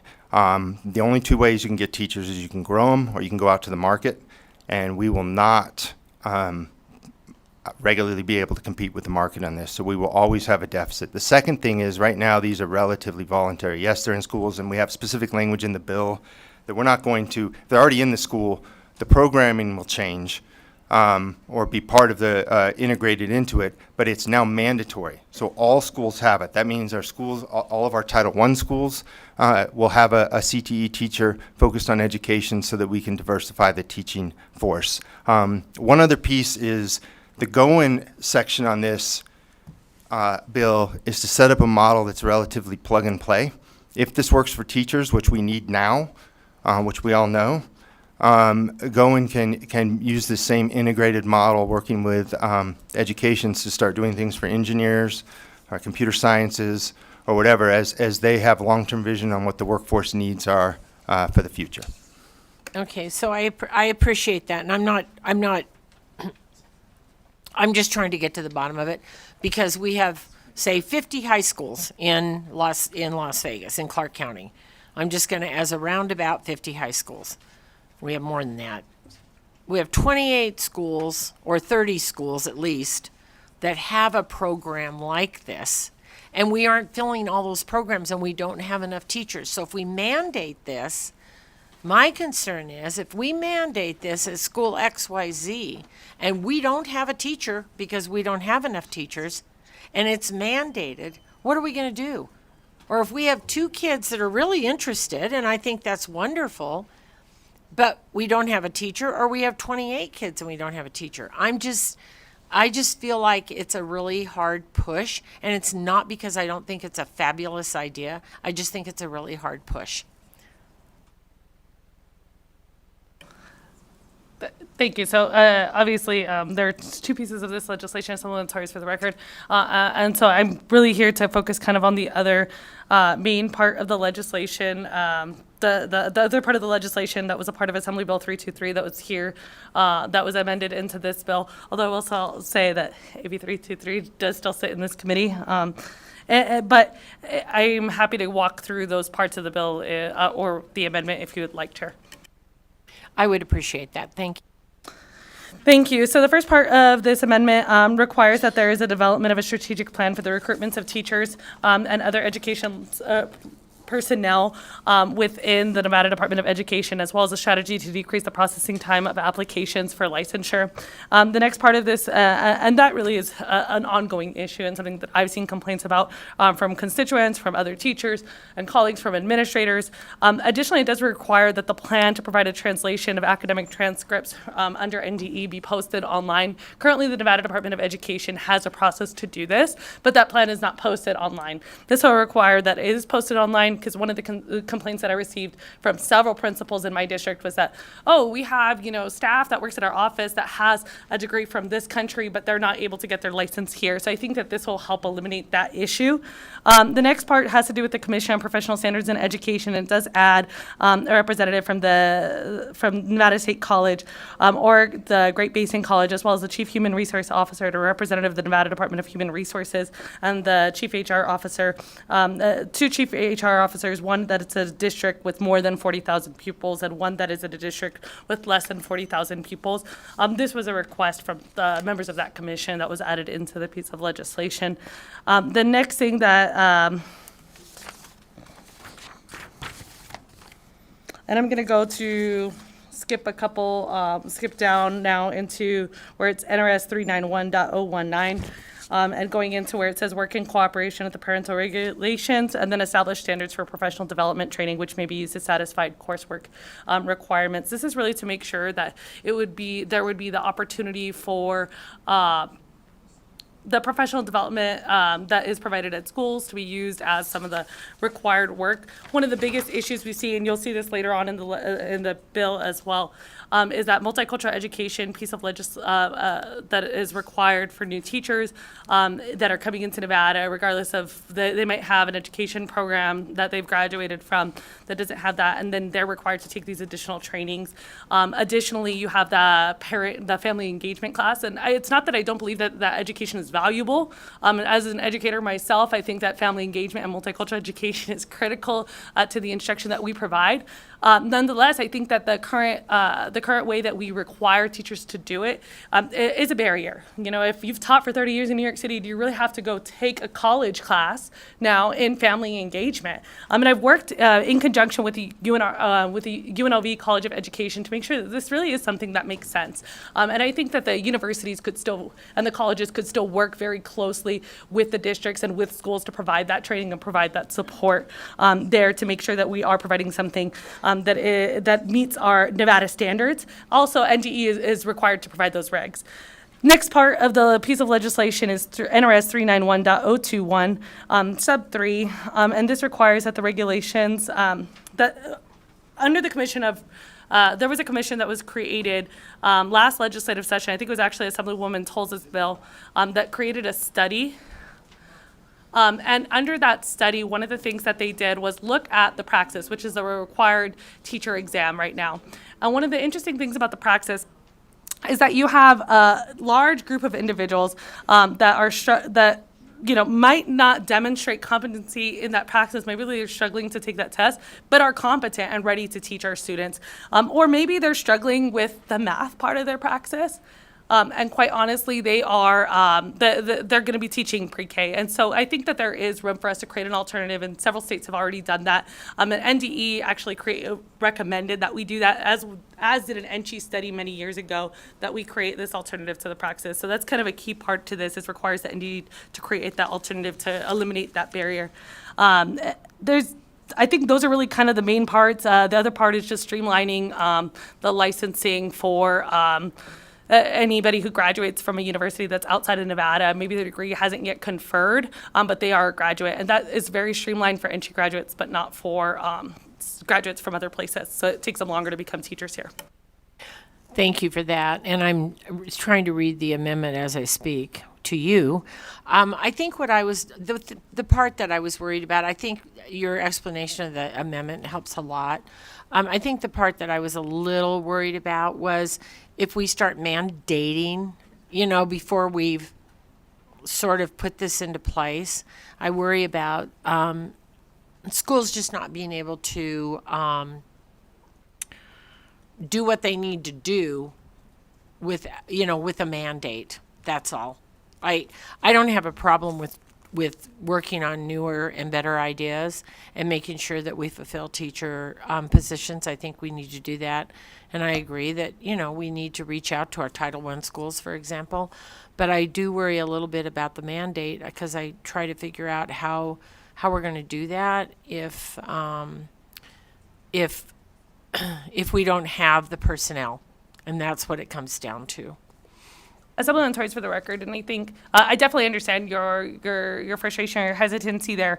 Nonetheless, I will say, as an educator yourself, we're struggling to get people into our fields, and I think, and my mom actually is a CTE teacher for a teaching and training program at our school, and she has had the opportunity to work with kids, and exposing them to the CTE program, I think, is one of the things that gets kids excited or even to consider teaching.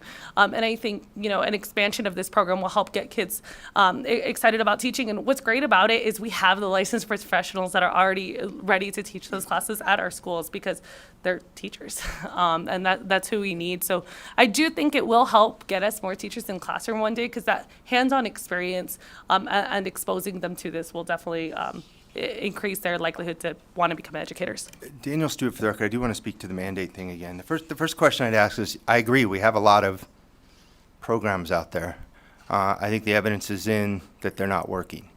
And the concept behind this program is to make, for the first time, a fully integrated from start to finish delivery, so that a high school student comes in and has a vision, is sold a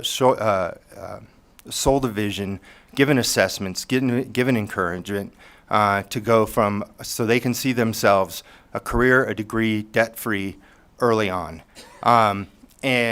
Again, if we don't mandate it in every school, we're going to end up with what we have now, which is a teaching population that doesn't look like the population that they serve.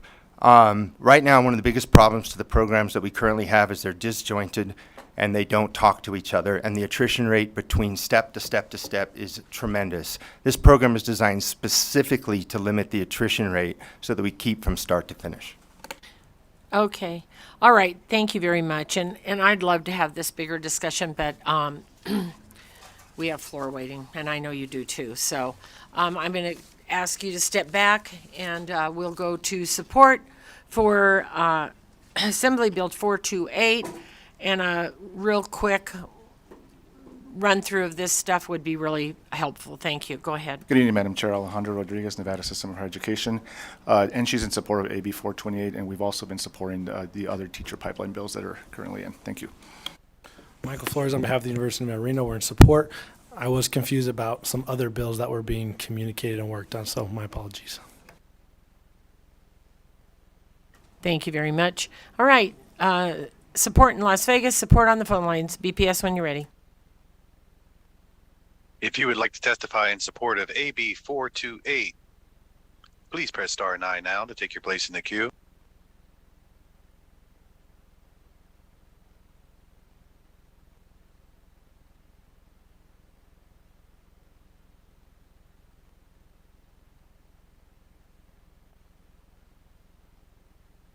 Good evening, Elizabeth Becker for the record. As a current instructor at CSN, who has some students who are dual enrolled, who are truly my best students, and as someone who actually went to graduate school at UNLV back in 2007 and did not end up teaching in CCSD because of the convoluted way that alternative routes to licensure worked at the time, I am fully in support of this bill, and I hope to see it pass through committee today. Thank you. Thank you very much. Next caller, please.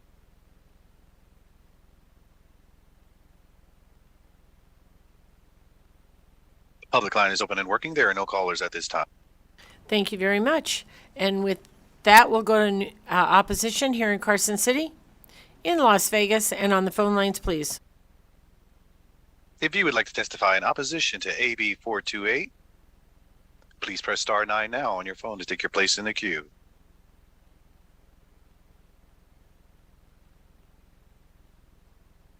Chair, the public line is open and working. There are no callers at this time. Thank you very much.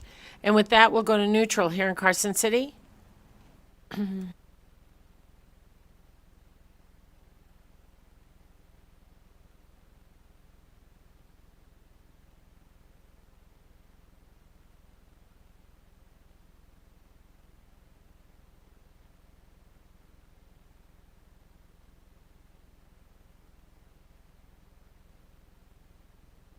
Good evening, Madam Chair, members of the Senate Finance Committee. For the record, Craig Satuki, Interim Deputy Superintendent for Educator Effectiveness and Family Engagement for the Nevada Department of Education. Speaking on neutral, I just wanted to clarify our fiscal note that we submitted directly to you, Chair. So for AB 428, we added $200,000 to our fiscal note because of the amendments from Assemblywoman Torres's bill to conduct a study around Praxis. Our other fiscal notes are for staff, professional development, and travel. The department believes that if implemented, this would actually come pretty close to increasing the number of teaching and training programs we have by at least a third, and we would need additional staff to be able to support those positions. I'm stand ready to answer any questions that you may have. Thank you very much. And what is the total fiscal note that you put on there? So for first fiscal year, 398,591. For the second fiscal year, 226,517, and then the future biennium is 464,959. So a total of like $1 million? Over $1 million. Yeah, if you add up, yeah. Okay. Pretty close. I was just curious. Thank you very much. All right. Additional neutral in the room. All right, I'm going to close the hearing on closing remarks, assembly. Oh, she's gone. She had one. Here today, gone tomorrow. Okay, I'm going to close the hearing on Assembly Bill 428. Yeah, we need to work session some bills, so we're going to stop for just a minute, and we are going to go back to work sessioning Assembly Bill 494, and I believe Mr. Klinger has some clarifying language, and then we'll vote on that bill.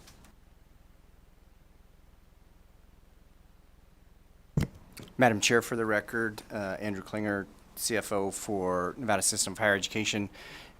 Just want to try and address, I think, the concerns that you had, that you mentioned about essentially funding students that were, at a non-NSHE institution. And so maybe a little bit of history on this, I think, will be helpful just quickly. When this was presented to the Board of Regents, it was actually a $5.8 million ask. And at that time, they were counting 467 students.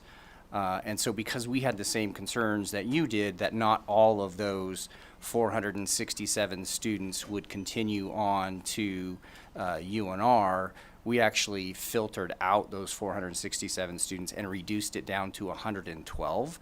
And those 112 are students that were actually enrolled at the University of Nevada, Reno in the fall of 22, which gives you the $1.6 million that's in the bill currently.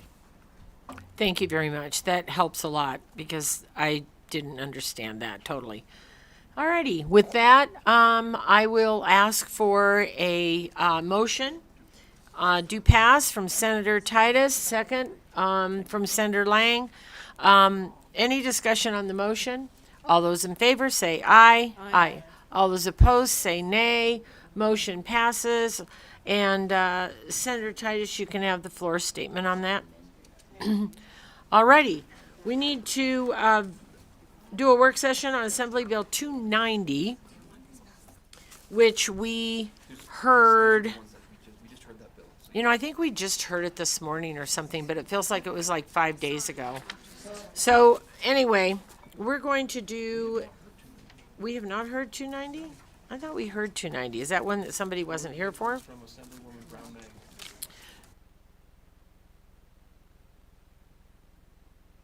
Yeah, it was yesterday. This is for motor vehicles, not.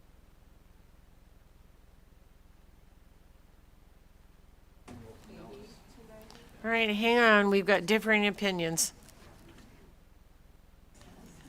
Mr. Rowe from the front row says we have not heard that bill. Who is presenting that bill? Can you do it like in 3 minutes?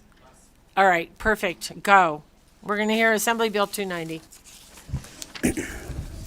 Thank you, Madam Chair. Russell Rowe here on behalf of our client Carvana and also the sponsor, Tracy Brown May, who is in the Assembly chambers right now. She asked that we present on her behalf Assembly Bill 290. This measure creates a statutory process for an auto dealer to unwind a sale where the dealer and purchaser enter into a written return agreement to cancel the sale of a vehicle. It also updates Nevada statutes with respect to federal requirements regarding odometer information. We collaborated with DMV to get the second reprint. The fiscal note from the previous version has been removed. All right. Any questions on this? Alrighty, thank you very much. We'll go in support in Carson City, in Las Vegas. On the phone lines, please. If you would like to testify in support of, AB 290, please press star 9 now to take your place in the queue.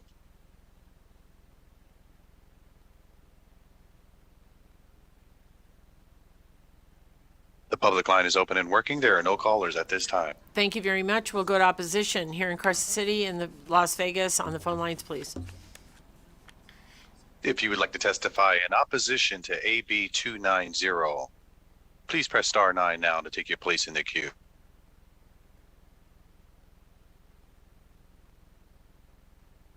Chair, there are no callers choosing to testify at this time. Thank you very much. Neutral. Carson City, Las Vegas, and phone lines, please. If you would like to testify in neutral for AB 290, please press star 9 now to take your place in the queue.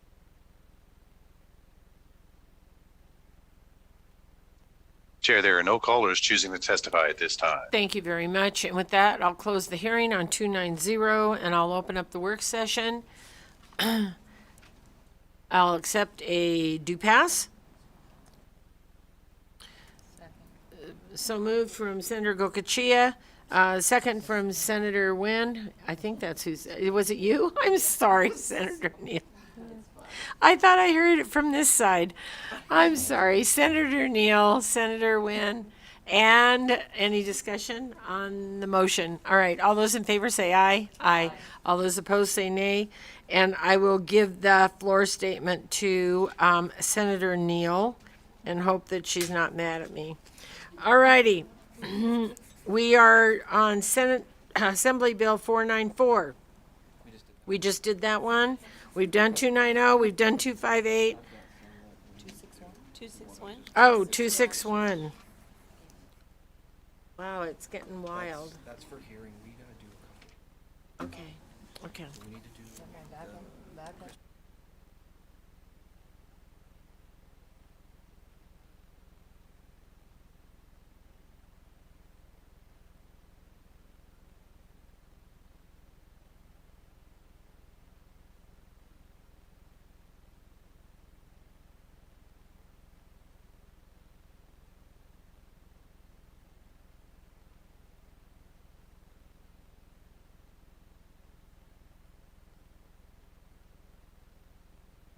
All right, we're going to do Assembly Bill 341. I'm sorry, Senate Bill 341. And Mr. Thorley is going to take us through it. Thank you, Madam Chair. Wayne Thorley for the record, LCB Fiscal Analysis Division. Senate Bill 341 was heard in this committee on April 3rd and presented by Senator Canizaro and Senator Pazina. As introduced, it made a general fund appropriations of $2 million, two separate general fund appropriations, totaling $2 million over the biennium, one for Food Bank of Northern Nevada and the other for 3 Square for food purchases. There is a mock-up that has been handed out to all the members. It should be available online on Nellis also. This is proposed amendment 3784 to Senate Bill 341. The bill includes the original general fund appropriations to Food Bank of Northern Nevada as well as 3 Square, and then makes several other general fund appropriations to various entities. The total amount of the general fund appropriations from Section 1 through Section 38 totals $71.5 million.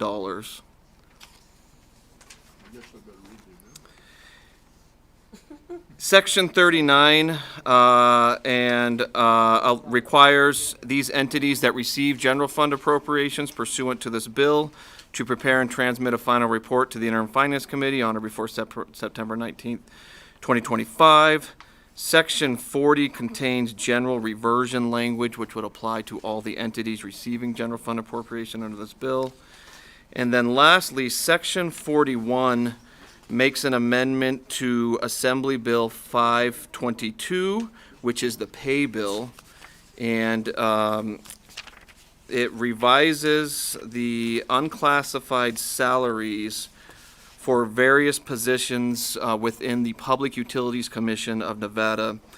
That begins on page 22 of your mock-up, subsection 38 of section 1 of the pay bill.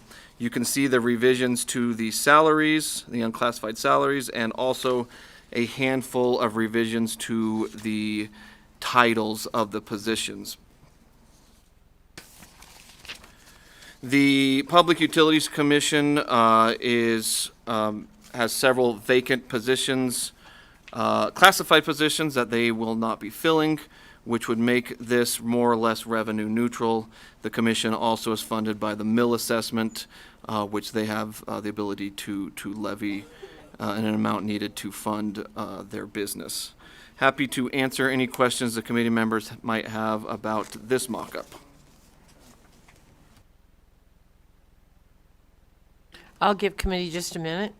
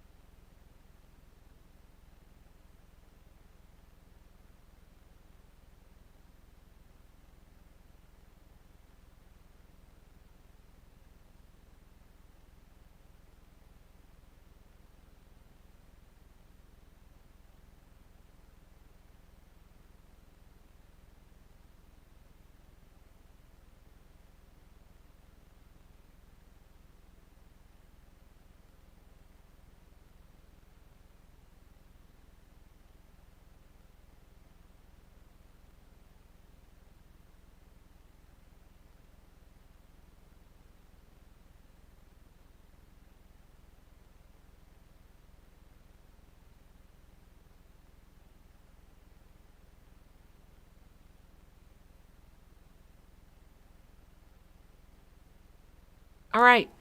I think that everybody's had a chance to look at this. Are there any questions from the committee? All right. If there are no questions, I will accept a motion. So amend and do pass from Senator Nguyen, second from Senator Lang. Any discussion on the motion? Thank you, Madam Chair. Senator Gansert, go ahead, please. No, I haven't had enough time to look at this in the other one, so I'm a no. I'm sorry, I didn't hear the last. I haven't one. had time to, yeah, I haven't had time to look at these. And so right now I'm a no because I need to understand all these different things. Yeah, the ears and the voice are both going at the same time. It's okay. Thank you. You're amazing. It's been a long 3 days. Senator Harris? Thank you, Chair. I just wanted to take a quick second to thank the chair and fiscal staff on their amazing, quick, super diligent work to help the PUC kind of in the last minute. It's very much appreciated. Thank you very much. Okay, Senator Titus is a no. All righty, and Senator Gokachia? I appreciate the funding for the jam, but it's a lot of money too. Okay. So I will support it, and let me look at it a little closer. All righty. I wish it was a little Fair more. enough. Fair enough. All righty, with that being said, we have a motion on the table. All those in favor say aye. Aye. All those opposed say nay. Senator Titus and Senator Gansert, motion passes, and I will take the floor statement. Thank you very much.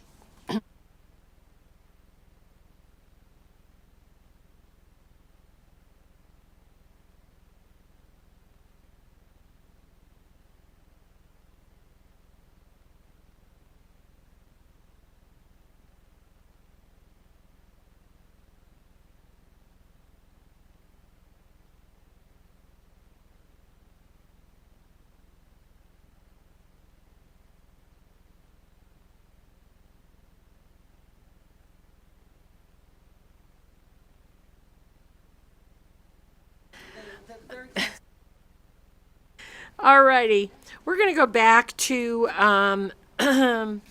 the work session on AB 428, which we just heard. And I will ask for a motion on that bill. It will be amend and do pass. Second. Thank you very much from Senator Nguyen, a second from Senator Lang. Any discussion on that particular bill that we just heard? All right, with all that, all those in favor say aye. Aye. All those opposed say nay. Motion passes, and I will give a floor statement to Senator Nguyen. And now we'll go on to Assembly Bill 28, which we heard at some point, I think today. Baby bonds. And I believe that is a amend and do pass. Mr. Thorley. Thank you, Madam Chair. Wayne Thorley for the record. The Assembly Bill 28 was presented yesterday in this committee by Treasurer Conine. The amendment was done on the Assembly side, so we're working off of the second reprint, which includes a $5 million general fund appropriation for the baby bonds program. I don't believe there's an additional amendment from the Treasurer's Office on this beyond what was already included in the bill, so the appropriate action would be to do pass. Thank you very much. With that being said, I'll accept a motion. Thank you very much from Senator Neal, second from Senator Nguyen. Any discussion on the motion? Senator Titus is a no. All right, with that, all those in favor say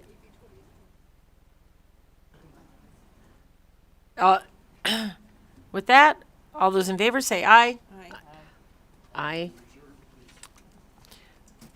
And all those in nay?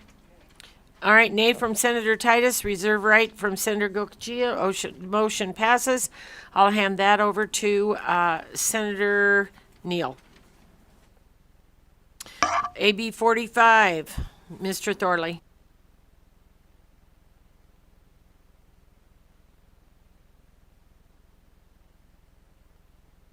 Thank you, Madam Chair. Wayne Thorley for the record, LCB Fiscal Analysis Division. AB 45 was heard in this committee also yesterday. and was presented by Eric Jimenez with the Treasurer's Office. The bill creates a program to repay the student education loans of certain providers of health care. Regarding the fiscal impact, Section 12 establishes restricted revenue of the total amount established is $2.75 million.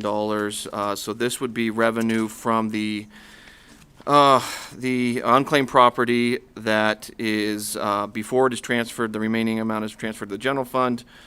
This restricted revenue would be scraped off the top to fund the program. Similar to how there's current funding of $7.6 million annually for the Millennium Scholarship from the Unclaimed Property Fund. There were no amendments. If the committee wishes to move this bill, the appropriate action would be to do pass. So moved from Senator Titus, second from Senator Wynn. Any discussion on the amendment? All those in favor say aye. All those opposed say nay. Motion passes, and I will give the floor statement to Senator Harris. All righty, we will go to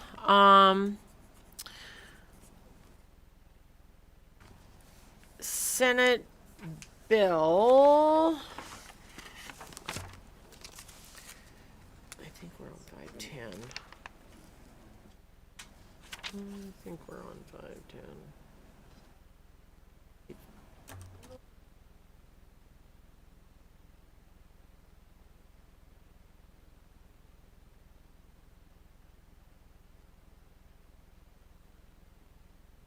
All right, Senate Bill 510. It's on the list. Mr. Malone No. is here. Mr. Malone, welcome. Thank you. Good evening, Madam Chair. James Malone, LCB Fiscal for the record. Senate Bill 510 makes an appropriation for the implementation of certain collective bargaining units. This was presented yesterday by Amy Stevenson, the Director of the Office of Finance. There was only one individual who provided testimony in opposition. This bill makes a general fund appropriation of $62.1 million and authorizes $5.3 million in expenditure authority to effectuate provisions of approved collective bargaining agreements. The committee members should have a handout with them. There is a proposed budget amendment for this bill. Proposed amendment 3786. Okay, so We have it in front of us. okay, so at a high level, the proposed amendment 3786 to Senate Bill 510 provides funding for all the economic provisions of the collective bargaining agreements and breaks that funding out by general fund, highway fund, and other funds, resulting in general fund appropriations of $64.2 million, highway fund appropriations of $7.1 million, and $5.3 million in other funding, which the Governor's Finance Office had indicated would be ARPA funding. In addition, the amendment would effectuate all provisions of the approved collective bargaining agreements that require an act of the legislature to be given effect, except for provisions which the 82nd session of the Nevada Legislature appropriated or authorized the expenditure of money in another act of section that was approved by the governor. An example of that would be the salary and grade increases that were provided for in the pay bill. If the committee wishes to move Senate Bill 510 and adopt the proposed amendment, the appropriate action would be to amend and do pass. Thank you very much. And I think everybody has this amendment. This was a bill presented on behalf of the Office of the Governor. And so with that being said, I'll accept a motion. Amend and do pass. Thank you very much. Senator Wynn, second by Senator Lang. Any discussion on this motion? All right. Yes, Senator Titus? Thank you, Madam Chair. I have stood in this body many times and made comments that I do not support collective bargaining for our public employees. However, having said that many times, also this bill here has been negotiated. They did negotiate in good faith, and so I will be supporting this. Thank you very much. All right, all those in favor say aye. Aye. All those opposed say nay. Motion passes, and I will give the floor statement to Senator Harris. Would you take this one as well? Thank you. All righty. With that, 261, jump forward, go quick. Thank you, Chair, members of the committee. Anthony Ruiz, representing WaterStar, the organization that first brought forth this bill. Assemblywoman Cohen apologized she couldn't be here on short notice. I'm also joined here by my colleague from Edon. Really quickly, and most importantly, under the second reprint, this bill has no fiscal impact as the study was removed. So there's no fiscal cost at all to this bill. And GoEd will come up and testify to that effect as well. This bill essentially has two components. It takes the state has two formal plans for economic development, the state plan for economic development, and then also plans that the RDAs have to submit in order to get funding from GoEd. And so what this bill does is twofold. It codifies that GoEd and the RDAs must include plans for consumptive water use into those plans, which they're already doing. Which is important, though, because if there's a change in leadership, either at GoEd or the RDAs, we want to make sure that work continues forward. And then second, I think it elevates the discussion by codifying these elements into the state plan and the RDA plans. It'll make sure that work is elevated and just continues forward and maybe could be further advanced in that way. Also importantly, the parts for the RDA that are impacted are only for the two largest RDAs, which again are already doing this work. Happy to answer questions, but again, there's no fiscal impact to this bill. Thank you. Thank you very much. Any discussion on this bill? All right, step back. We'll go to support in this room. Madam Chair, on behalf of the Economic Development Authority of Western Nevada, we support the bill. Thank you very much. Hi, Kathy Flanagan, Southern Nevada Water Authority. We support the bill. Thank you very much. And that first person, I didn't remember if you said your name, Ms. Elliott, but I wanted to make sure you did. But just for the secretary, would you say it again? This is Mindy Elliott on behalf of Economic Development Authority of I Western know who Nevada. you are, but they may not. Thank you very much. Okie doke. Seeing no one in Las Vegas, we'll go to this phone lines. BPS when you're ready. If you would like to testify in support of AB 261, please press star 9 now to take your place in the queue.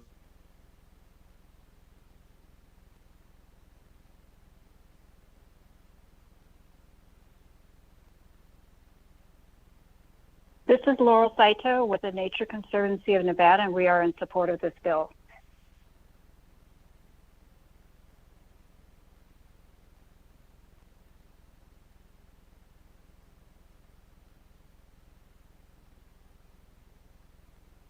Chair, the public line is open and working. There are no callers at this time. Thank you very much. And we'll go to opposition in Carson City in Las Vegas on the phone lines. Thank you very much. If you would like to testify in opposition to AB 261, please press star 9 now to take your place in the queue.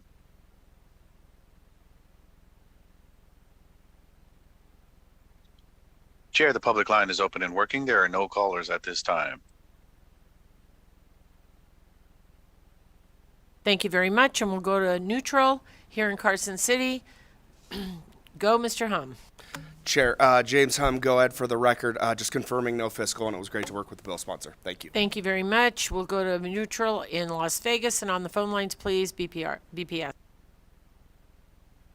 you would like to testify in neutral to AB 261, please press star 9 now to take your place in the queue.